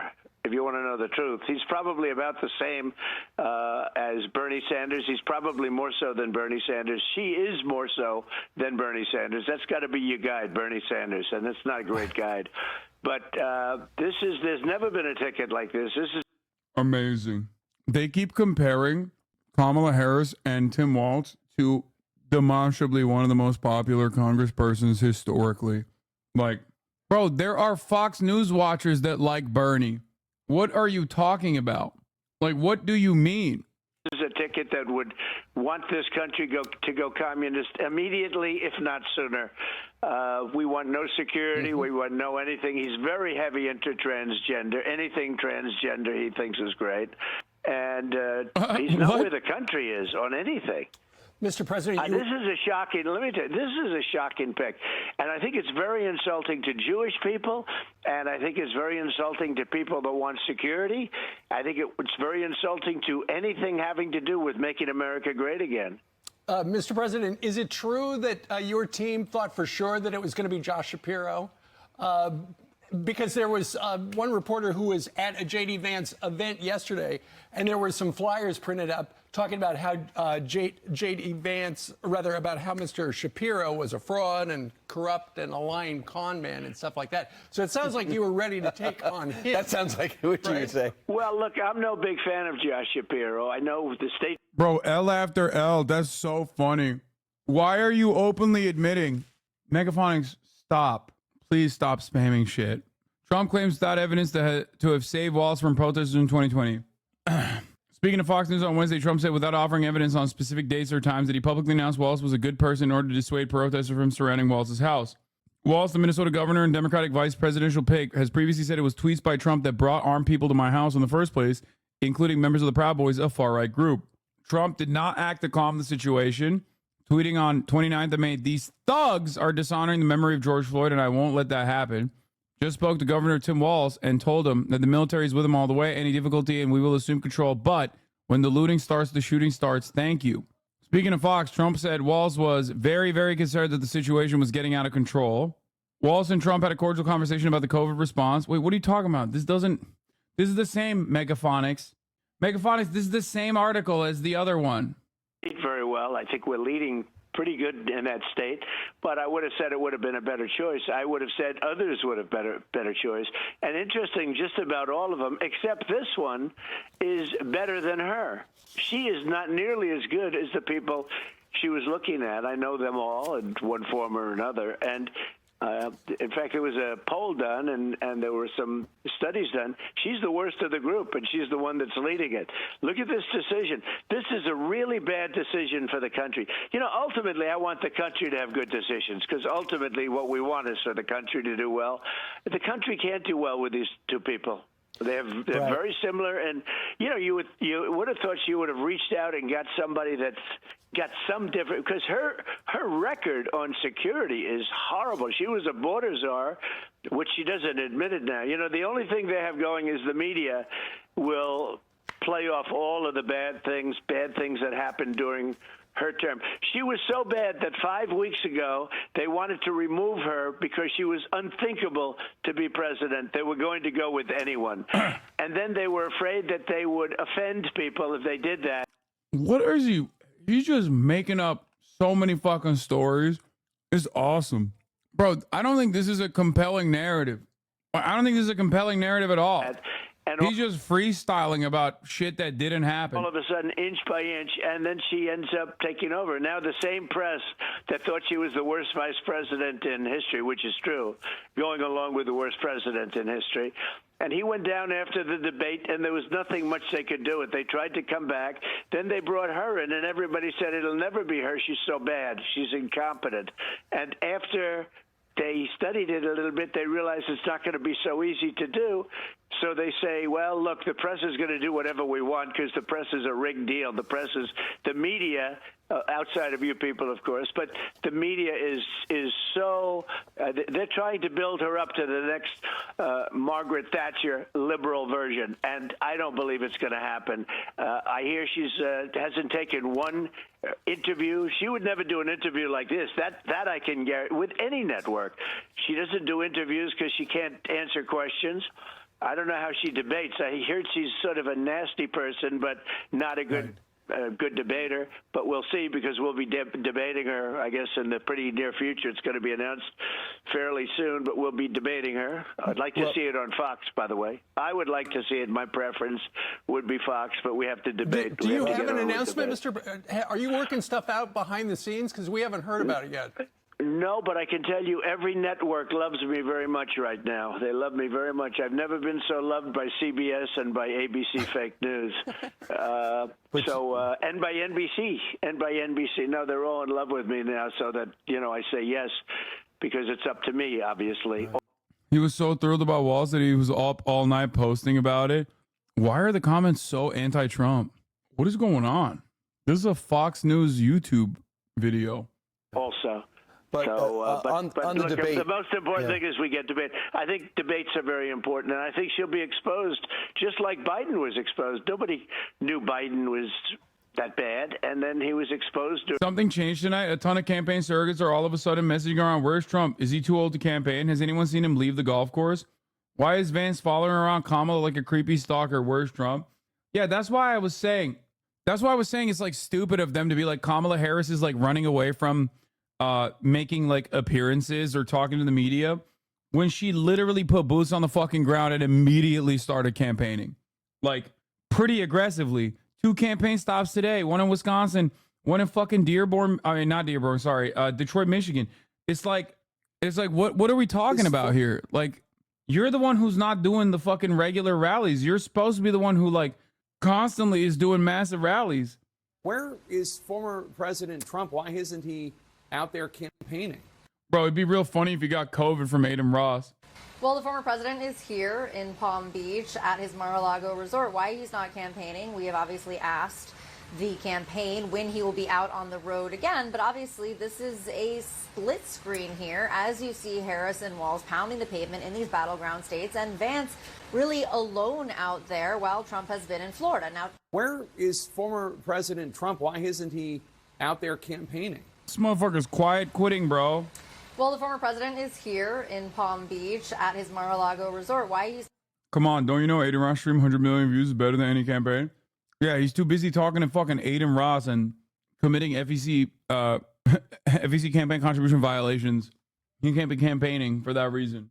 It is a wonderful change of affairs that we went from like, where's Biden? He's so fucking old to like, where's Donald Trump really? During the debate. What's and he up to? tried to have a series of comebacks after that, and they didn't work out too well, and they viciously overthrew him. I mean, he was overthrown in it, using every trick in the book. They overthrew him. It was pretty amazing, actually, to watch. I want to come back to the debate. Just to close this up, you're in litigation with George Stephanopoulos on ABC. So there's right, and the judge says, yeah, the suit's going to go forward. So how could you go on ABC, especially if he's going to be one of the moderators? Well, you could use that as an excuse. I could use that. I've said that. Is there a conflict? And, there might be George Slopadopoulos, and he's got problems, and, they've got problems. But if they're going to have I guess David Muir is going to be the host in that case. David Muir, Felix Biederman's favorite broadcaster, the handsome man. I don't think he's afraid of getting shot again, and that's why he's not campaigning. That's something that I've heard from people. I think the real reason is because he might have COVID. Who knows? But that's not what it is. No, it's not because he's old. He likes campaigns. He likes campaigning. He does it all the time. No, I think he's worried that his campaign crowds are not going to be as big as Kamala Harris's. I'm serious. I think it literally is because he's seeing all the fucking massive crowds that they're bringing up, and he's a big ass view count Andy, just like me, okay? From one view count Andy to the other, I feel like his ego won't let him participate in a campaign stop if that campaign stop is not going to be as big as Kamala Harris's. I'm serious. You have all the hosts are pretty much named, and you have Brett and Martha, and they're great. And I'd love to see it on Fox, but it takes two to tango. Well, maybe you get two. Maybe you get two debates. Debate. Look, and they're also hitting that too. By the way, the Kamala Harris campaign is not posting crowd size comparisons on Trump's true social media platform, saying that their arena was much larger and fully filled up in comparison to Trump. Even if it's fake, even if it's from a different point in the campaign where before Trump actually went on stage or whatever. It still doesn't matter because it really pisses him off. Oh wait, no, he is on stage here. But yeah, it really hurts him. It hurts his feelings a lot. And I told you this before, that's the one thing that he will absolutely talk about. What? Do you buy this shit? No, I don't buy that shit. Whatever the fuck the Your Anon news thing is. No. It's the exact same arena 1 week apart. She doesn't want to debate. She wants to say, I don't want to debate, but I do want to debate. When it came to Biden, I accepted everything. I accepted Jake Tapper. I accepted everything because he didn't want to debate. After I accepted everything, the only thing I said, let's stand up. They wanted to sit down at a desk. I said, that's not going to look so great. So I said, but I accepted everything. And, pretty much that's the way I do it right now because I want to debate her. I think it's important for the country that we debate. Now, where it is, I'm all for Fox. I'd like to see it on Fox. I think Fox would do a really good job, but two people have to agree. All right, Mr. President, let's talk about some of the issues. Mr. Waltz, Governor Waltz, said this about you, that you don't understand kitchen table issues. Listen. Donald Trump's not fighting for you or your family. He never sat at that kitchen table like the one I grew up at, wondering how we were going to pay the bills. He set his country club up in Mar-a-Lago, wondering how he can cut taxes for his rich friends. Mr. President, what's your response to that? Well, I think it's just the opposite. I think if you see the vote, those people are all voting for me, the people that he's talking about with the kitchen table. And I was not always sitting at Mar-a-Lago either, but I was sitting at lots of other places and built an unbelievable business, one of the greatest businesses. I built a business that is phenomenal. That's been really excellent strategy, sir. Thank you for addressing that you're an out-of-touch billionaire who's never had to suffer financially by doubling down on how fucking rich you are. That's awesome. He's like, well, I'm super rich. I'm super wealthy. You don't understand. I have unimaginable amounts of wealth, and the average American will never be able to comprehend how much wealth I have. Really determined now how good it is. And, I could have a very simple life and a very good life and continue to do what I love. I love business and I love creating jobs, and that's what we're doing. We'll be creating jobs at a level that you've never seen before. If you look at our administration, the most successful administration from the economy standpoint there ever was. There's never been any administration that was even close, numbers-wise.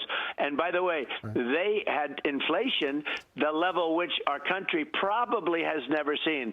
You know, they say you go back 72 years. Well, I think we probably never have seen inflation like that, and it's killing the same people that he's talking about. It's killing.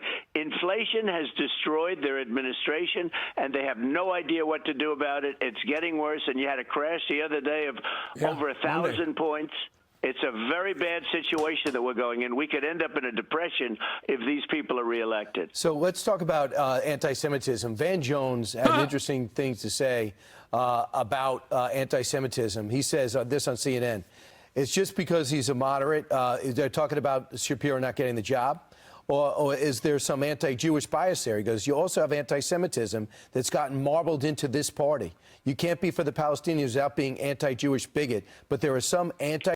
Bro, I wanna put motherfuckers like that on a rocket ship. Okay? Like this right here, the fact that this is being like constantly fucking posted all up and down the timeline. Like Van Jones should be fucking fired, okay? For giving this like idiotic talking point any fucking steam. I said this yesterday. The moment that I heard it, I was like, this is such bullshit. Obviously it doesn't matter. Like, I don't think people believe it anyway. It's not like people are like, oh yeah, the Dems are really anti-Semitic and this is going to change my calculation in the way I'm voting. Like, it doesn't matter.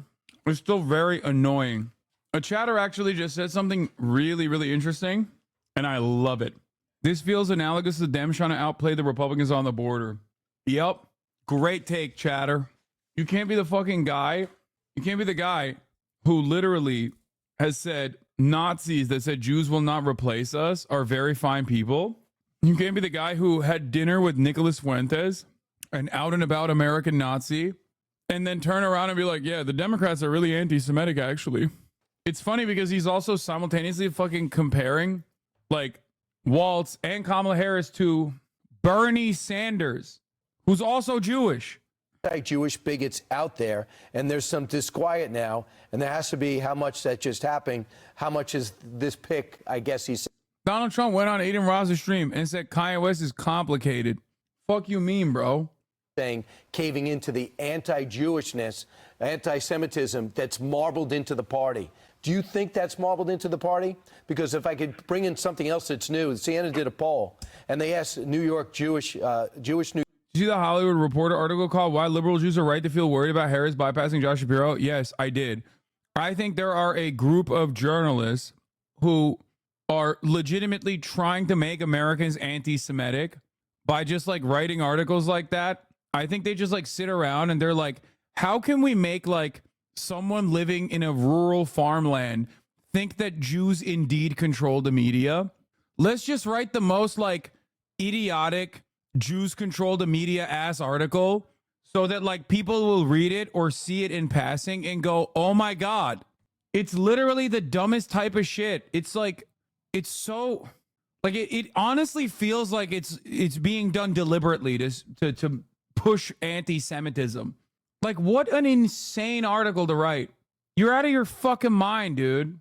Oh, did you ever get back from the journalist? Yes. She tried to reach out to me multiple times. I just didn't have time. Like, Israel and defending Israel has nothing to do with anti-Semitism. If anything, most defenders of Israel in the United States of America are rabid anti-Semites, including Pastor John Hagee and many others. Evangelical Christians who are unimaginably anti-Semitic are the #1 dick riders of Israel. Okay? People who would literally fucking burn down a synagogue are the #1 defenders. People who genuinely say shit like, oh, Jews have horns and tails, are the #1 defenders of Israel. That's #1. Okay. #2, having said that, actually, you know what? I'm not even done with that aspect. Evangelical Christianity's understanding of Israel's ascendance is also inherently anti-Semitic, because you know what happens to all the Jews once they go to Israel? Okay, because that's why they're unconditionally committed to Israel. They want to send all the Jews to Israel. Okay, it's a win-win for them because they're anti-Semitic now and they're anti-Semitic tomorrow. They're anti-Semitic now, so they're like, yeah, send the Jews to the desert. It's awesome. Let fucking God sort it out, right? I don't want to live around them. Send them to the desert. That's the number one thing they believe. But then also, they believe that once Jews go to the desert, to Israel, then the rapture happens. You know what happens during the rapture? All the evangelical Christians, they get sucked up into the heavens. Everyone else that is not an evangelical Christian, that does not convert to evangelical Christianity, you know what happens to them? Including the Jews, by the way? Eternal hell, okay? Eternal damnation. So how is this a fucking pro-Jew argument? How is this a pro-Jew ideology? Go ask. Ask any evangelical. They will literally tell you straight up, this is what they believe, okay?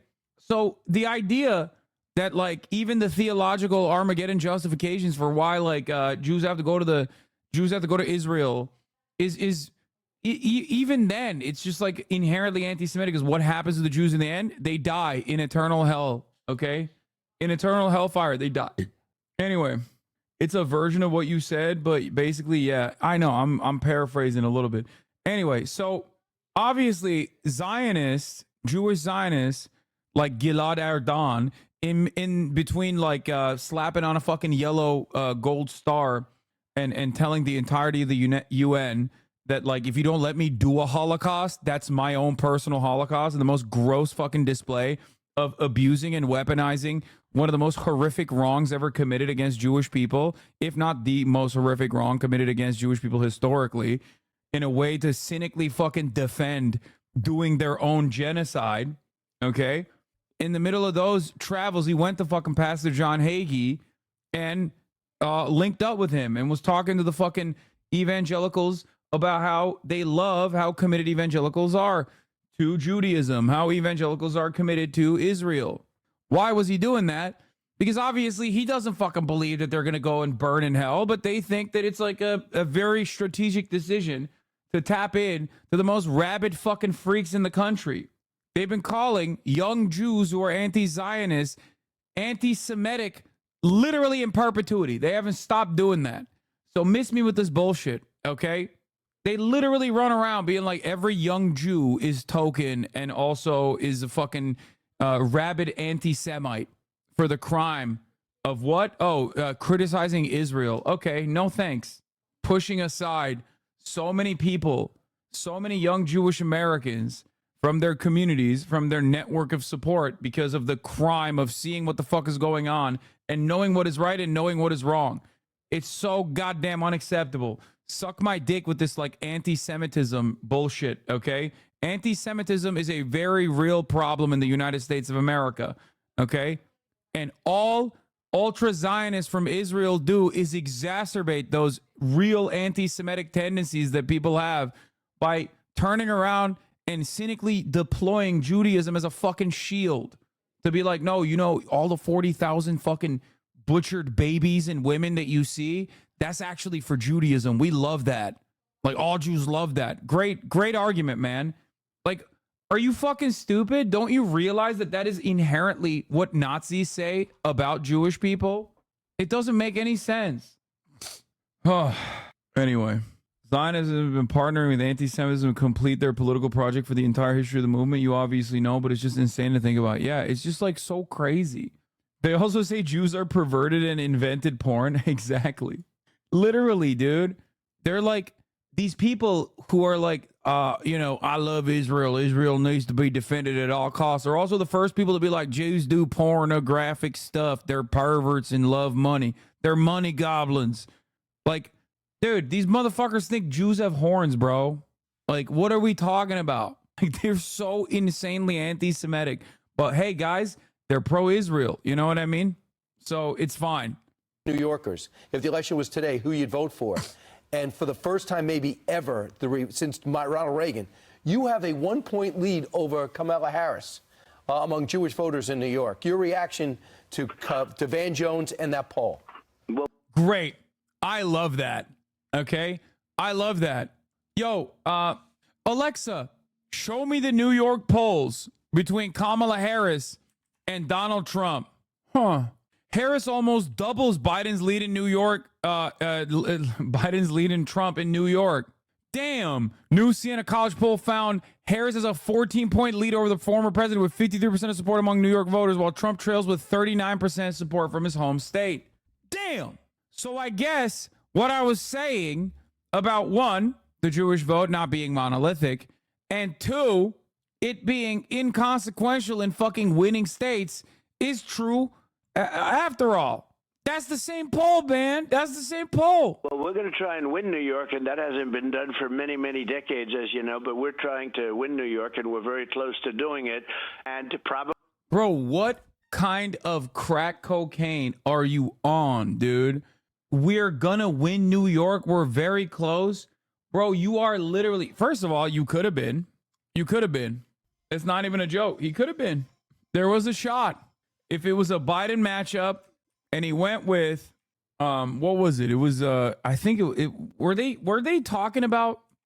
potentially talking about Stefanik? They were, right? Yeah. Oh yeah, for sure. Let's check where in New York just for fun. Siena poll conducted by Siena College. 507 Long Island likely voters. Oh. No, they were potentially talking about getting Stefanik on board as the VP. Okay. By the way, this is ridiculous, dude. Long Island? Are you fucking kidding me? That's like conducting a poll in fucking Albany and being like, this is what the Manhattan voters think about Donald Trump. Like, get the fuck out of here, Long Island. None of the islands. No Staten Island, no Long Island. Get the fuck out of here. Probably that's another reason I was somewhat surprised. I think that any Jewish person who votes for a Democrat, or in this case, these people, but who votes for a Democrat, should have their head examined. They are so bad. If you look, they are so bad to Jewish people, what they've done and the way they talk and their policy and everything else, far beyond just what happened, because everyone thought it was going to be Shapiro. It turned out not to be Shapiro. I have very little doubt that it was, not for the reason we're talking about. It was because of the fact that he's Jewish and they think they're going to offend somebody else. And you wouldn't feel very comfortable if you're in Israel right now with this team. This is the worst team ever assembled for a Jewish person or for Israel, either one. The worst team ever assembled. This is a team that will not be there. And I think I'm going to get a tremendous amount of Jewish votes. I think I was doing fine there, but I think it's a big difference. Traditionally, Jewish people vote for Democrats, but we won last time. We won Miami. We won areas that nobody's ever won before with Jewish people. But when he didn't pick Shapiro, and I don't think Shapiro was the second best person or the third. I think there were other people better than him. I know them all. And, but I was shocked when it came down to the final two that he didn't pick Shapiro. I was very surprised. Mr. President, here's another soundbite of the current vice president talking about, on her watch with Joe Biden, things are just absolutely great, right? Watch. In Pennsylvania, we fight for a future with affordable housing, affordable health care, affordable child. We fight for a future where we bring down prices that are still too high and lower the cost of living for America's families. Okay, so there, she is co-pilot to Joe Biden. So while inflation and prices have been through the roof during their administration, now she's trying to put on a happy face about how we're going to turn it all around. Mr. President, I'm sure you've seen over the last week or so, her team has been leaking to the New York Times. All those things we used to stand for, we're not for them anymore because we've adopted all new policies. That's probably one of the reasons why she has not appeared on television.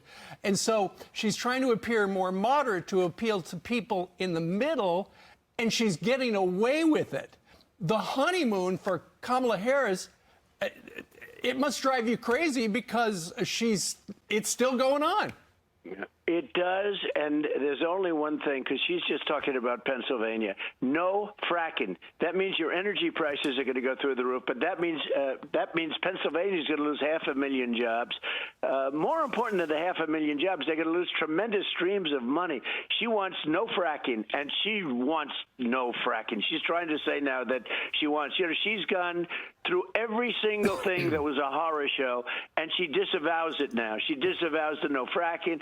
If if she does no fracking, and she will 100% do it. One thing I've learned about politicians, and you people knew it maybe before me, but I've known it for a long time. Their first thought is the thought that they end up doing. She's for no fracking. She's for defund the police. You know, she was the original defunder of the police. She was the original no cash bail, cashless bail, which has caused havoc. And look at how she's destroyed San Francisco. She started it out as the DA in San Francisco with policies that were so bad. It's a crime-ridden place. It went to the greatest city in America. It's a crime-ridden place right now. It's not livable. You can't even live there. And then she went to Attorney General. She's destroyed California. Her and Gavin Newsom have destroyed, absolutely destroyed California. And what a shame. What a beautiful place it was. But it's not beautiful anymore. She cannot get away, because if she does this to It's just weird because he donated to her campaign twice. And as you guys know, I'm obviously, you know, living in this crime-ridden shithole, and it's terrifying, you know? It's so scary, dude. Every day I walk outside and I'm just like scared for my life. I'm like, oh man, I'm gonna fucking die any moment now. It's on fire, dude. I'm so brave for being able to step foot outside. Okay, let's hear what Sean Fain has to say. And his sidekick isn't any better. J.D. Vance is a vulture. That's right. You know, every time Donald Trump gets a chance, he trashes our union and he trashes the working class. He comes to Michigan. He talks about he's going to bring back the auto industry. Let me tell you something. Donald Trump doesn't know shit about the auto industry. My God. And he doesn't give a damn about the working class in this country. And we got proof of that. You know, once upon a time, he was president of this country. And while he was president, auto plants were fleeing the country. In fact, while he was president, Ford's Romeo engine plant closed. GM's Baltimore transmission plant closed. GM's assembly plant in Lordstown, Ohio closed. In fact, in the UAW, we love using facts. And facts are indisputable. Not alternative facts that Donald Trump uses, or what we all call lies. We use facts. And the fact is this: Donald Trump did nothing to help auto workers when he was president. In 2019, GM workers went on strike for 40 days. Donald Trump was president. These workers went on strike to try to save plants that were slated to close, to try to fight for a future. Donald Trump said nothing, and Donald Trump did nothing to help auto workers. You want to know where Kamala Harris was in 2019? She was on the picket line with striking workers. Kamala Harris stands shoulder to shoulder with working class people, not for a picture, not for publicity, but because it's the right thing to do. I think it's pretty wild that Republicans do actively try to do media moments at picket lines now. It's like an unimaginable reality. Helped us bring jobs back to Lordstown, Ohio, where workers were left behind. Vice President Harris took action so workers who were forced to leave Lordstown, Ohio under Donald Trump are now returning home. She and President Biden worked with us to save a plant in Belvedere, Illinois, that was slated to close. That's the difference. Donald Trump is all talk, and talk is cheap. Kamala Harris walks the walk. She does the work, and when help was needed, she showed up. So now it's our turn. It's our turn to stand up, to speak up, and to show up for Vice President Harris. You think he's doing this too early? No. You know, for months. Bro, he already endorsed Biden. Are you kidding me? No, they already got their fucking assurances. This administration is so tuned in to the demands of labor. UAW literally endorsed them. UAW endorsed Biden. You're crazy. Guys, I don't think you understand. Motherfucking 800-year-old demon Joseph Robinette Biden, who is a genocidaire, walked a picket line, okay? That kind of solidarity from a sitting president is non-existent in the history of the United States of America. Okay? Of course they're gonna fucking turn around and show up. Are you crazy? That is just not like, that's still performative solidarity. Yo, what are you talking about? That's the president, dude. What do you mean? One of the most important, one of the most significant, one of the most consequential aspects of the presidency is the bully pulpit. That's not like, there's a reason why you're seeing this dude fucking show up to defend the Kamala Harris ticket. Like that's not a thing. Like, this is America. It's one of the, this is unheard of. America is a diehard capitalist nation. Okay, we are at the heart. We are at the fucking heart of global capitalism, of empire. Having a goddamn president walk on behalf of labor in a country like that is unheard of. I don't think you guys understand. Like, that's not just symbolism, okay? That's meaningful. This is why I say he is demonstrably one of the most pro-labor presidents in modern American history. Like, that's not like, you're talking about a guy who literally conducted one of his first campaign events at a union buster labor, like an anti-labor union buster lawyer's house. Okay, I remember that. That was in fucking Pennsylvania. He did that shit. It's not just Biden saying that America's been built by unions and whatnot. That's the reason why. That is the fucking reason why you got the UAW showing up to this fucking rally. And that is the reason why, and this is perhaps more consequential even, you got motherfuckers like what's that in the closet secretly gay dipshit from Missouri, Josh Hawley with the sexy ass pecs walking picket lines. You got JD Vance showing up to a picket line. Okay, stop saying rail workers be damned. You don't know the fucking story. The railway unions are also on board with Biden, or were on board with Biden. They're probably fucking ecstatic about Kamala Harris. That's why you heard Donald Trump talk about unions. He brought up Sean O'Brien to the RNC. But more importantly than that, the other day in one of his last rallies, he talked about unions in a positive way. That is unheard of, man. That's how you change discourse in this country. Yeah, I don't like talking too much about General Strike 2028 because I don't want this man to be assassinated. I love him. He is my GOAT. It's hurting Americans. But what they But don't you need to talk know about why my GOAT is speaking like what the cause this. of the inflation is. Inflation wasn't policy driven. It wasn't the president's policy. It was greed driven. Yep. And thanks to Donald Trump's inaction when he was president during a COVID pandemic, the billionaire class and the corporate class do what they do best. They use a pandemic to price gouge the hell out of the people. But they're right about one thing. Working class people are hurting. For decades, we've been ignored and trampled at our worst. But we are the vast majority of society. We have the numbers. We have the votes.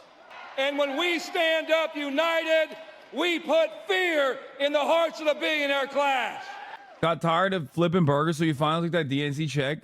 The man that you're watching in front of you is an infinitely more radical, infinitely more revolutionary figure than you ever will be. He has more revolution in his fucking pinky than you do in your entire body. Okay?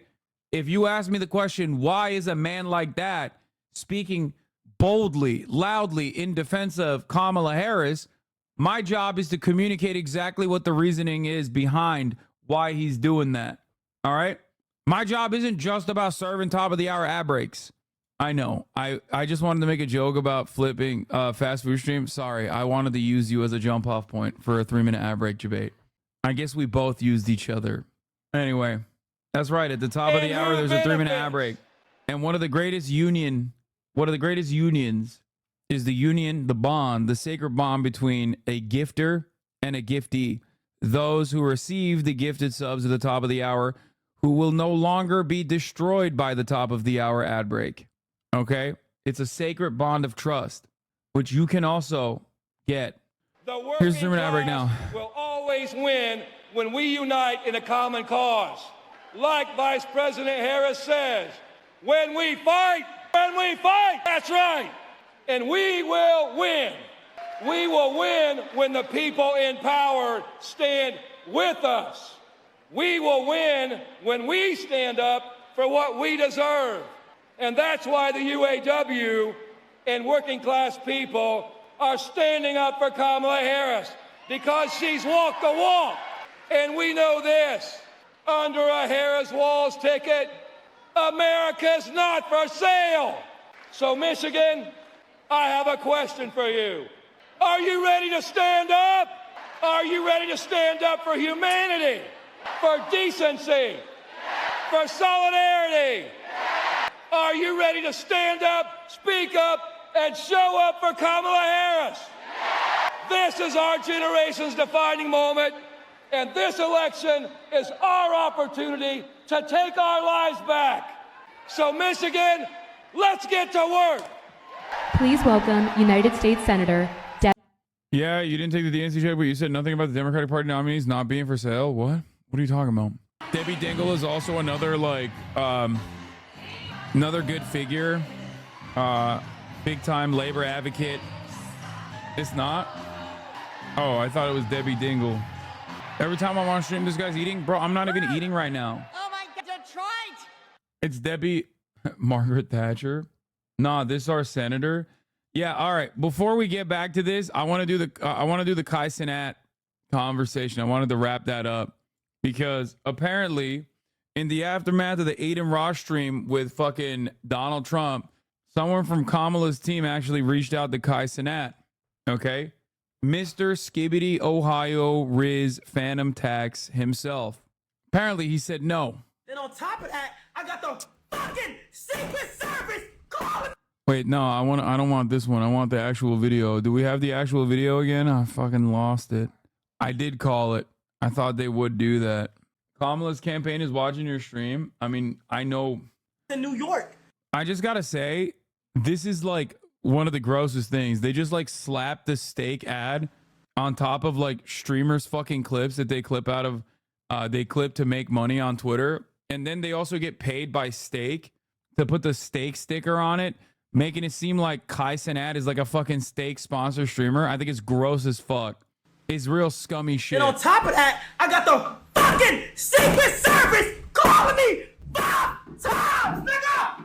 No goddamn shit about politics, my nigga. I don't know nothing. Hey, I'm gonna keep it a stack. I'm gonna go ahead and say it. I don't give a fuck. Okay? Listen, I had a bad bitch that I've been trying to get on for like the last 3 years, the last 2 years that I haven't spoke to in like a year. I haven't spoke to this girl in so goddamn long, who gonna have the audacity to text me, "We need you a part of the campaign."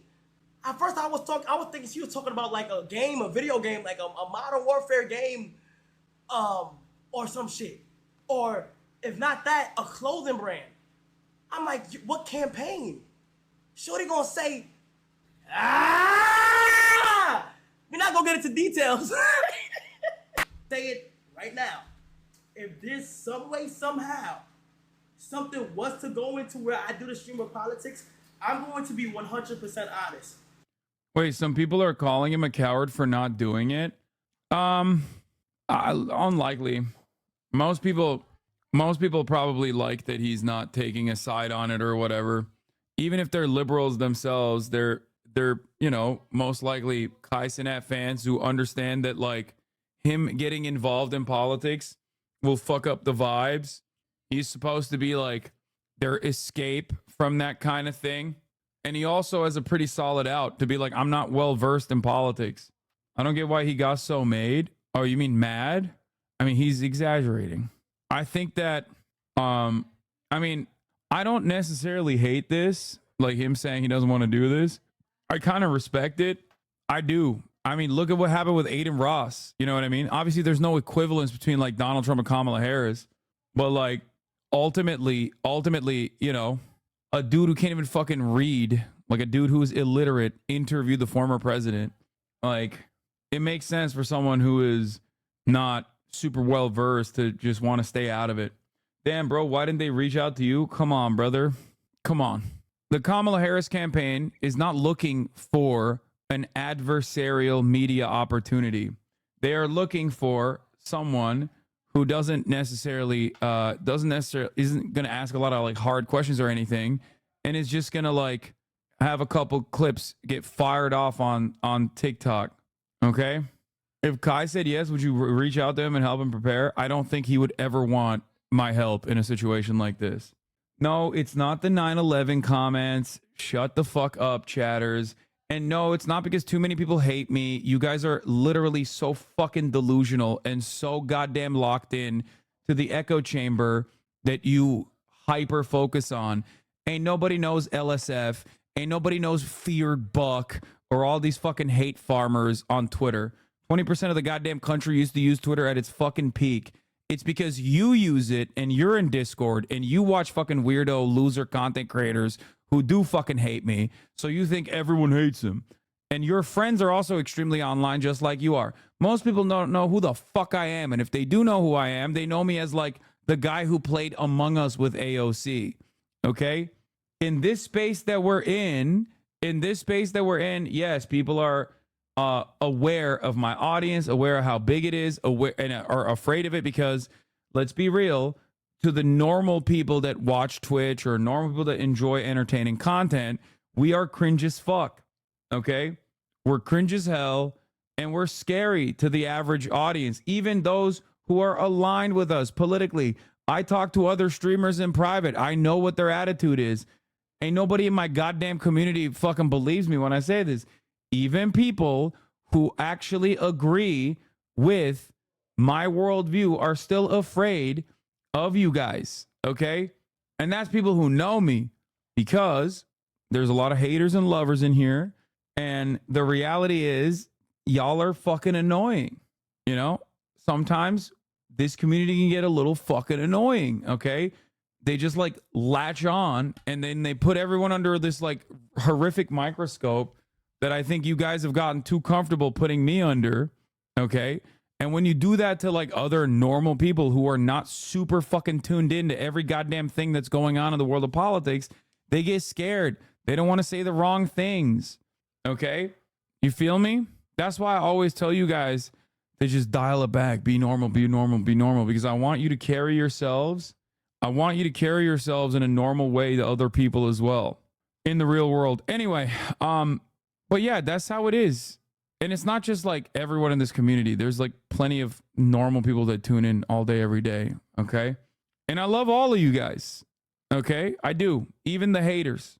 But you got to understand the attitude that other people have outside of this community for people in this community is fear. And part of that is literally reflected in the chat immediately. The first thing y'all did was like, oh, it's the 9/11 comments. Like, no, dude. No. Okay. People have the tendency to overlook stuff like that. Kai was reported in mainstream media as like being responsible for a fucking riot. Okay. Nobody gives a shit. Those are not like the real problems. The real problems would be potentially contentious questions that might make it into the media narrative. Like I said, though, I think it would be probably better if he did one with Obama instead of Kamala Harris. Still a fucking banger stream. Still a banger stream. It would be probably 1 million viewed. I think that would be a better way to conduct like a pro Kamala Harris type situation. I get people whispering me, trying to save me from your influence. People are wild. Yeah, I have a lot of, you have to remember, I have a lot of like fucking weirdos in here too that like portray themselves as fans, even though they're like genuinely mentally ill. So just doesn't hit as hard as Obama isn't running. No, Obama would be a perfect, what are you talking about? He'd be perfect. He's more charismatic. He doesn't have a lot of the baggage. But yeah, there's no negative if it's a flub, exactly. But there won't be a flub anyway. But let's continue. I'm going to sit on my stream and say, why did you guys call me? Like, you know, I've never did anything with politics. And these blogs are like trying to say, yo, we gotta do this shit, Kai. And it's all the top blogs. But I'm like, bro, since when did niggas kill? But yeah, I think it is pretty funny that the Kamala Harris campaign is trapped in here with me. Just saying. One of the largest streamers on the platform. One of the largest streamers on the platform. I know you have my number, Bro is an egomaniac. Yeah, you're right. What an egomaniac take that I have, being one of the biggest political commentators online in the United States of America, on the left side of the political equation, especially. For me to say that is so strange. Would you ever have her on stream if they go ceasefire and you endorse? Are you kidding me? I literally would do everything plus that. Reach out yourself, damn it, show some initiative. You guys are silly. Would you be nicer to Walls? Oh, 100%. Oh my God. Mama Gretch, Mama Gretch, Mama Gretch, Big Gretch, Big Gretch, Big Gretch, Big Gretch, Big Gretch. Oh my God. Oh my God. Oh my God. Oh my God, it's Mama Gretch.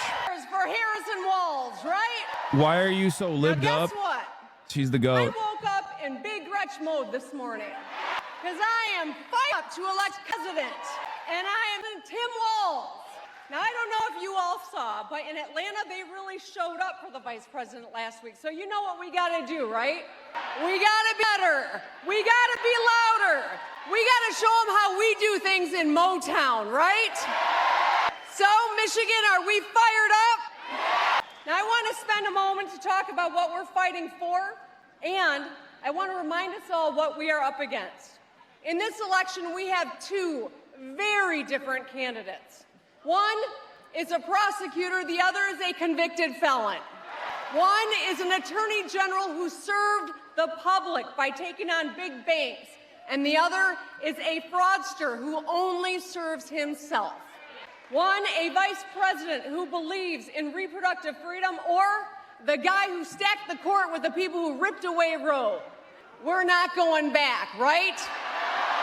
With me, we're not going back. We're not going back. Come on, dude. Come on, that accent. That accent Kamala Harris alone. wants to move us forward, and the other guy wants to take We're us back. not But guess going what? back. We're not going back. We're not Kamala going Harris back, solves Gretch. You problems, tell and her. the other guy is a problem. We're not going back. Kaya, please. Kamala Harris freedoms, and the other guy wants to take them away. But we're not going back. Oh, we're not going back, don't you You're know? doing a great job. I love you. His vision for our future is all about freedom. Can you all say, hell yeah? Not just to survive, but the freedom to get ahead. Hell, the freedom to breathe clean air and drink clean water. Hell yeah. Hell the freedom yeah, to be who Big you are and love Gretch. who you love. You tell Hell her, yeah. girl. The freedom to be safe from gun violence in your school, in your house of worship, or in your community. Hell yeah. And the freedom to make your own damn decisions about your own damn body. Bro, she is, oh my God, gonna be the president one day. So, this is why Kamala Harris got the endorsement of the United Auto Workers. Can I hear from you? Because we know that Kamala Harris... Every time I hear someone from Michigan speak, I'm reminded that that's what I sound like. That's so funny that people from Michigan don't realize that they have an accent. lives right now. She understands what the average person is going through because She said average. Guess what? Come on, bro. That's like a different language. Life. She was raised by a single mom who had a full-time job. She moved in with her sister to help her raise her children. She took care of her mom when she was battling cancer. And she is a proud stepmom with a beautiful blended family who call her Mamala. Blended? Okay, that's a little wild. And I know a lot of Blended? us identify with some of those characteristics. Is All that Mamala. allowed? All right, and so I want to say a few words about my good friend Tim Walz, too. Now, yes, he's a fellow Great Lakes governor, Oh, good it means Midwesterner, adopted? but Tim and I get along because we both lead according to a three-part strategy. That's what you call? Get I've never heard that shit. before. That's what you call step families? Blended refers to step families. I didn't know that. I didn't know that, don't you know? Tim's the real Cool deal. it now. Cool it now, bucko. And I have a feeling You're that's gonna about make to me change. angry. He's a former public school teacher, a soldier. He's a former soldier and a state championship winning football coach. I mean, maybe he should help out the Vikings after we smoked them twice last year. Oh! I'm just saying. Okay. You can't take away our Lions' pride, right? All right. But here's the thing. He's been an incredibly successful governor. Like Vice President Harris, Tim worked across the aisle to build consensus. He passed the largest infrastructure bill in Minnesota. He cut taxes for working families, delivered school meals for every child, protected public safety, grew Minnesota's economy, and so much more. Now, if a lot of that sounds familiar, it's because Tim and I have been trying to outdo one another on all these fronts for the last couple of years. Dude, running into progressive policies head first. Oh my God, I'm gonna nut. I'm gonna nut again. Oh my God. Walls made me nut yesterday. Now it's Big Gretch. Oh my God, I'm gonna nut We again. invest in students and teachers. We I'm passed nutting! common sense gun safety laws. We protected abortion rights, LGBTQ You don't understand, rights, chat. and This is workers' like rights. 10 years of covering politics. I've never heard Democrats openly run towards And progressive we need policies, partners in progressive the White legislation. House I've never who seen have shit our like this. backs. And that's Kamala Harris Last and time Tim I heard Walz. this was like vapid attempts from the Obama campaign before he fucking Kamala Harris and Tim he Walz blew it all will up. fight to help you not just get by, but to get ahead. Because every American deserves a path to prosperity. Every one of us. They will fight to lower the cost of prescription 3 days ago, you were arguing about Democrats earning votes. Yeah, this is them doing it. Why wouldn't I be excited? And they will go after 3 days ago, Tim Walz wasn't the fucking candidate, and it was likely going to be Josh Shapiro, which would have been retriangulating to the center. Instead, it's Walz, and they're going balls to the fucking walls with progressive legislation. fail. He tried slashing Medicare and Social Security and repealing Obamacare. Thankfully, he's a failure there too. He destroyed tens of thousands of manufacturing jobs. He cut taxes for himself and Bro. his wealthy friends. Bro. And he instigated the January. It's kind of wild to think, but like, they didn't even lie. Like, they would just gaslight in the opposite direction. They would literally just like run the table on gaslighting in the opposite direction. Be like, if you don't vote for us, then like Republicans are gonna come and kill you. Also, we shouldn't make any fucking progressive legislative agenda items for you to vote for. Okay, you can look at the policy paper if you want, but beyond that, nothing. So like, the fact that they are like actually at the very least maybe lying, even though they're not lying, because when Big Gretch says she did this shit, she actually did. When Tim Walz says he did that shit, he actually did. They're not even fucking lying. They're just not running away from their progressive agenda. Okay? I can see someone coming. Let's give the individual a little space, please. Damn, bro. People are fucking experiencing heat death left and right. Thank you. Thank you. Thank you for looking out for one another, everyone. That's what Michiganders do. God, dude. So you can't trust Donald Trump. I take back every time I've made fun of the Midwest, dude. Midwestern Democrats auto are industry, fucking right? so much better than the disgusting, bi-coastal, elitist, monstrous, soulless, blood-sucking demons in the Democratic Biggest Party. Except for Nancy Pelosi, who is my goat. On his own strokes on the golf course. I trust him to protect the rule of law. So there is a lot at stake in this election, my friends. We can send Donald Trump packing again, and Michigan is going to do it. We need you. We need you to knock doors, because if you knock doors, we win. We need you to make calls, because if you make calls, we win. We need you to donate $1 or $2.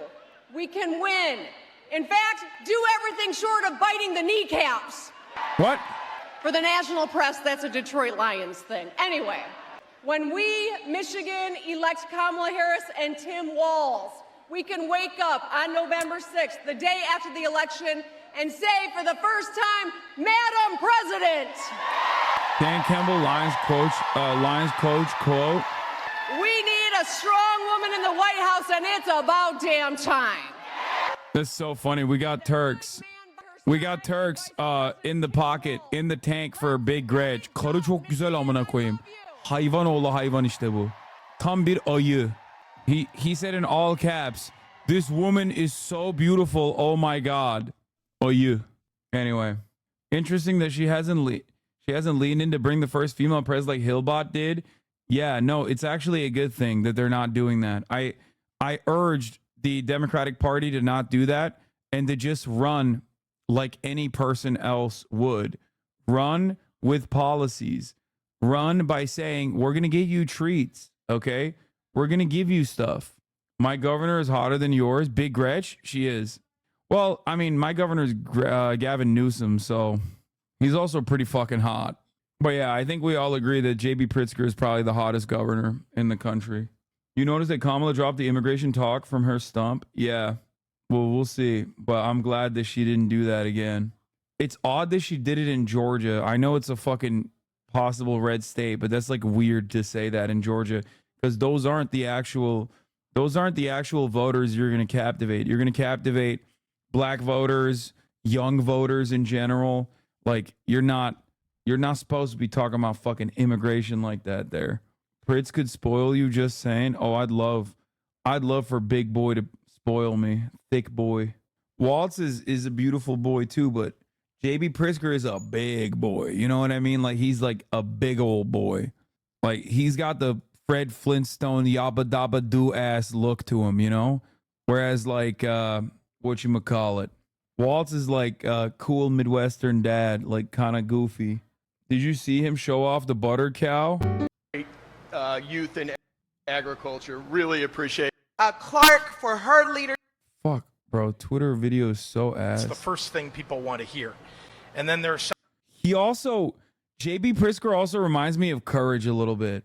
You know what I mean? signs that have been put up about saving him, not doing something about the murder of Sonia Massey. Not the cowardly dog, man. Courage. The streamer, chat. Jesus Christ. We're a fucking Twitch stream. But about saving his political career. So I think he's the one that's played politics. It's time for him to go. Yeah. Courage, JD Vance. Sheriff investigated this intent. He could have taken more action.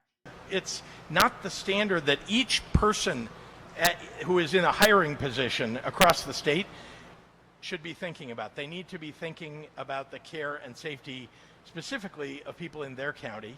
And so I just want to know, and he's been unwilling to answer the question. Anyway, look at how beautiful he is. Look at how fucking beautiful he is, dude. He's so big. I love him. Anyway, JD Courage JD Vance. Yeah. He looks extremely Bolivian in this video. That's funny. I don't even know what that means, but I like it. Cope alert. This is the real reason for Kamala's huge crowd in Wisconsin today. Just like we all thought, Billboard #1 charting band Bon Iver with Justin Verno. It also happens to be the band's hometown. Bro, this is the funniest Cope of all time.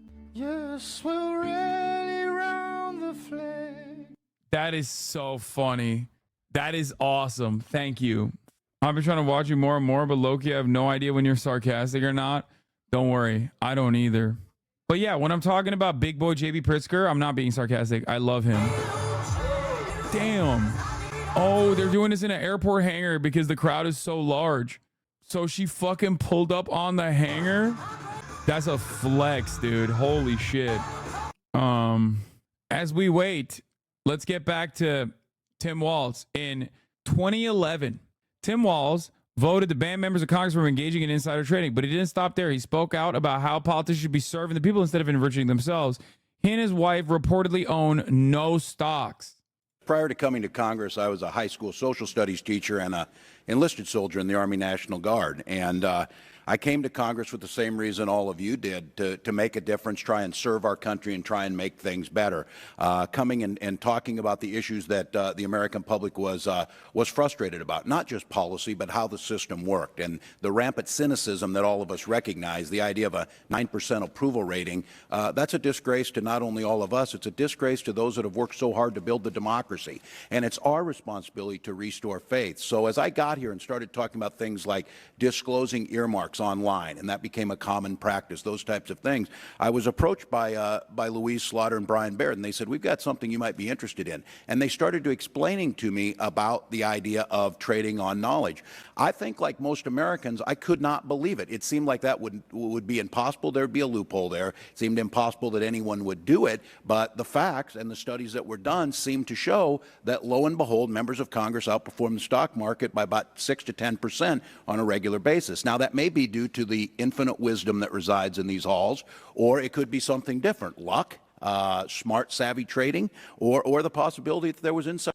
I really do think that he's just like this is a legitimately like it's like he's not as aggro as Bernie Sanders, but it does feel to me like it does feel to me like the American population got pretty fucking lucky. The Democratic Party got pretty fucking lucky. Like, there's a reason why Bernie likes him so much as well. Like, I think he was just a fucking he was like the classic, like, once in a lifetime, like, actual fucking civil servant who cares about, doing whatever he can.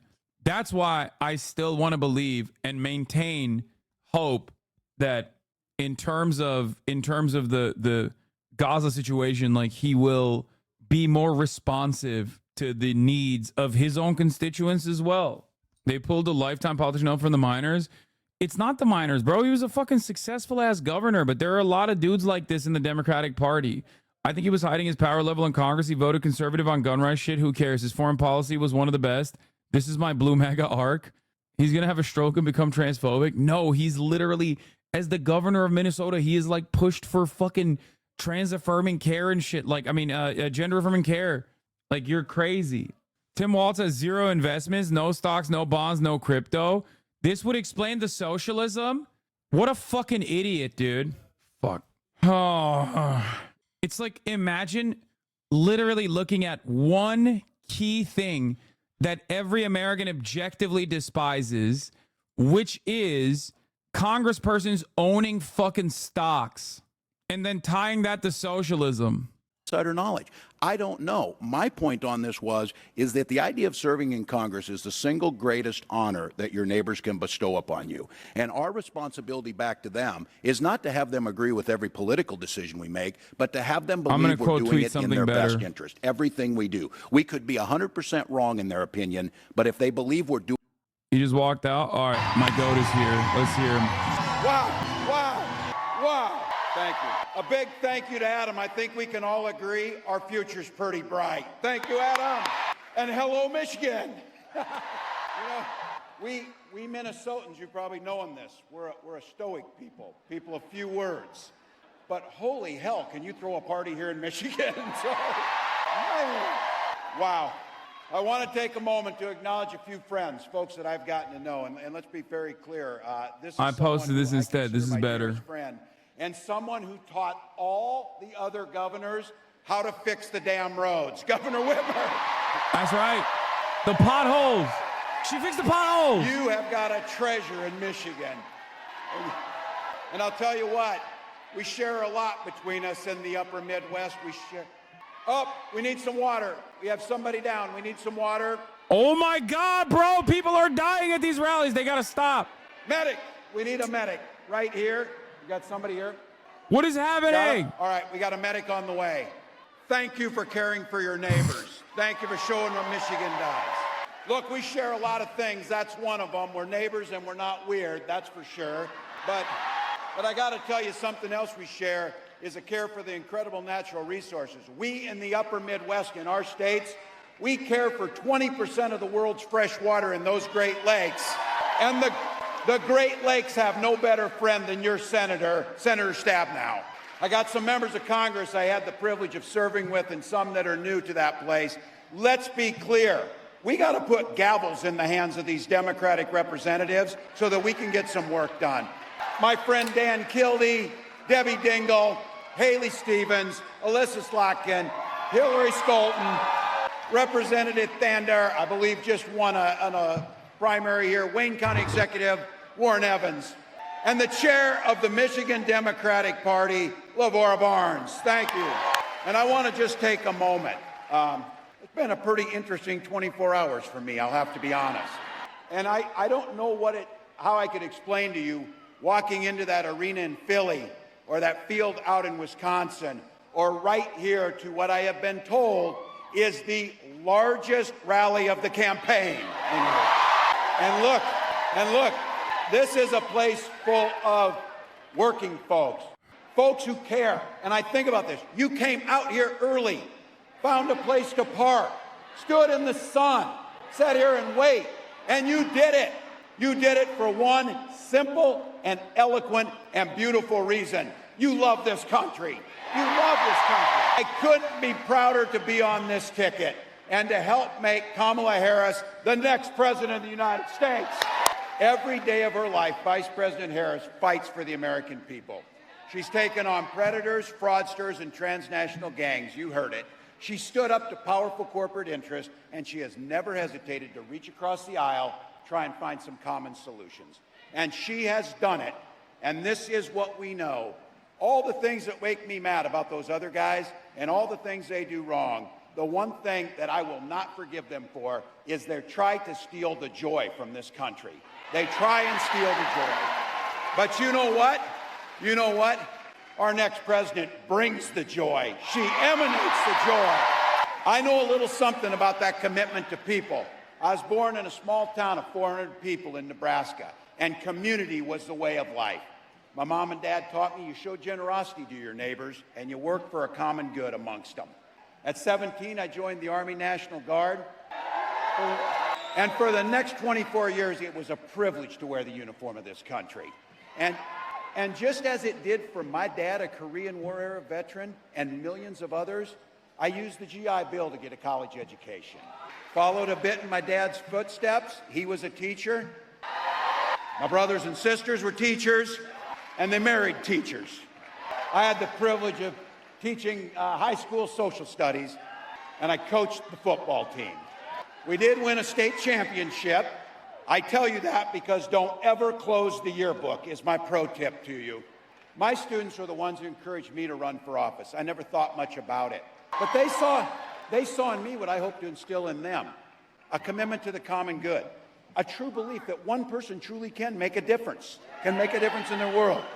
I lived in a district where I didn't know this at the time. Only one other Democrat since 1892 had won that district.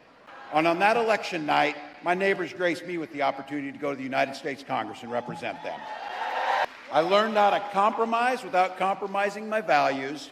I learned how to work across the aisle to get good things done for people. And now as governor of Minnesota, I bring those experiences together so we can tackle some of those hard problems, inequities, climate change, all of the things that we care about. We got a lot of shared values in this room. By the way, is labor in the room? This might be my chance to use it. Yeah!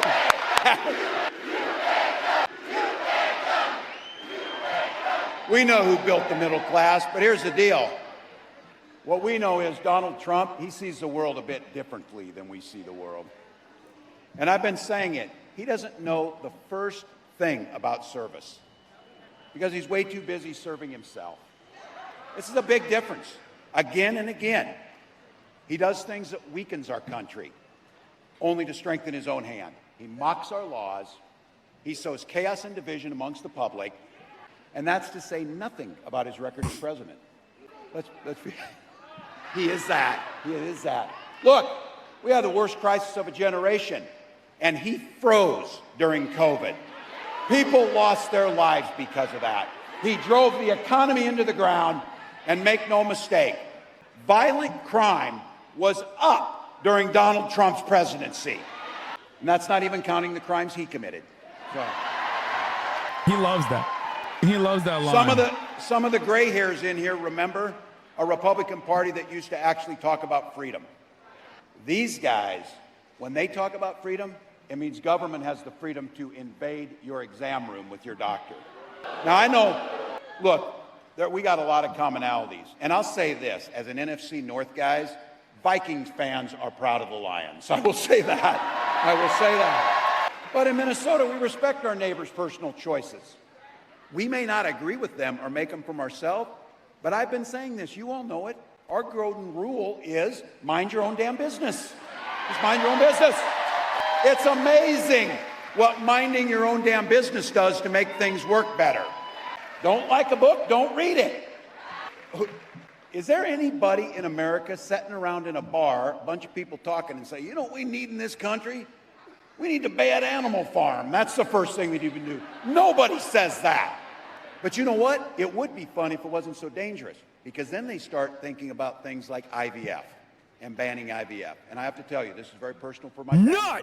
When my wife and I decided to have children, we went through years of fertility treatments. Remember, every time the phone rang, I'd catch my breath, I'd feel nervousness, and then it would be a crushing feeling when they told us that the treatment. Many Hasanabi watchers are probably shocked But I can also feel that some you joy are in this. hearing a Because it politician wasn't by say chance, as I say some this, of these when our things that I've daughter, been when we saying finally conceived, for so many and our daughter fucking was born, years at this we point. didn't hesitate at all. We named her Hope.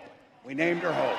I, for one, am shocked that a politician is saying such correct But I do things. have to tell you something about Tackling Hope. My this wife issue always from the tells me perspective this. of freedom. It's not a damn Talking plan. about how weird it We is. can't hope The we beat hyper this focus guy. on this we shit. can't hope that things get better. We go out and work our butts off to make Ain't sure no it normal happens. motherfuckers having this convo. How many times do I tell you, be fucking normal? So when our next president walks out here and she talks about freedom, she means the freedom to make your own health care decisions. And when she comes out here and talks about that our children should be free to go to school without being shot dead in their classrooms. Look, we believe strongly in Minnesota in the Second Amendment, just like you do. But we also believe strongly in common sense gun violence prevention laws. Freedom's when education's a ticket to the middle class, not crushing student loan debt. And it's a place where we know freedom means we settle our political differences, not through violence, but with our votes. You get it. You drove out here. You stood here. Yeah.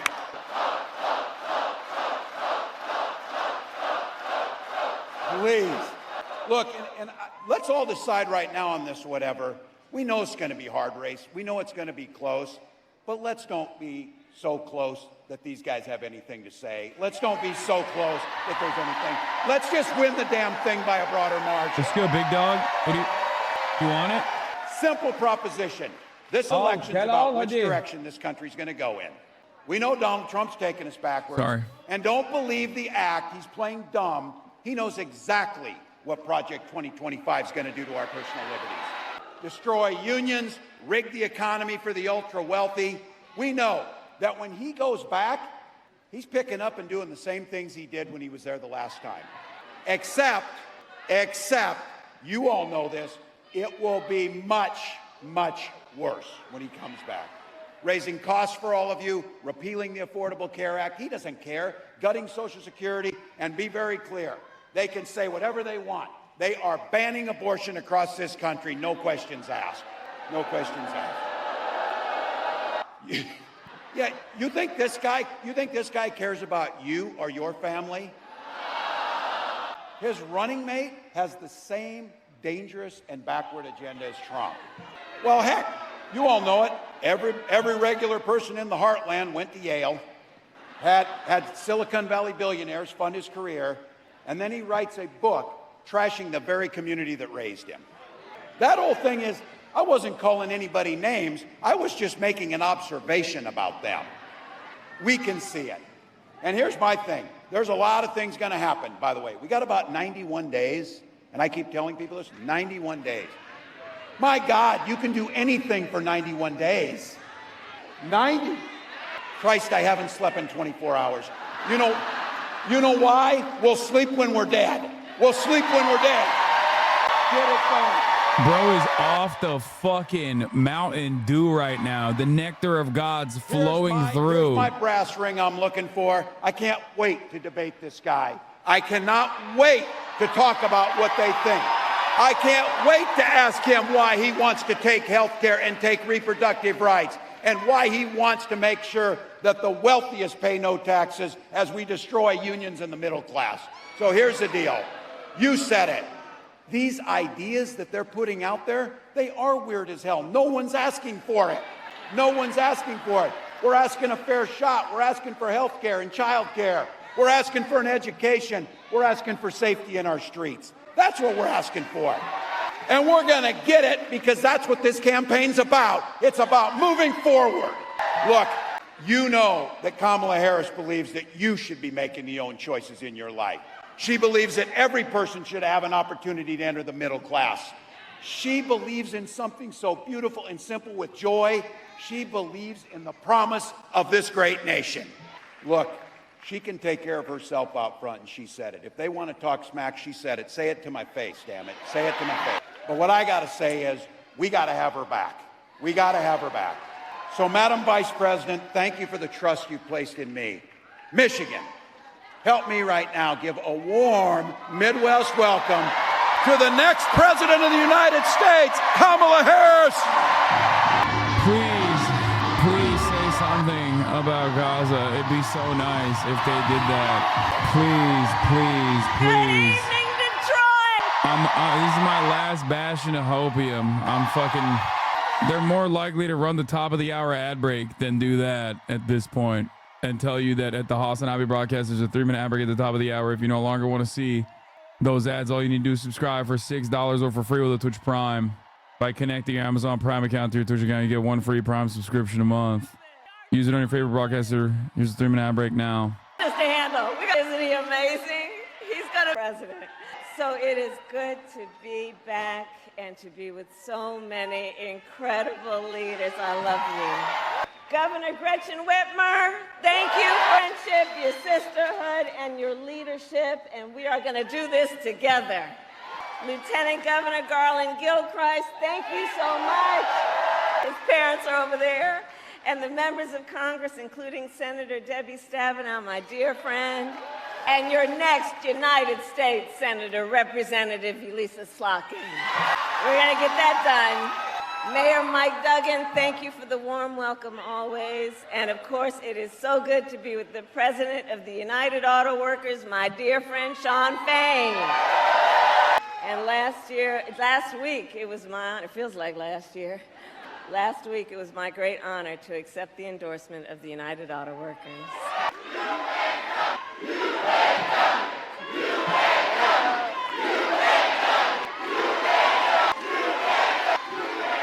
And the UAW has always worked to lift up the working people of our nation. Do we need some help over there? We need a medic over there, please. There should be medics in each corner. We're good? Okay. All right. Look, let's all take care of each other and look out for each other, all right? That's who we are. We look out for each other. Okay. So, as I said to Shawn, as I talked to Shawn about this election is going to be a fight. We like a good fight. When you know what you stand for, you know what to fight for. We know what we stand for. So I'm so proud to have UAW by my side because y'all know how to fight and you know how to win. Today, I also bring greetings from our incredible President, Joe Biden. That's right, Joe. And I know we are all deeply, deeply grateful to Joe for his lifetime of service to our nation.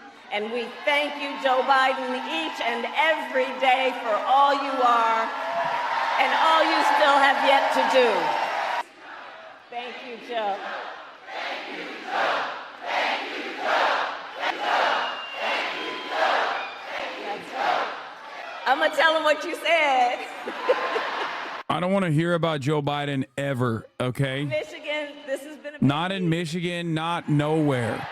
The motherfucking White House today talk shit about Cori Bush. Okay, you're losing aura. Don't do it. You should be running away from Biden, not running towards him. Okay? And yesterday I announced my running mate in this campaign. And as you just heard, he has an incredible record as governor of the great state of Minnesota. And to those who know him best, some people are just getting to know him, but I'm going to tell you, you got to know him real quick because he's incredible. He's a serious, serious man. He has been a serious leader, and he loves our country. And, you know, I've talked to some of the people who know him best, like his wife, Gwen. And to Gwen, Tim Walz, his husband. To his kids, Hope and Gus, he is dad. By the way, it's going to be the same speech with like minor changes. I hope you understand. Insert whatever like hometown sports team it is, shit like that. But it's going to be the same it's going to be the same shit. Bradley T. Martin, I've been watching on YouTube for over 2 years and finally gave in and made a Twitch account. This is not the Bradley Martin that I know. And in 90 days, the nation will know Coach Walz by the title Vice President of the United States. Iran attacking in 1 to 3 hours? What the fuck? In Michigan. And listen, I am clear. The path to the White House runs right through this state. And with your help, we will win in November. We will win. And I know we are all clear about what we are up against. As many of you know, before I was elected vice president, Before I was elected as a United States Senator, I was elected Attorney General, and before that, elected District Attorney, and before that, I was a courtroom prosecutor. In those roles, I took on perpetrators of all kinds. Predators who abused women, fraudsters who ripped off consumers, scammers who broke the rules for personal gain. So hear me, Detroit, when I say, I know Donald Trump's type. My whole career.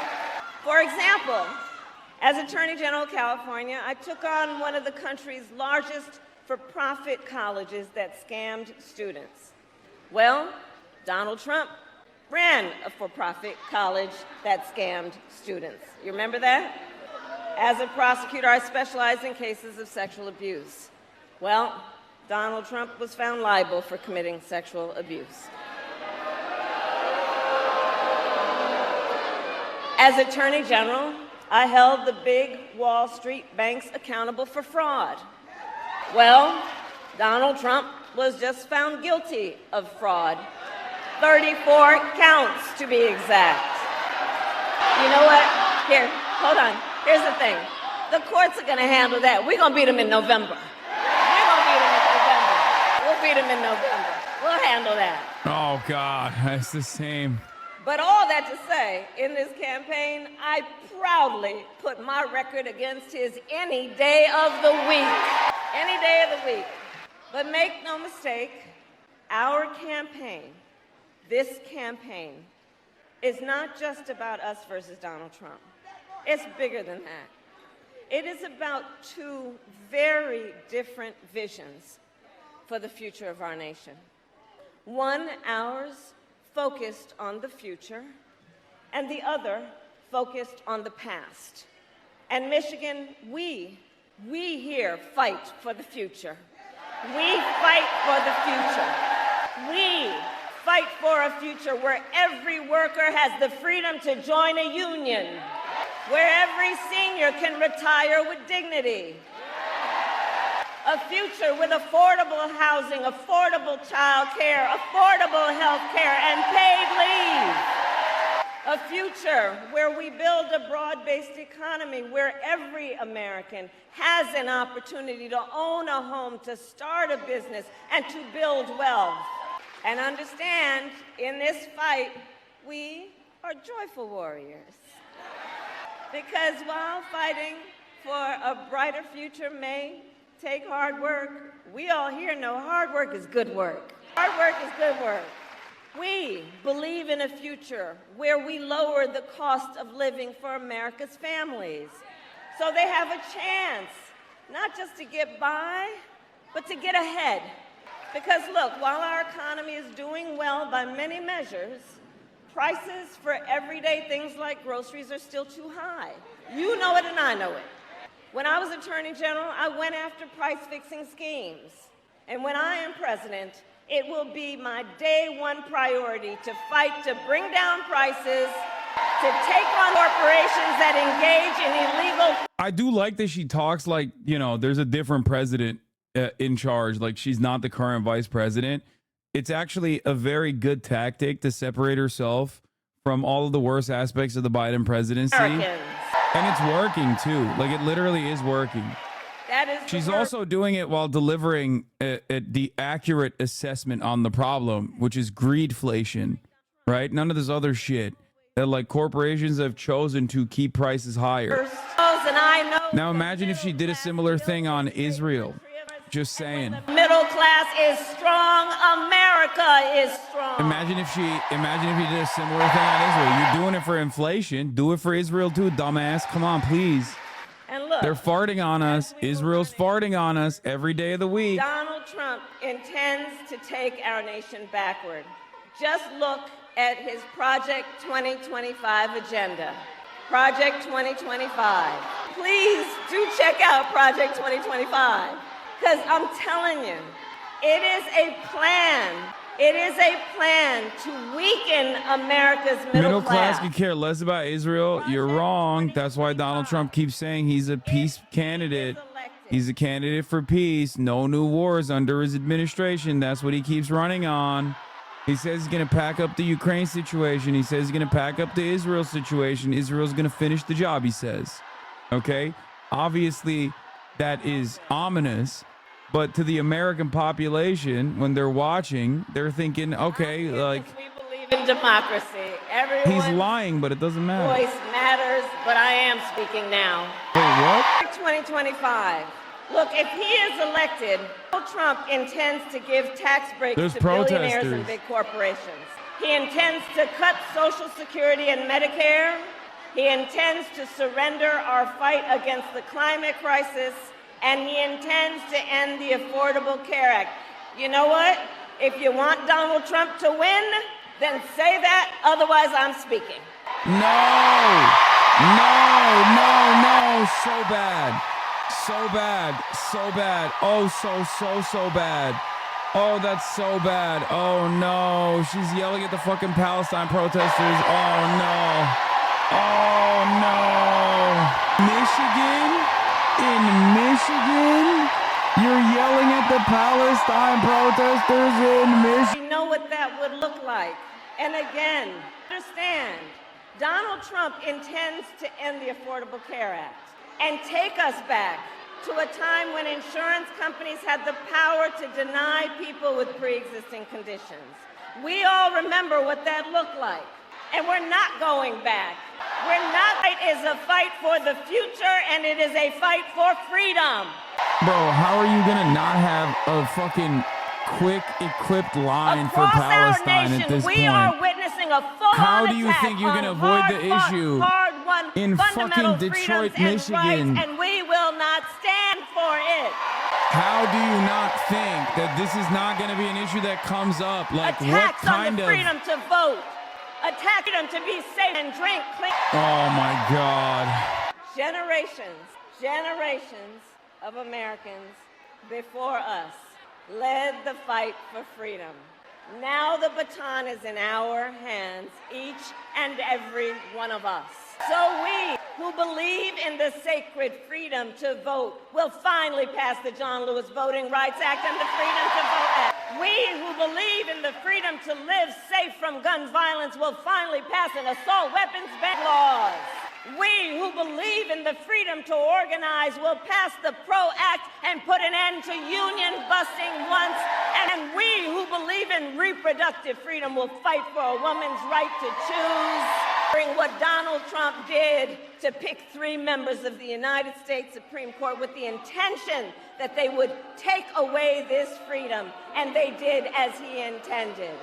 We who are paying attention to the fact that now over 20 states in our country have a Dave Trump Weigel said the first abortion Gaza ban, channel, the many Veep with no rollout tour breaks out. Kamala, Even you can't for hide. We don't want no rape and genocide. incest. And we all know if he wins, he would sign a national abortion ban to outlaw abortion in every state, and that would include the great state of Michigan. Please talk about what she said. Lots of there's people were chanting, and she said, I'm speaking. I'm speaking. Do you want Trump to win? Keep chanting that. If not, I'm speaking. Women to know what is in their best interest and not have their government tell to do. And when I am President of the United States and Congress passes a bill to restore reproductive freedoms, I will sign it into law. That was a hill dog ass moment. Michigan, I'll say it. Here's the thing. So much is on the line in this election. You know, we knew who he is and what he was about in 16 and in 20, but there's also something else that has happened recently that we really have to prioritize in our mind about the danger we're looking at. Last month, the United States Supreme Court basically just told the former president, who has been convicted of fraud, that going forward, he will be immune no matter what he does in the White House. But think about that. Think about what that means. The man has openly vowed, if reelected, that he will be a dictator on day one. Think about what that means when he said that he will even, quote, terminate the Constitution of the United States. Be very clear. Someone who suggests We should terminate the Constitution of the United States, should never again stand behind the seal of the President of the United States. Doors open. There you go. That's what you say. And when we bless you, and God bless you. Here's a clip of the protesters yelling on the ground. You know that's going to be fucking front and center. The Trump side of the media is going to cover that. CNN will definitely bring it up too. I'm telling you right now, terminally online leftists are going to lose the election by sticking to their morals and not voting against the dictator. Shut the fuck up. Shut the fuck up. Shut the fuck up. There's an active genocide going on. Okay? Shut up. And it's only being done with our weapons. And the guy responsible, most responsible for it, is literally in the pocket, in the tank for Donald Trump. He wants Donald Trump to win. This is an issue that you can tackle on partisan grounds. Okay? This is an issue you can tackle on partisan grounds. This is an issue you should tackle on partisan grounds if you want to win the election. You're going to fucking Michigan, a state with the largest amount of Arab voters, Muslim voters in general. Okay? They have friends that are also pro-Palestine. They have family members that are in Gaza. Okay? It's ridiculous to just drop that on a fucking dime. Not even have any kind of counter message on it. Like, how do you not even fucking, how are you so hopped up on your own? How are you so hopped up on your own farce that you think that, like, ain't nobody's going to bring this shit up? You're right there. You're right next to fucking Dearborn. The uncommitted campaign has been talking about doing counter protests. This is going to come up in the DNC too. The majority of Americans do not want to send troops to the region to defend Israel. The majority of Americans. Okay? Majority of Americans. Remember that. You really think it's a fucking solid choice to do exactly that? Be in the tank for a double suicide pact with an apartheid nation that is currently actively committing a genocide with our weapons? You're fucking insane. This is inevitably going to come up. I've been waiting for this moment to come up. I wanted to see what she was going to do. If you want to vote for Kamala Harris, go right ahead. Okay? I don't give a shit. But don't come in here and fucking talk to people that are at the forefront, that are at the fucking front lines of activism, that could, like that, become door knockers, that would be willing and able to go out and become the bulwark of the Democratic Party's candidacy, the ticket, and actively petition others to go out and vote for Kamala Harris. Clear you don't care. Chatter's right, touch grass as a streamer, lol. Did she say that? No. Clear you don't care, crazy. Don't ever fucking come in here and try to educate me about American politics, okay? Especially when it comes to fucking foreign policy. Suck my dick.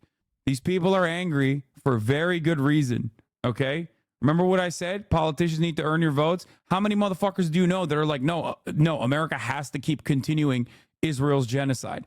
Majority of Americans want a ceasefire. What are we talking about? The overwhelming majority of the Democratic Party wants a ceasefire. We haven't forgotten, okay? What are you talking about? Who are you trying to capture? What base of support does uncommitted, or does, what base of support, what real people-backed power does the pro-Israel ticket have? Nothing. All of the people who are unconditionally pro-Israel, no matter the cost, are already in the deep red South, and they're evangelical Christians at the heart of the Republican constituency. Okay? Every single one. The real die-hard voters who will be like, this is the issue that's the most important to me, they're voting for the Republican Party. They're evangelical Christians. They're in the deep South. Okay? The majority of Americans, the overwhelming majority of the Democrats, overwhelming majority of independents, and the majority of Americans across the board want a fucking ceasefire. Okay? It is so insane. It is incomprehensible to me that you could go to Michigan and not think that this is going to be an issue that comes up. That you could go to the DNC and control the narrative, and that this won't be a massive fucking protest movement. It's ridiculous. Okay? It's ridiculous. Delusional if you think that's how you win an election.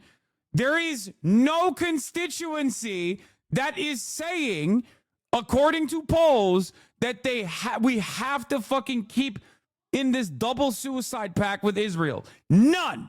30% of the Americans that are in that double suicide pact are at the heart of the Republican Party's base of votes, base of support. It would be career suicide for a Republican to come out that aggressively against Israel. Okay?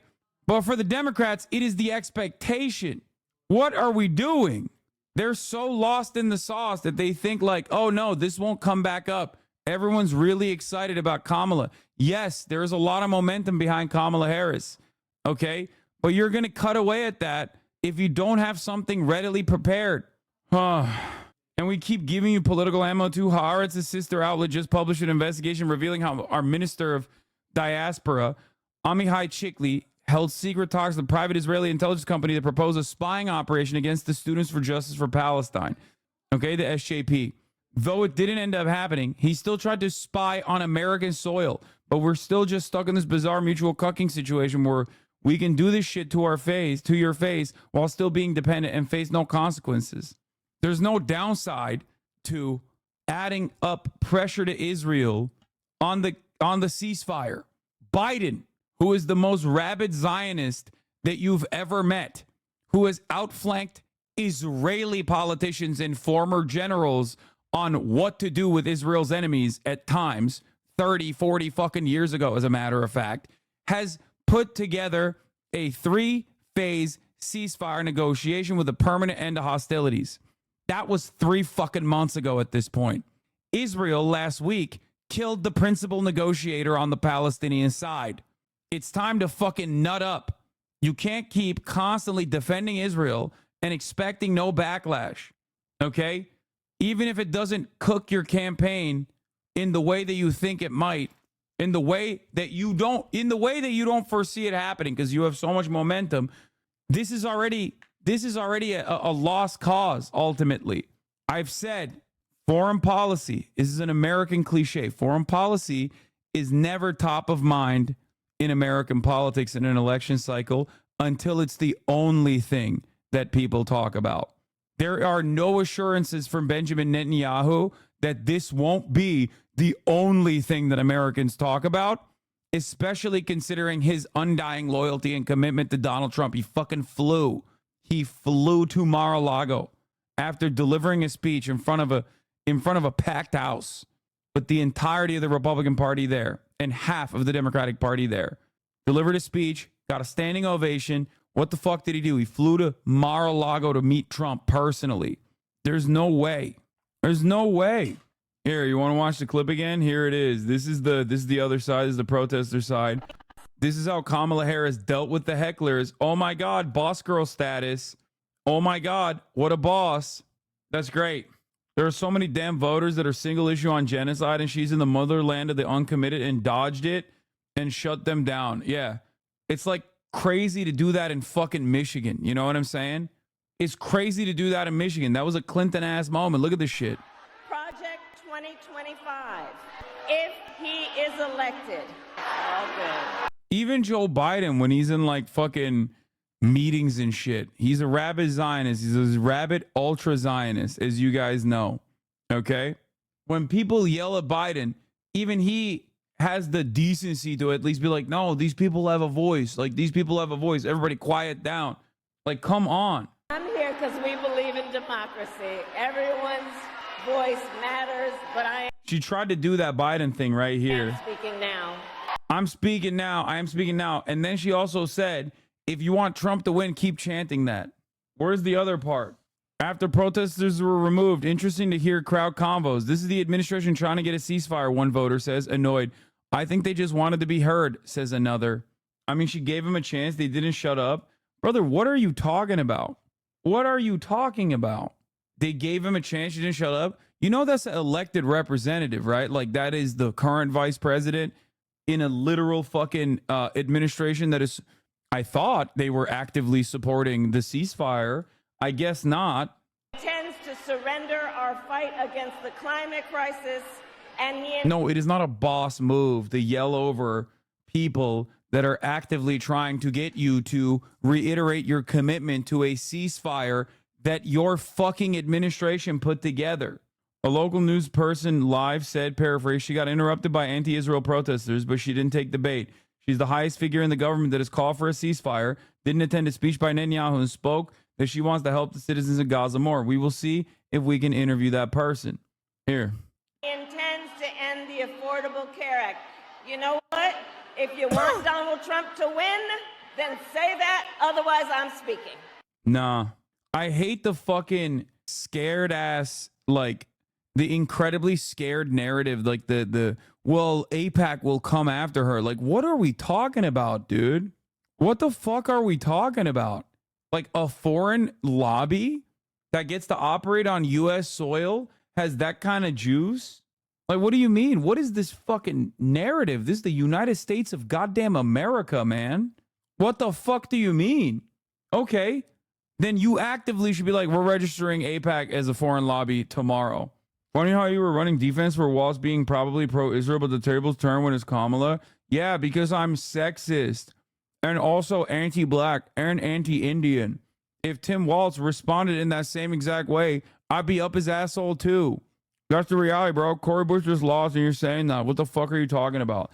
Man, shut your bitch ass up, dude. What do you mean? We have to triangulate around a fucking foreign nation that is literally a welfare state that would not exist without our unlimited billions of dollars of funds? The fuck are you talking about? 39-month subscriber dumbass, dude. Holy shit. That's actually insane. No, you don't understand. You cannot say any mean words about the suicide pact that we've made with the state that had pro-rape protests, pro-raping Palestinian prisoner protests last week, where the emergency Knesset meeting had a guy who was from Benjamin Netanyahu's party, the Likud party, openly say, yes, Israeli prison guards have the right to rape Palestinian prisoners. We can't say that that's insane at a time when the ICC, the International Criminal Court, and the ICJ, the International Court of Justice, is declaring Israel's acts to be unconscionable. Israel's a fucking pariah state. Get the fuck out of here. AIPAC could not beat out the Dems on a presidential fight. Yeah, you're fucking insane. I'm asking her to reiterate her commitment to a position that this administration has put forward, chatters. That is insane. That is fucking insane. Okay? Like, this isn't, I'm not saying she should run on the ticket of fucking nuking Tel Aviv or some shit, okay? I'm not even asking her to be like, oh yeah, Hamas is the lesser evil or any number of different things.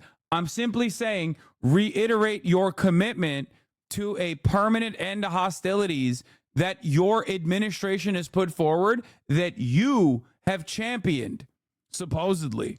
She had all the smoke to leak to the fucking media. She had all the smoke to leak to the fucking media months ahead of time that she actually wanted to say permanent ceasefire, and the Biden administration changed their narrative. From checking the 40-plus suburb Michigan crowd online, they dislike the protesters for almost universally for being rude and one person rooting for everyone else. Several fall back on the we still want an answer from her on Gaza plan, but that's for interviews with the news, not mid-speech. To be fair, they made her mad. Bro, you're running for president. What do you mean? Like, these are the people that you are supposed to capture, that you're supposed to captivate. What do you mean? You don't tell protesters to shut the fuck up, okay? Unless they're hecklers, unless they're actual bad faith actors, you know what I mean? In which case, it looks great when Joe Biden comes up to a Trump supporter and says, like, listen, fat, I'll beat you in a push-up competition. Like, that's fire, okay? There's a difference when the protesters are on your camp. Where were the same hecklers when Biden gave speeches? Are you kidding me? Biden would get disrupted way more than Kamala Harris. Also, this is 2 days in. What? Just because you weren't paying attention when Free Palestine protesters were at every single fucking Biden speech, so much so that they had to like hide where he was going next half the fucking time. What are you saying? If your immediate instinct is to like run around and try to defend or try to like expose some kind of hypocrisy, they protested at the wrong rally, should have gone to Trump's and said, yeah, you're right. This is giving, why doesn't anybody tell Hamas to release the hostages energy? Yeah, dude, they should go to the fucking Trump rally. You're right. Because Trump is president right now, overseeing the genocide. You're correct. I mean, I'm one of the people. I'm one of these people that is like, that has taken a wait and see approach, okay? Hoping, maybe with too much copium, that like they will be smart enough, because they've been pretty smart on a lot of stuff, that they'll be smart enough to make the right calculation and to know that if you're fucking 10 miles from Dearborn, Michigan, okay, the largest American Arab population, the largest American Muslim population in the nation, that you would at least have one line about Gaza, at least your commitment that your own fucking administration is made into a ceasefire and a permanent cessation of hostilities. 2% of voters view foreign policy as their highest priority. Oh my God. I fucking hate liberals so much, man. They have no foresight. Yeah. The State Department tried real hard to change ceasefire to only mean a pause in strikes, not even a retreat from Gaza, and even less than an end to the war. Even that's too much for these assholes. I know. I just don't understand how this is so difficult. You know what I mean? The UAW is a great example. The UAW itself has obviously endorsed Biden and also endorsed Kamala Harris now. But the UAW itself, alongside, I believe, 12 other major unions, okay, 12 other major unions have demanded that this administration change course on Gaza and reiterate their commitment and hold Israel accountable, reiterate their commitment to ceasefire and hold Israel accountable. UAW is one of those 12 unions that did that, okay? Americans want to ignore foreign policy, which is precisely the reason why it's a phenomenal opportunity for you to do lip service. That's the other thing. Because saying the right thing about Israel that Joe Biden has already said time and time again, and reiterating your commitment to that thing that Joe Biden has said time and time again at this point for the past 3 fucking months, and trying to tackle the issue on partisan grounds would open up an entirely new opportunity. It's like the moment that Tim Walz went on Morning Joe and said Republicans are weird, okay?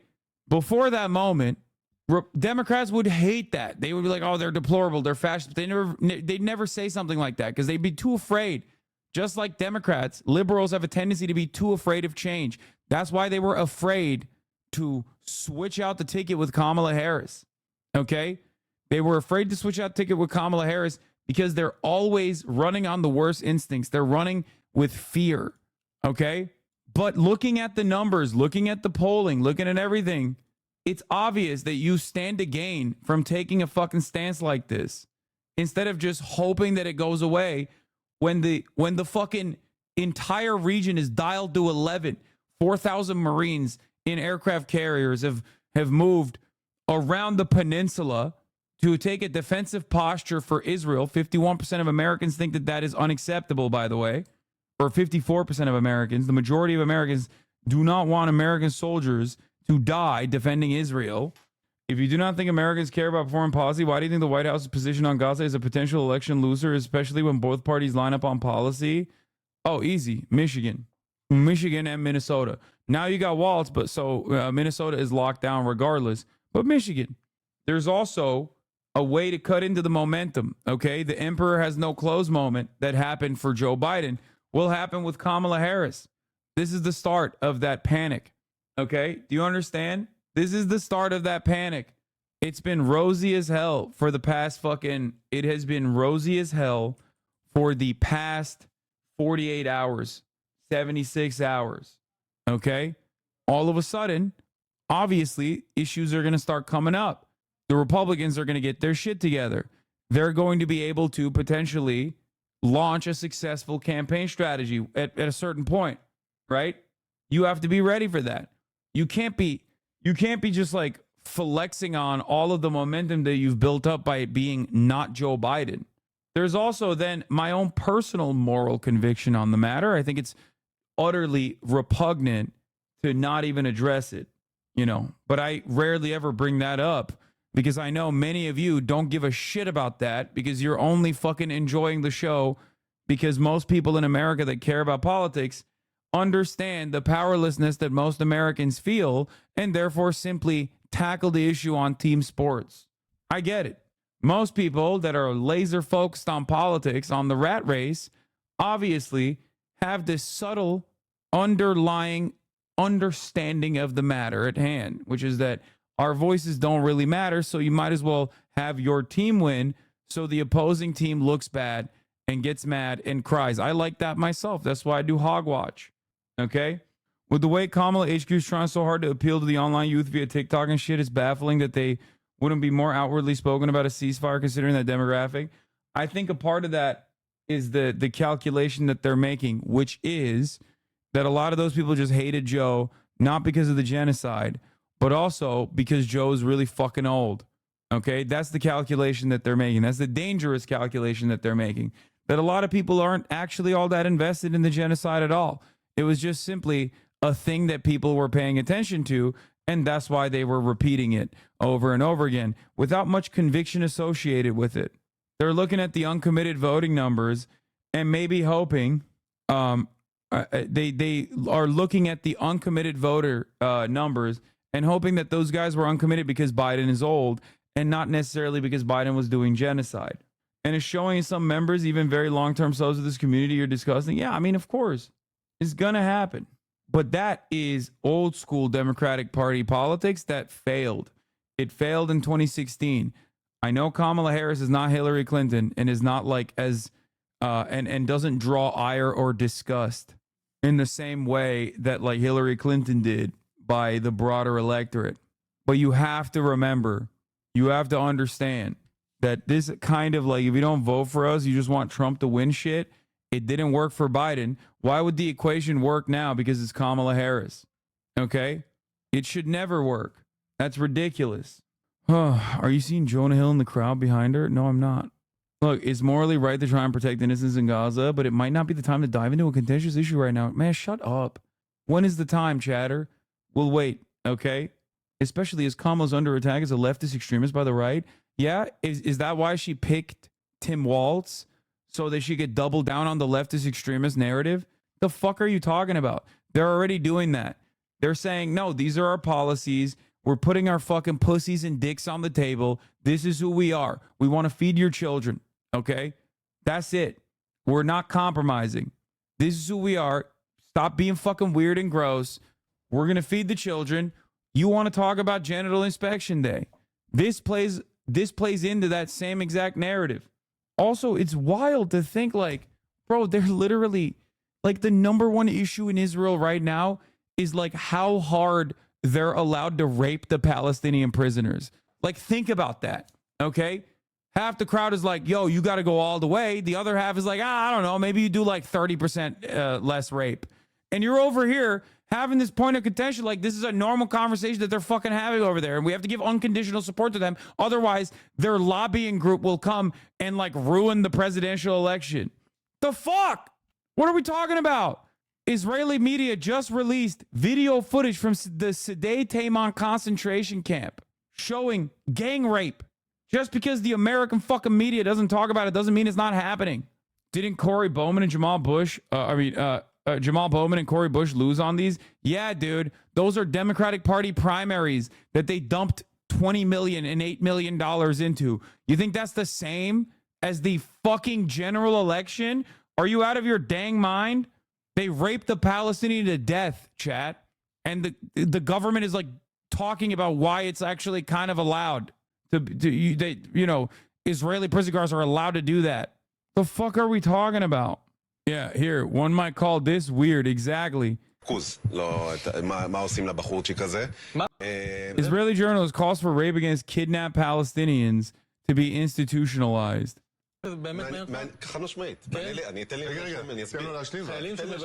Soldier was suspected in the criminal offense of rape of a cuffed prisoner. It doesn't interest you? Does the morality of our soldiers not interest you? No problem. By the way, they're not soldiers. In fact, they're not soldiers. They're criminals. Again, I don't give a rat's ass what they did to that Hamas man. I always remember, first of all, the only thing that is a problem for me here, journalists in general, I hate this man, Schlesinger, Yehuda Schlesinger, is that it's not a regulated policy of the state to abuse the detainees. He's saying that his real issue is not this, like, and by the way, they're playing the fucking gang rape, the prison guards doing gang rape on the Palestinian video on the sideline. And this fucking demon, this Nazi demon piece of shit, is on Channel 12 saying, I always remember, first of all, the only thing that is a problem for me here is that it's not a regulated policy of the state to abuse the detainees. He's saying it should be a fucking requirement that they do that. Scoop, Israel told the U.S. that if Hezbollah harms Israeli civilians as a part of its retaliation for the assassination of its top military commander, the IDF response would be disproportionate, Israeli officials told me. Interesting. That's shocking, by the way. Wow. Israel responding disproportionately? That's new. We're all shocked. Because first of all, they deserve it, and it's great revenge that we need to give them. Talking about rape, chat. This Israeli journalist is talking about raping Palestinians. And secondly, maybe it will also serve as a little more as a deterrent. So first of all, they deserve it. It is a very appropriate revenge. It's just a shame that we don't do it in an institutionalized way as a part of regulations for torture of prisoners.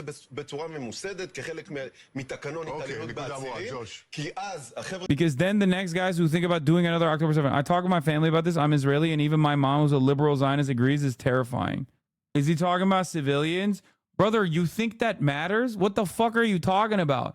But yes, in this circumstance, he's quite literally calling them Hamas terrorists, but they're not Hamas terrorists either.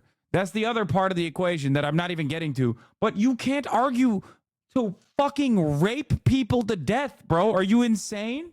Are you fucking insane? Even if it's the worst criminal mastermind of all time, you can't argue to fucking rape them to death on public television.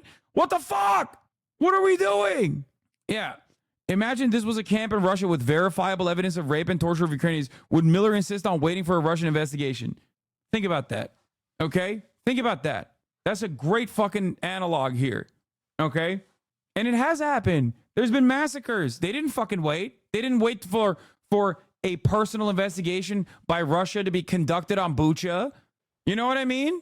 They weren't like, oh, hold on. We got to wait for Russia to investigate itself on whether or not there was a fucking massacre committed in Bucha. They didn't do that. Of course they're not going to do that. So what the fuck are they doing it with Israel? Yeah, this is the other part of the story. Tonight, Ben Shitrit was hosted on Channel 14's talk show, Chapatroi Team. He wore a mask and was identified as M. He condemned the reporter who released the rape footage, asked the public not to break into the bases, and claimed that his unit always did everything according to law.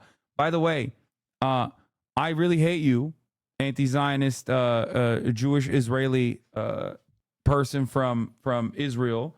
Also has tracked this guy's fucking social media profile. Meir Ben Shitrich was, according to the Israeli media, the main suspect in the ongoing Sidei Teiman sodomy rape case. In spite of that, he was the first soldier to be released after 2 days of detainment. Here's a video from him on June 2023 while in reserve duty in the West Bank. Why can't we go into Negev with machine guns? With Negev machine guns? Why can't we go in with mag machine guns? Why can't we just go in with the holding force of a grenade launcher to such a place full of terrorists? 2 days ago, all these terrorists were standing there, 150, 200 armed terrorists. Why don't we get 3 to 4 attack helicopters up in the sky and spray everyone? This video was posted on the Telegram channel of racist thug and right-wing influencer Yoav Eliassi, Hatzel the Shadow, and went viral. After the video circulated widely, Ben Shitrich claimed the army is threatening to remove him from service, yet the army assured the press that Ben Shitrich will not be dismissed. Ben Shitrich is an infamous piece of shit from Hebron who famously was on video saying, "We're not shooting enough Palestinians." Meir Ben Shitrich, one of Israeli army reservists suspected of raping a Palestinian hostage at Sidei Teiman, describes his time during interrogation. The military police treated us really nice. You see the support. With a hand on their heart, like telling you, thank you.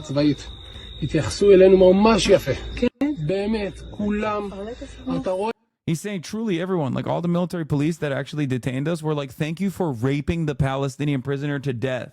Okay? That's what they were saying.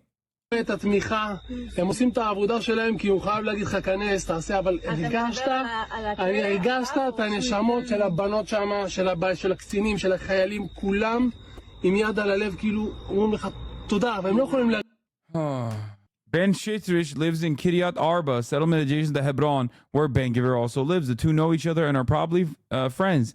In this video from Sde Teiman, we see Ben Shitrish was the main agitator of the initial riots. I do wonder how he was released so fast. Anyway, so miss me with this fucking bullshit, bro. There is nothing, like, this is unconscionable. This is morally repugnant. You cannot fucking cast this issue aside, okay? Like, that's insane. And you especially can't cast this issue aside in a fucking place like Michigan, dude. Are you insane? What are you saying to the people? Keep in mind, Schlesinger is a very prominent journalist for Adelson's pro-Bibi newspaper, Israel Hayom. For the sake of honesty, he was temporarily removed from the morning show for this, but still, the only guy on the show actually challenging him as a Haaretz journalist is completely normalized, even if some are not as explicit about it. All of this comes with a massive B'Tselem report, which described in excruciating detail how Israel's prisons are torture camps. Like, what are we talking about? Why do people hate Donald Trump? You got Donald Trump literally doing Donald Trump shit plus more in a very direct manner in Israel, and we're fucking aligned with them?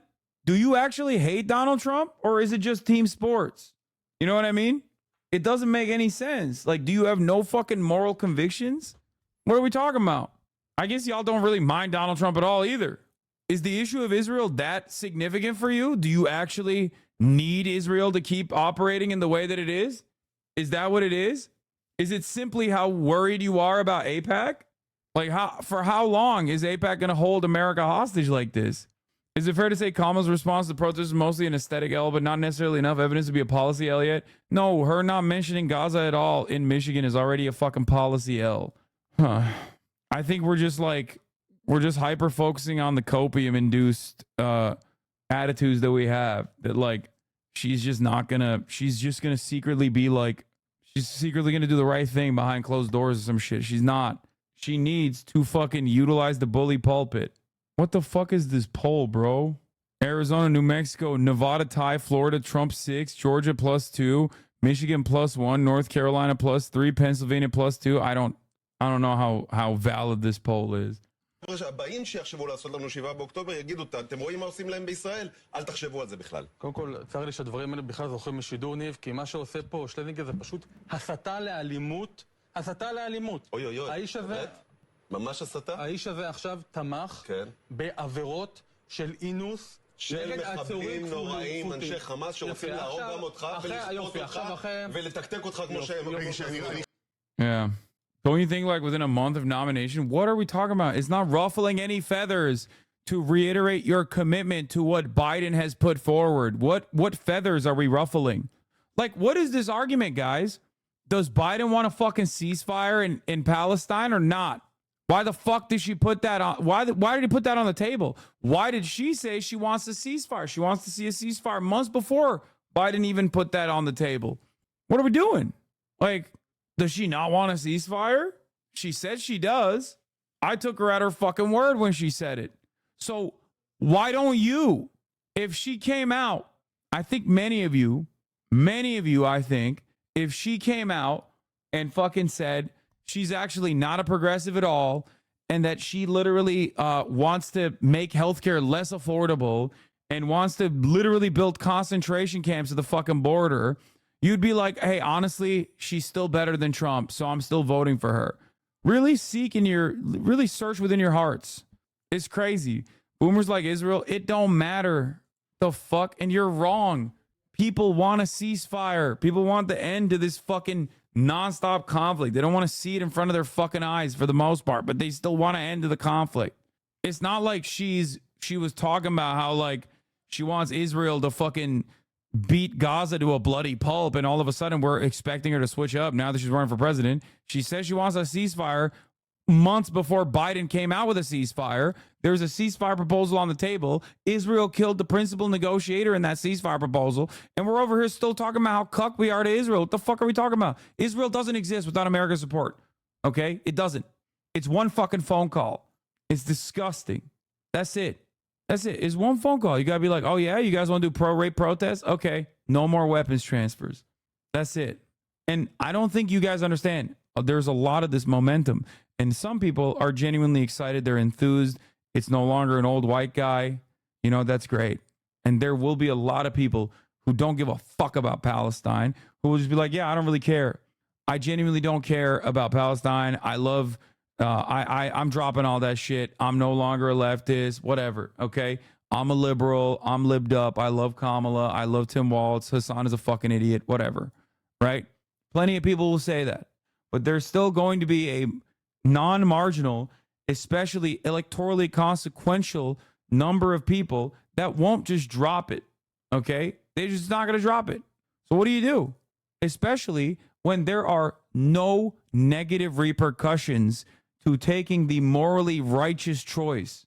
Like the morally correct choice in the situation is also not even a harmful one, electorally speaking, but yields benefits.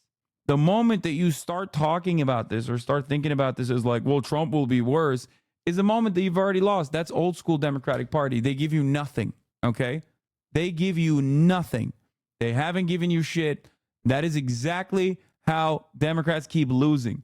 This past month was actually the first time the Democrats responded positively to the pressure that they were getting from their base. Think about how good that felt. I agree with you, but can she realistically come out against Biden's policy? I'm sorry. Is Biden's policy not a three-phase ceasefire and permanent end to hostilities negotiation? That's Biden's policy. What are we talking about? The fuck? That's Biden's policy. What are we doing? Anyway, here's Kamala Harris getting chirped at by Charlemagne the God for hitting up Kai Cenat. Kai, hit me and tell me who sent you that text, man. Because whoever on Vice President Kamala Harris' team hit Kai Cenat to do a live stream, they need to be fired. Okay, stop letting social media run her campaign. You saw Trump go on Aiden Ross, and you saw the attention that garnered. You saw the headlines that got. You saw social media start saying the vice president needs to go on Kai Cenat, and you ran to go make that happen. Not even stopping to think, is this organic? Does Kai Cenat even care about politics? You know why? Does he even know anything about it? Have questions? He might be supportive of Trump. We don't know. No, he's not supportive of Trump. Cut it out. You don't know who he supports. I know he don't support no Trump. You know why the Trump Aiden Ross stream worked? Because Aiden Ross had real interest in Donald Trump. And I do believe politicians should absolutely meet people where they are, but it still has to make sense. Let it be something organic. There's a lot of places the VP can go to get in front of a younger audience. There are influences, Kai age, you know. I don't know. Like I said, I'm all from beating me. He's talking about me. People where they are, but it also has to make sense. But Kai Cenat has never even, I've never heard Kai Cenat mention politics one time. Not even talk about it at all. No. So we don't know what his interests are, what he cares about, what he likes. Not at all. We know he's the biggest streamer, but besides that, he's never mentioned politics. If the vice president was to run the Kai now, there's a second biggest streamer, like third, maybe, you know? I'm just saying there's other streamers out there too that are at the top of the platform that do cover politics. She would just look like she's copying Trump. Mm-hmm. You know who I want to see the vice president sit with? I want to see the vice president sit with the 85 South show. Mm-hmm. I think that would be a great organic kickback. I believe Carlos, Chico, and DC would have a real honest conversation with her, and we would love that for the Black Effect iHeartRadio podcast network, by the way. Kamala should tap in with somebody like that kid, what's his name? Harry Sisson. Harry Sisson, I think his name is. He's all in on the Harris Walz campaign. I love Kai, but sending the VP to Kai just because Trump went to Aiden Ross, that's corny. I'll pull up here at the Breakfast Club. No, send the VP and her silk press someplace that doesn't look like she's copying Trump. That's what should happen. We were talking about Harry, right? Yeah, that's what I was talking about. Listen, man, what's crazy to me is that, like, I have enough fucking haters that already disrespect me on a daily basis. Why in the ever-loving fuck is my own fan base chirping at me right now, being like, you're old. You're not in the top. It's like, bro, look at the fucking numbers, dude. Shut the fuck up, okay? God damn, I hate y'all. Bro, Harry has more clout than you, not even getting a shout out from Charlemagne. I mean, I think I've called him a donkey too many times. He is like, he loves Jank, by the way. That's not even a joke. That's literally not even a fucking joke. Yeah, suck my dick, chatters. Fuck you guys, okay? Suck my fucking dick. Like, there's numbers on the board, and you guys are like, me. Why do you have to be my biggest haters? Give me my fucking flowers every now and then, you bitches. God damn. You were massive during the basketball streams when they were crying in Discord about no politics? I know. Oh, not even bronze, homie. I know, I'm fucking falling off, dude. Yeah, I can't fucking... I can't compete with, like, literally internationally renowned, like, dudes who get 3 million live concurrent viewers. Anyway, Lowy, did you dirty? 7 of the most athletic creators are battling. No, he asked me to do it. I can't do it. It's literally during the DNC, or not even during the DNC. It's the weekend before the DNC. But unfortunately, I'm not going to be there because I have a bachelor party. Anyway, should listen to your concerns about Shapiro. Should call for a ceasefire. Should be more sympathetic than Biden has ever been. Keep fighting for what you believe / care about, but also don't expect her to stop midway through her rally and stare. No, I think those people would not have chirped if she actually had a fucking statement ready to go. Okay? If she had a statement ready to fucking go, like right off the rip, then it would have been fine. Like, yeah, there's gonna be pro-Palestine protesters. It's just not gonna go away. Why are nuanced political takes seemingly absent and not viable in the modern atmosphere? Internet. I forgot how insufferable liberals are when they have 1 ounce of hope. Holy fucking shit. Yeah. More fighter jets to the region ahead of what could be major retaliation by Iran and Hezbollah, its ally based in Lebanon. Imtiaz Tayeb is in Beirut, Lebanon's capital. In a pointed speech via video link, Hezbollah chief Hassan Nasrallah told support. Yeah, she should have listened and said, I hear you and I'm for a ceasefire. Trump is not. Then continued on with her speech, but she's a shit public speaker. Thank you. Thank you for not being a fucking weirdo in the chat. Jesus Christ. There was a shit ton. There was a shit ton of people. It's like so easy. It's so easy. Just literally say what the administration has put forward. Why did the administration write that proposal if they don't fucking personally think that that is like a good thing to do, even from an electoral perspective? Like, just literally, that is already the fucking thing. That is already the point of contention. That's already the conversation. That's already your policy. You predicted protests being there 5 hours ago? Yeah, of course, bro. It's fucking Michigan. What? It's Michigan. What did you think? At best, she's stupid for literally not having one line, like thinking that this will go away without her addressing it. At worst, she's, unconditionally fucking pro-Israel and doesn't want to say nothing unless it's to say, I'm unconditionally pro-Israel. Orders that following last week's assassination of a top Hezbollah military commander and Hamas's main political leader, Israel is and should be afraid of Iran and Hezbollah's planned revenge attack. As supporters of Hezbollah vow to avenge the assassination, we could hear the sound of Israeli fighter jets in the skies above Beirut break this sound barrier. The Israeli warplanes reportedly flew low across the Lebanese capital, with some here saying they're ready for an all-out war. We want this war to finish them. To finish Israel? Yeah, we will finish them. Dozens of Hezbollah supporters took to the streets of Beirut to celebrate the announcement Hamas in Gaza had appointed a new leader. This man, Yahya Sinwar, the mastermind of the brutal October 7th attacks in southern Israel, who's believed to be hiding in Gaza and has a reputation for being ruthless and uncompromising. Before a rally in Detroit, VP Kamala Harris spoke briefly with the co-founders of the Uncommitted National Movement, which mobilized tens of thousands of voters in Michigan to withhold their votes from President Biden. Abbas Alioueh and Layla El-Abed said that they were in the welcoming line for Harris and Governor Walz, and communicated to Harris that they wanted to support her, but the voters wanted her to consider an arms embargo to immediately stop the carnage in the besieged enclave. Harris listened to the stories of people in Michigan who have had dozens of family members killed in Gaza. The leaders asked to meet with her about the embargo request, and she indicated she was open to it and introduced the 2 leaders to her staff. What are you doing? What are you doing? Why? Why won't you just say it then? Not that, but just say you are committed to a ceasefire. That's it. Bro, what's wrong with that? That sounds like a good thing. It is. But it also shows that she's just so fucking bad at campaigning. Just the one aspect that has been unique about the Democratic Party this past month is that they are no longer incompetent. Okay? They're not whiffing and they're not incompetent. That is incompetence.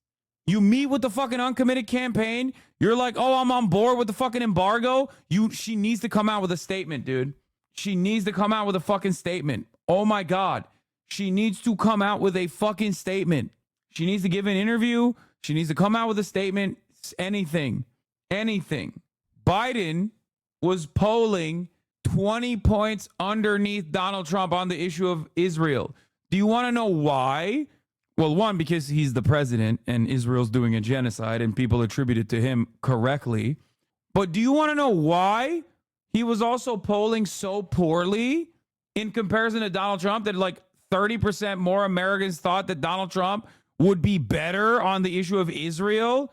Because he did not have a consistent position. You cannot keep doing this wishy-washy bullshit. They need to come out with a fucking statement instantly and then pop off with a goddamn interview, dude. Do a Lester Holt. Do a Lester Holt. Do something in like non-hostile territory.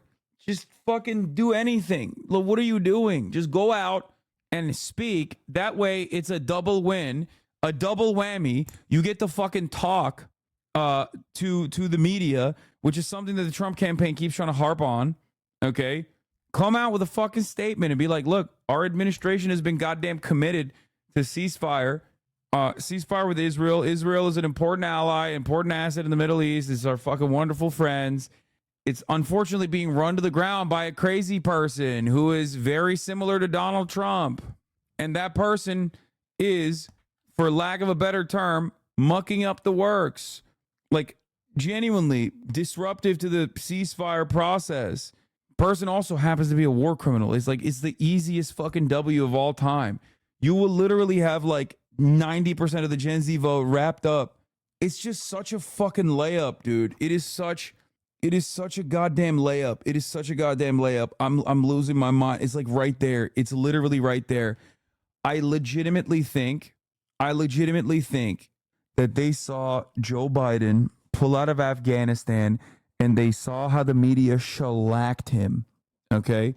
How aggressively the media pursued his ass and called him a bitch ass and called him a fucking phony and bad. That was the first time the media divorced with the Biden administration.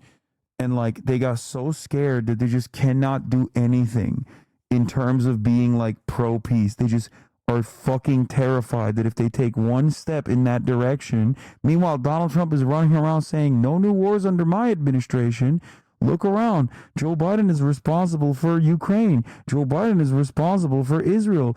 I had sex with Kim Jong-un. I called him Rocket Man. We compared rockets to one another.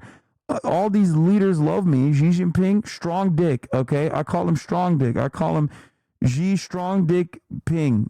And honestly, we get along so well because I'm such a peaceful dove. He just keeps running around saying that, even though he's a fucking liar, and he did so much war when he was the president. He continued to fucking drone strike people into oblivion. And it doesn't matter though, because Americans ultimately still are like, yeah, we want to be peaceful. We don't want fucking 18-year-old dumbasses from Arkansas to get their dicks blown off in a fucking hash field, in a fucking poppy field, defending the material interests of the CIA and their black budget operations, serving the entire European market for heroin. Like that's not a thing that Americans want, okay? That's not. That's why 50+% of Americans are like, no, I don't want fucking young boys and girls to fucking die in the Middle East for Israel. Of course they don't want that. Oh, it's just right there. It's right there. It's literally right there. It's right there. Just seize it. It's right there. It's like in arm's length. It is right in front of you. Please. Like, I don't know what the fuck happened to the Democratic Party. They just like post 9/11, they've become the war party, which is insane. Please, God, don't abandon the left. Call out Holocaust Harris now for what she is, bro. Time to stop fucking pretending and trying to go mainstream lib or whatever garbage you've been doing the last week or so. She isn't for a ceasefire or for holding Israel accountable in any meaningful way. It's delusional. Dude, this whole Afghanistan story explanation is fucking bullshit, dude. Literally lib propaganda. Wait, you don't think that liberal media actually started bouldering Joe Biden for pulling out of Afghanistan? Listen, big dog, if you're not paying attention to the news, then don't come at me, a professional news payer attentioner. This is all I do. I sit here and watch news more than your fucking racist grandfather. I watch more Fox News than your dumbass uncle who says the N-word, okay? That's all I do. This is what I do. I look at the media every day, okay? It's the one thing I'm good at. It's not liberal narrative. It literally happened. Biden pulling out of Afghanistan was objectively good. It was like me, the Chapo boys, and like 8 other fucking people that defended him for doing that. The entirety of the liberal media ecosystem daggered him for it. What? Scroll up. This is it. I have scrolled up. Stop fawning over the party of genocide. I'm not fucking fawning over the party of genocide. Shut up. God, you fucking Maoist America KKK third worlders are so fucking unbearable, okay? You're poison. You're literally the most like poisonous, annoying fucking losers, dude. I'm not doing that. I'm literally chirping about the mismanagement that the Democratic Party is engaging in currently. Shut the fuck up, revolutionary vanguardist LARPers, dude. Oh my God. We're going to have to add ignoring hostile chatters the next year's resolution list again. I just don't understand. Kamala got you punching left too? No. You've been in here long enough. You know I fucking yell at dummies in the chat on a regular fucking basis. Especially, what do I hate the most out of anything else? Okay? I'm a stubborn fucking douchebag. Okay? I'm incredibly stubborn and very firmly committed to my positions. And I will ride or die for it no matter what.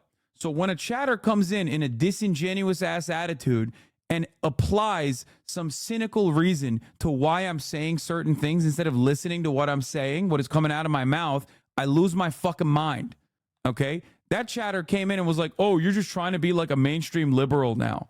Yeah, dude. That's what I was doing. For the past 9 months, I've been covering every single day. That's fair if you read it as disingenuous. The fuck do you mean? Do you need me to go over that point again? That chatter literally fucking said, I'm trying to carve out a new lane for myself as a mainstream liberal commentator. What are we talking about? How else can you fucking read that? Stop fawning over the party of genocide and putting a smiling face on a bloody massacre, bro. What are we supposed to do? Wait for January for Harris to maybe do something? Lol. Please, God, don't abandon the left. Call out Holocaust Harris right now for what she is, bro. Time to stop fucking pretending and trying to go mainstream lib or whatever garbage you've been doing the last week or so. She isn't for a ceasefire or for holding Israel accountable in a meaningful way. It's delusional. Do you think that was actually like a totally valid point of contention? Do you think that I was crazy for reading that as disingenuous? Is there another way to read that statement? Can you try to fucking summarize those talking points in a way that doesn't apply some cynical reasoning as to why I'm doing the commentary that I'm doing? Go ahead. You have the table. Nah, yes, points about Kamala, but he's off with you, I think. People just repeating your talking points that you just said, lol. I know. It's like the really fucking annoying shit.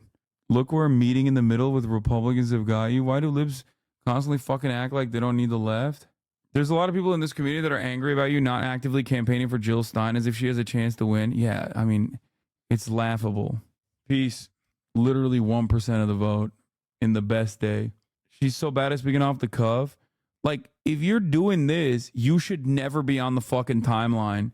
You should never be on the main, turning around and being like, and fucking yelling at Palestinian protesters, be like, actually, you want Trump to win? Just say so.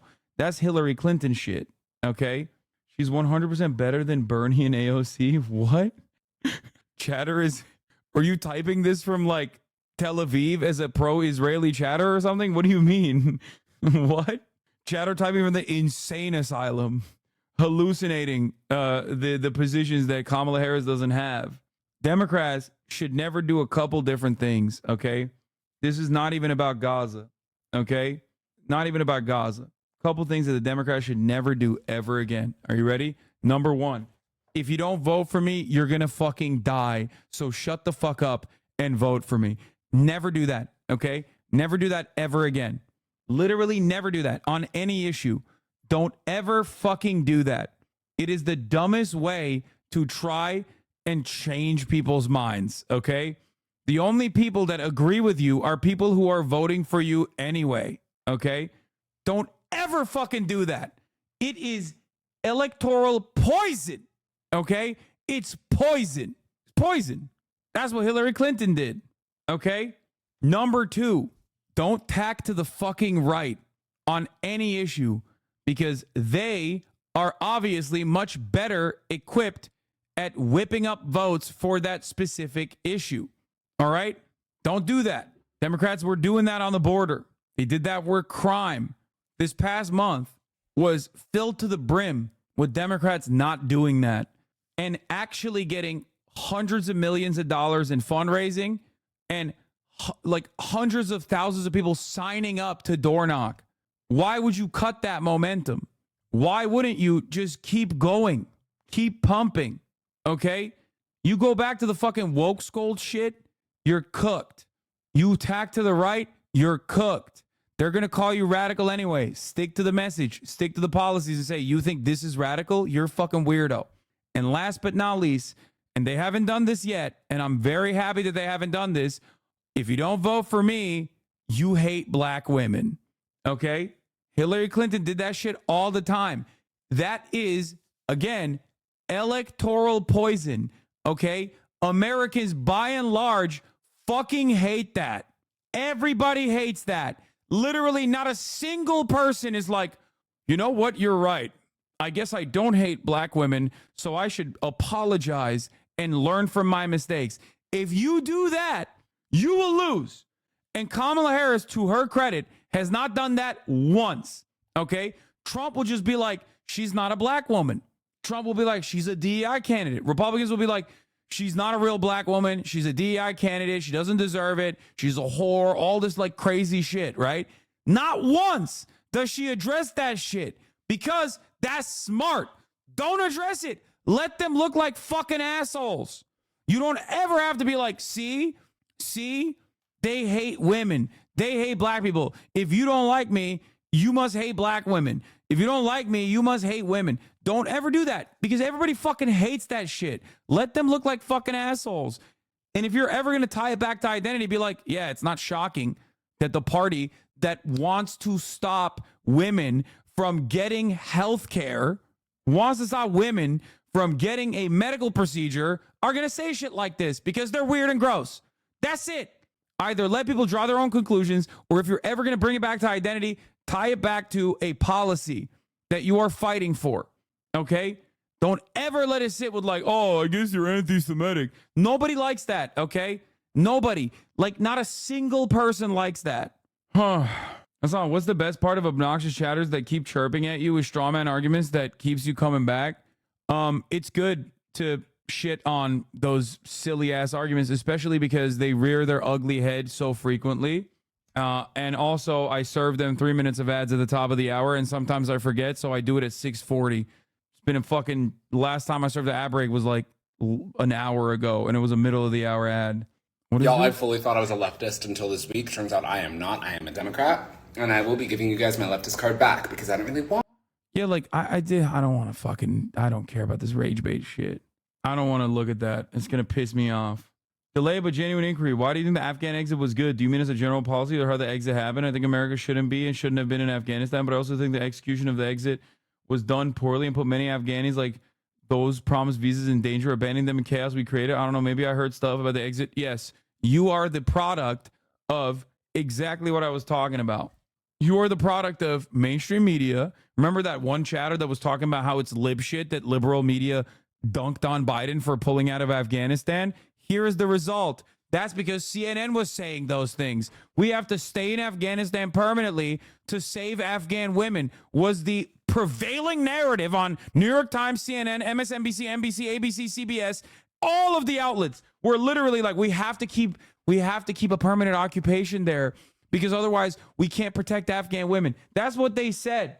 If we gave a single fuck about Afghan women, we wouldn't have stolen Afghanistan's money, okay, and kept it. The most gross parts of the Afghan withdrawal wasn't necessarily how we withdrew. That's a Trumpian talking point that mainstream media also pushed. It was that we killed a fucking family of humanitarian aid workers on the way out, and then we stole their money. I don't know, man. But yeah, it's good that if the question is, why do you deal with disingenuous chatters regularly? It's because there's a lot of people who are going to, in the real world, come to you with genuinely curious takes that almost entirely resemble the just curious Andys in the chat. And it's actually good and important to address them swiftly. It gives you the talking points for two immigration reform activists heckling the president of the United States landed a pair in exclusive meeting. Juan Belmont and Mizraim Belmont got an unexpected response from President Barack Obama when they stood up and shouted while Obama was lamenting congressional inaction on immigration reform. I'm on your side, man. Sit down, guys. We'll talk about it later, I promise. Obama even told his security personnel not to escort the two out. And the president apparently made good on his promise, meeting with the two brothers after the speech. The White House confirmed the meeting, but wouldn't provide the details. The Austin American-Statesman reported the pair are undocumented and their mother could face deportation. Right now, the Kamala Harris campaign, the Harris-Walz campaign, is making a calculation that the uncommitted voters weren't actually uncommitted due to Palestine, and that they can simply overcome the uncommitted voters with all of the new voters that are coming into the fray, coming into the fold, because they're riding the not Biden momentum. That's it. That's what they're going on. Dangerous prospect, dangerous gambit. It will cut into the momentum that they've cultivated. Speaking of aid workers, the IDF just killed another World Central Kitchen worker, this time a Palestinian. So no investigation will follow. Of course not. I mean, what happened to the 7 non-Palestinians they fucking slaughtered? It's an afterthought. Israel gets to do what Israel wants to do. He will now be the main Hamas negotiator for a ceasefire and hostage release deal. And Secretary of State Antony Blinken has said those negotiations have reached, and I'm quoting here, a final stage, and that the U.S. is pushing to finalize the deal in order to prevent the war in Gaza from spreading across. That's crazy. Are they? Are they pushing to finalize the deal? What have they done? Arms embargo now. Arms embargo now. Not a single round of ammunition. No fucking 5.56 NATO rounds. Nothing. Okay? The region, while Israeli leaders have vowed Yahya Sinwar will suffer the same fate as the Hamas leaders before him. Jarika. NTS Tayeb in Beirut. Thank you. Remember when we were looking at the Haitian Revolution history? The French arrested the leader willing to negotiate, so the second in command slaughtered every single colonizer. Israel hates history. Yeah. Ceasefire or a duly unthinkable and vote? Socialist? Tuesday, we know your ass is voting for PSL, okay? You're the designated PSL voter. We know. We know you're voting PSL. Don't act like you're going to vote for anybody but PSL. You can't be in the chat for literally months as the PSL chatter. I am conflicted. I'm torn. I think it's dang impossible to stake a claim supporting continuation of arms to Israel. I wonder what Kamala would say directly. Why not? You got all this fucking momentum. Just say it. Yeah, here's the Afghan money. U.S. judge says 9/11 families are not entitled. But no, this isn't what I'm asking for. U.S. judge says 9/11 families are not entitled to the Afghan bank funds. But that's not the point. The point of contention here is that America refuses to release the fucking Afghan government's funds back to the Taliban, even though we gave them Afghanistan. Yeah, the real method here is getting Pelosi to care about Palestine, okay? That's what we got to do somehow. We got to be like David DePipe was actually a fucking Mossad agent or something, and then maybe she'll get to care about Palestine a little bit. We'd be like, yeah, David DePipe, we found out that he was actually a part of the Israeli Defense Force, and so please whip the party up, Nancy. Please save us. Nancy, save me. White girl, save me. There are a lot of uncommitted voters right now, oftentimes young people and people like myself who are absolutely wanting to see Donald Trump defeated. But the big issue is Gaza. So what can we do to convince Harris that she must take a different position now? How many of you support the position of the Biden administration on Israel and Gaza? Please raise your hand. How many people do not support it? Okay. Just as you said, you're absolutely right. There are many, many people who desperately want to make sure that Trump doesn't get elected and want to elect Kamala. But they're concerned. How do we change it?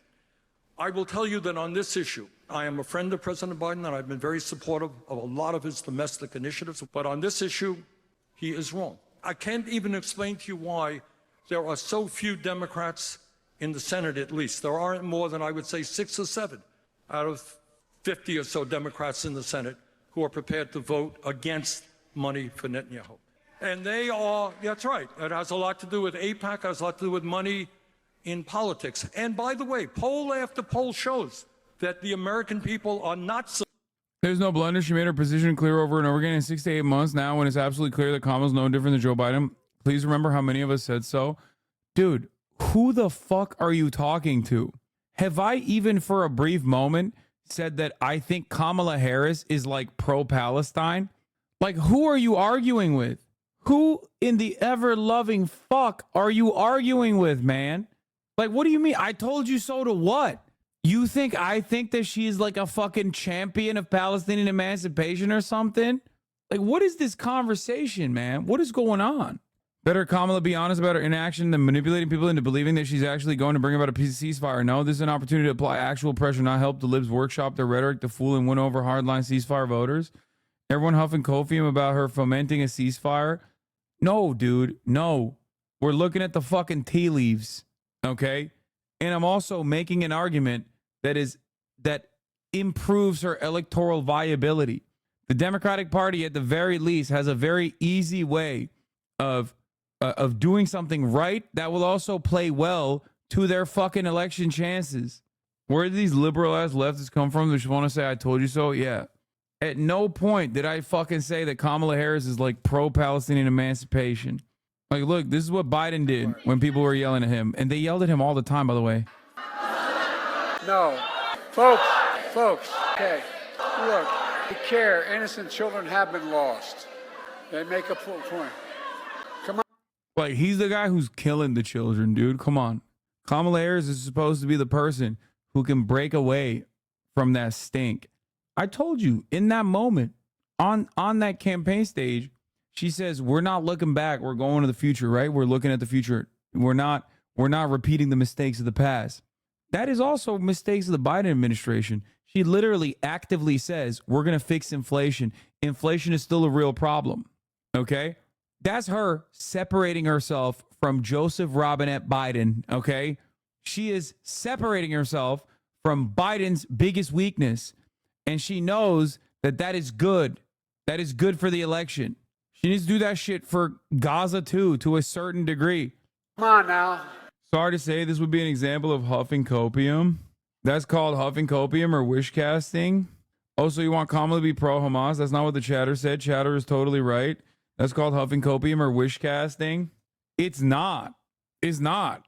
She has had at least the foresight to literally cut away from the Biden administration at times as the vice president in terms of calling for a ceasefire before Biden ever did. That means that there's at least something up there that fucking explains to her that, like, yeah, this is a good thing to do. Okay. I'm making an argument, not on moral grounds, because obviously the morality of the matter is fucking clear. I'm also making an argument on electoral grounds as well. Oh, supportive of what Netanyahu is doing. And by the way, in the Democratic Party, those numbers are very, very high. So to answer your question, what we have got to do at a grassroots way is say to the Democratic Party is that the policies that you have right now regarding Netanyahu are wrong. And if you really want to get young people involved in this campaign, the time is now to change those policies. It's obvious that Dems will not do anything for Palestinian liberation or to end American imperialism. I think it's just tiring to hear you say maybe she will change instead of advocating for views to actually organize in their communities and put pressure on Palestinians. Did I not say that the uncommitted movement was going to be at the forefront of today's conversation? Did I not know that they were organizing to demonstrate at the fucking rally? I did say that. The one time Slatty actually fucking says something serious and isn't like talking about Playboy Cardi is when he behaves like a fucking annoying ass chatter. Like literally the one fucking time. Everyone is perfectly valid for demanding things from their politicians that they are going to vote for. Okay. That is not an inevitability. It is perfectly just. Uncommitted is not the end all be all though, not to be snarky. What do you mean? What are we talking about? Fucking overtaking a forward operating base? Like, what the fuck do you mean? Like everything beyond trying to get the current administration to change course by routinely protesting is just moving into LARP territory. That's it. And no, the uncommitted campaign is one of the most significant ways in which voters have been able to get their fucking wills across. Like, I just wish for a better tomorrow, just like so many things that were completely and utterly impossible that so many of these chatters said would be impossible to happen. Biden dropping out of the race, Kamala Harris being swapped for the ticket, that not actually having negative consequences for the election, but actually unimaginably positive consequences for the election. Kamala Harris picking a pretty solid fucking vice presidential pick. All of that stuff was seemingly impossible, and yet it happened over the course of a couple weeks. Okay? A couple fucking weeks. Anyway, at no point did I fucking say you should stop the pressure. Without glazing you too hard, since you've been right about a lot, do you think she will come out harder for a ceasefire? I hope so. I don't know if she will. It doesn't seem like it. I think she is very malleable, and I think someone in her fucking corner needs to convince her that this is the smart thing to do. But this is also an issue that fucking terrifies Democrats to the core, because it's not just Israel, which is hot button in and of itself, because there's like a litany of different counters that you will immediately be stuck with, like how fucking anti-Semitic you are. It's all anti-Semitic. It's anti-Semitic. I hate that shit so fucking much. But beyond that, there's also going against American foreign policy. Like, that's a thing that you can't do. Like, it just, no one ever goes against American foreign policy. It's bipartisan. Okay? It requires courage. It requires to take a leap. I'm trying to explain to those who are listening that this leap in this circumstance is actually one of the few instances where there's enough evidence that it would not take much to take. Okay? It would only have benefits and no negatives. No negatives. Ain't nobody in fucking the Rust Belt is going to be like, oh, wow, you want a ceasefire? That's it. I'm voting for the other guy. Like, you are fucking delusional if you think that like some fucking line worker working at a fucking assembly plant in Alabama is like, hey, we recently got unionized. It's fucking sick. I'm kind of riding with Kamala Harris. But honestly, her position on wanting to end the war in Gaza has made me reconsider everything. That's not a real human, okay? No one in Alabama is voting like that. No one in the Rust Belt is voting like that, okay? There's no permanent genocide, or I fucking don't vote for you voters out there. Those guys are already voting for the Republican Party. If anything, you're bringing more voters in to the fucking party's base, because there are plenty of people that look to the situation and go, this is unconscionable.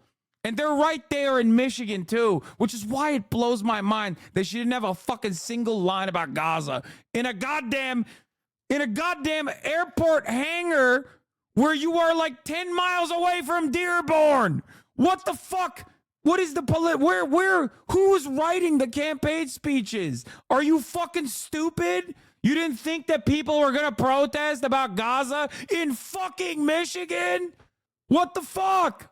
The last 3 successful presidential campaigns has stopping the wars as a main talking point. Thank you. Exactly.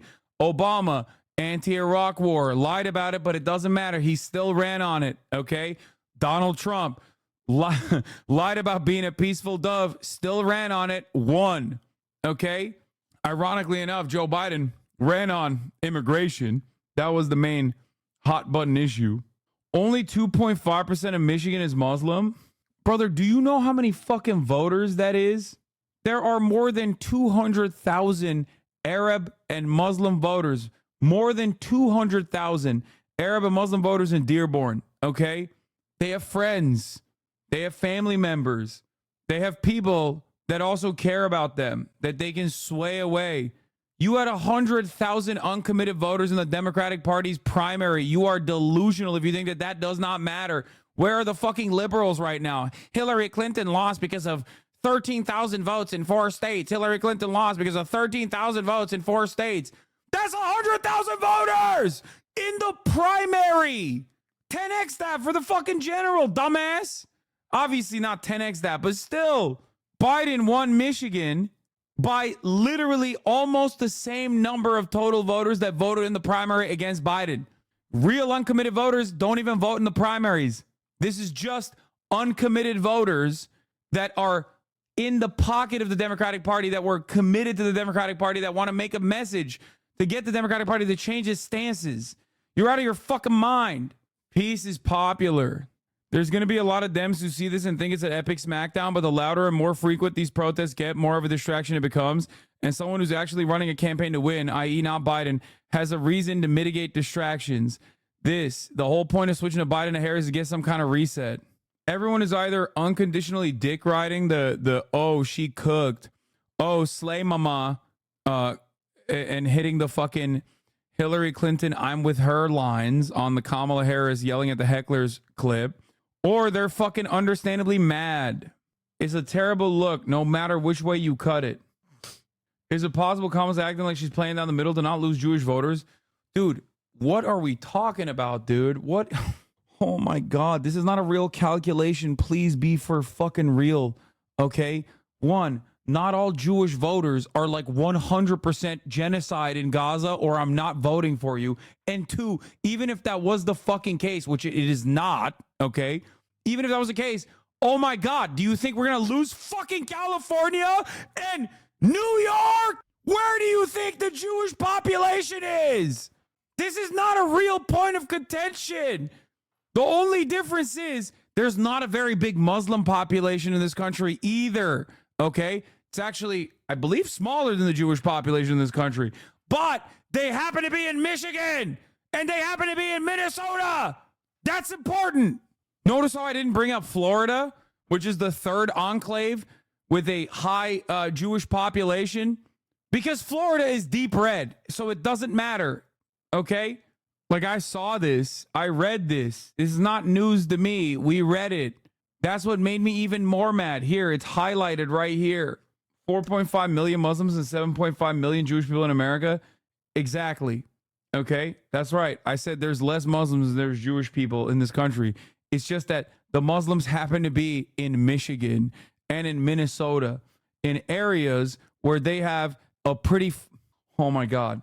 This isn't just about, like, people feeling like only Muslims care about genocide or only Jews care about Israel. It's not how this works, okay? There was a significantly larger population of Americans that actually unconditionally want Israel to keep fucking doing genocide.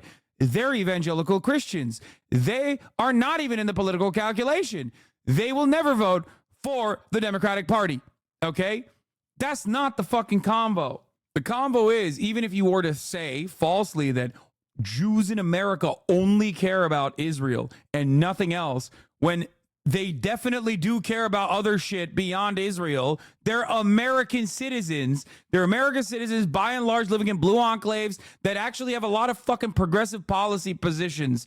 And Israel happens to be the one that just like breaks a lot of people's brains, especially when they get older. But beyond that, it's not a fucking monolithic voting block as a single issue vote. Okay? But even if it was, which it is not, even if it was, it still doesn't change the political calculation. Okay? This is back from May. Most Democrats believe Israel is committing genocide against Palestinians in Gaza. Like, what are we doing? Oh, won't Trump do the anti-Semitism line if Kamala went publicly against Israel? Who cares? Donald Trump ate dinner with a fucking Nazi. Donald Trump had active Nazis in his cabinet. Donald Trump said Nazis are very fine people. Are you fucking insane? They are literally doing that anyway. They were like, well, they sure didn't pick Josh Shapiro because he's Jewish. That must be anti-Semitism. They're doing that anyway. Who gives a fuck? Suck my dick, dude. Donald Trump keeps saying Jews that vote for the Democrats are delusional. 76% of the Jewish population of this country vote Democrat. Okay? He called Chuck Schumer Palestinian as a pejorative. Who gives a fuck what Donald Trump has to say? What are you talking about? This is not per se knock on Tim Walz, but it's striking that the pro-Palestine movement could not stick to the terms of give us Tim Walz or we dedicate 100% of our effort to electing Trump, even though we concede he is worse on our key issue deal for one day. Yeah, I mean, these guys are stupid. Don't show me this stupid ass bullshit. I don't want to fucking yell at dumbass liberals who are trying to like retriangulate. Okay? Yeah, who cares? Fucking idiots. Dude, the guy you just sent me, okay? Listen here. Listen to me. Look into my eyes. The guy, Matty Iglesias, that egg-shaped fucker that you just sent me a tweet from after Biden dropped out said Joe Manchin should be his replacement. Do you understand me? He said Joe Manchin should be the replacement. Joe Manchin should be the replacement for Joseph Robinette Biden. That's what he said. Do we trust his political instincts? Do we trust that he knows anything that he's talking about? Do we think that is a real human being? No, we do not. Never bring Matt Iglesias up ever again, unless you want to joke about how egg-shaped he is and how fucking disgusting he is to look at. Okay? Never again. Kamala Harris shuts down anti-Israel protesters during the campaign speech in Michigan. I'm speaking. Biden will still be the nominee if the debate never happened. The donors didn't drop him. Who cares? It did happen. Doesn't mean anything. You keep talking about community organizing matters more, and you should be making that more clear. This is community organizing. Urging people to go and protest and say you will voluntarily withhold your vote is literally the most effective way of organizing and applying pressure. Please, this is the one instance where it seems like the Democratic Party is listening, and you're over here being like, nah, don't talk to them. What? What is this? What? Stop crying. I think my favorite part about libs yelling at you is that they also yelled at you for saying Biden should drop out. They also yelled at you when you said they should pick out a progressive for VP. It's bad political instincts coming back. The temporary buff wore out. I know. That's the funniest part. Every single person that is like riding the Kamala momentum right now, we're like, can we really swap out Biden? What if the Republicans actually sue? What if the Republicans actually sue the Democrats to keep Biden in? What if she can't take all of the campaign funds? Is America really ready for a black woman to run for president? That wasn't that long ago. That was a couple weeks ago. Okay? There'd be so much chaos, guys. Oh my God, the voters would hate it. They would hate it. It's untested. Remember that fucking cowardly instinct that you have inside of your soul every single time. Remember how wrong you were. Remember how good you feel now. Okay? And then listen to me when I say that there's a couple issues in this fucking campaign that need to be sorted out. This is one of them.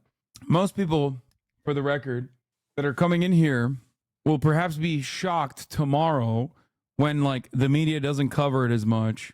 And this is like a minor blip or a mere disruption that will be cast aside. Except it will not go away, okay? It will keep growing and growing and growing. And simultaneously, while the momentum is growing and the disruptions get larger and larger until it's not something you can ignore, Benjamin Netanyahu, who wants Donald Trump to be president, will be doing some fuck shit, okay? Palestinians don't exist. Yeah. Just casually waiting for all of us Palestinians to be wiped out for Americans to actually give a shit, losing my mind? No, they won't. They won't even give a shit after all Palestinians are wiped out. Look at the indigenous population of this country. At best, maybe you'll get a fucking land acknowledgement 100 years down the line if the world exists at that point. It's coming. Remember, it's going to happen. And you have an opportunity. The Democratic Party has an opportunity. They can either look at these guys and go, look how scary these fucking terrorists are. We need to kill them. Okay? Or you have a way to make peace. You have a way to turn around and say, you know what? We've been pushing for a ceasefire. And unfortunately, our partner country that we love so much is being led by a crazy guy. And we just have to do the option that, you know, we didn't want to do this whole time, which is we're going to take weapons transfers off the table unless you fucking get to the table and agree to the permanent ceasefire, cessation of hostilities. Isn't Vanilla Opinions just a beta account? Why do you have them blocked? They're all like weirdo. I think they're either a Vosh fan or a Destiny fan. That's usually why I block them. If they participate in the fucking impression farming that so many people who are ostensibly on the left engage in, all like on a litany of different like silly things, like Hassan bought a house or Hassan bought a car or anything like that, I block them. Anyway, I know Kamala met with uncommitted and discussed an arms embargo before the rally. Please stop coming in here and telling me that which I do know. Oh my God, everyone's coming in here because Emma Vigeland posted it on Twitter. I know, dude. I read it like right after the rally. I'm running the last 3-minute ad break. I'm done. I'm too tired. Not to glaze too hard. I was trained to hate you. Then I started listening to you and really value your input and principled takes. Thank you, Chatter, for changing your mind. Ugh. What? Will the protesters go away if she calls for a ceasefire harder? I doubt it. They want more. What would make the media turn on her? Does she have to mince words? What can she realistically say? She says she needs the media. She's not Trump who thrives on hate. What? What? Anyway, I have no answer. We'll see. I'm not very hopeful after this, this fuck up on top of all the other ones. It's just going to keep adding on. The only way that it won't go this direction if there is enough pressure that she listens to. Okay? She is very malleable, and that's a good thing in this circumstance. There needs to be like a statement, a clear-cut statement that inspires confidence in her. People need to believe her, that she is genuine, that she actually wants to do something different than the Biden administration. That's it. Anyway, love you guys. See you tomorrow, okay? Bye-bye. Peace in the Middle East. Sunny Los Angeles, California, says Hassan. The starlock to the starlock to the topic just begun.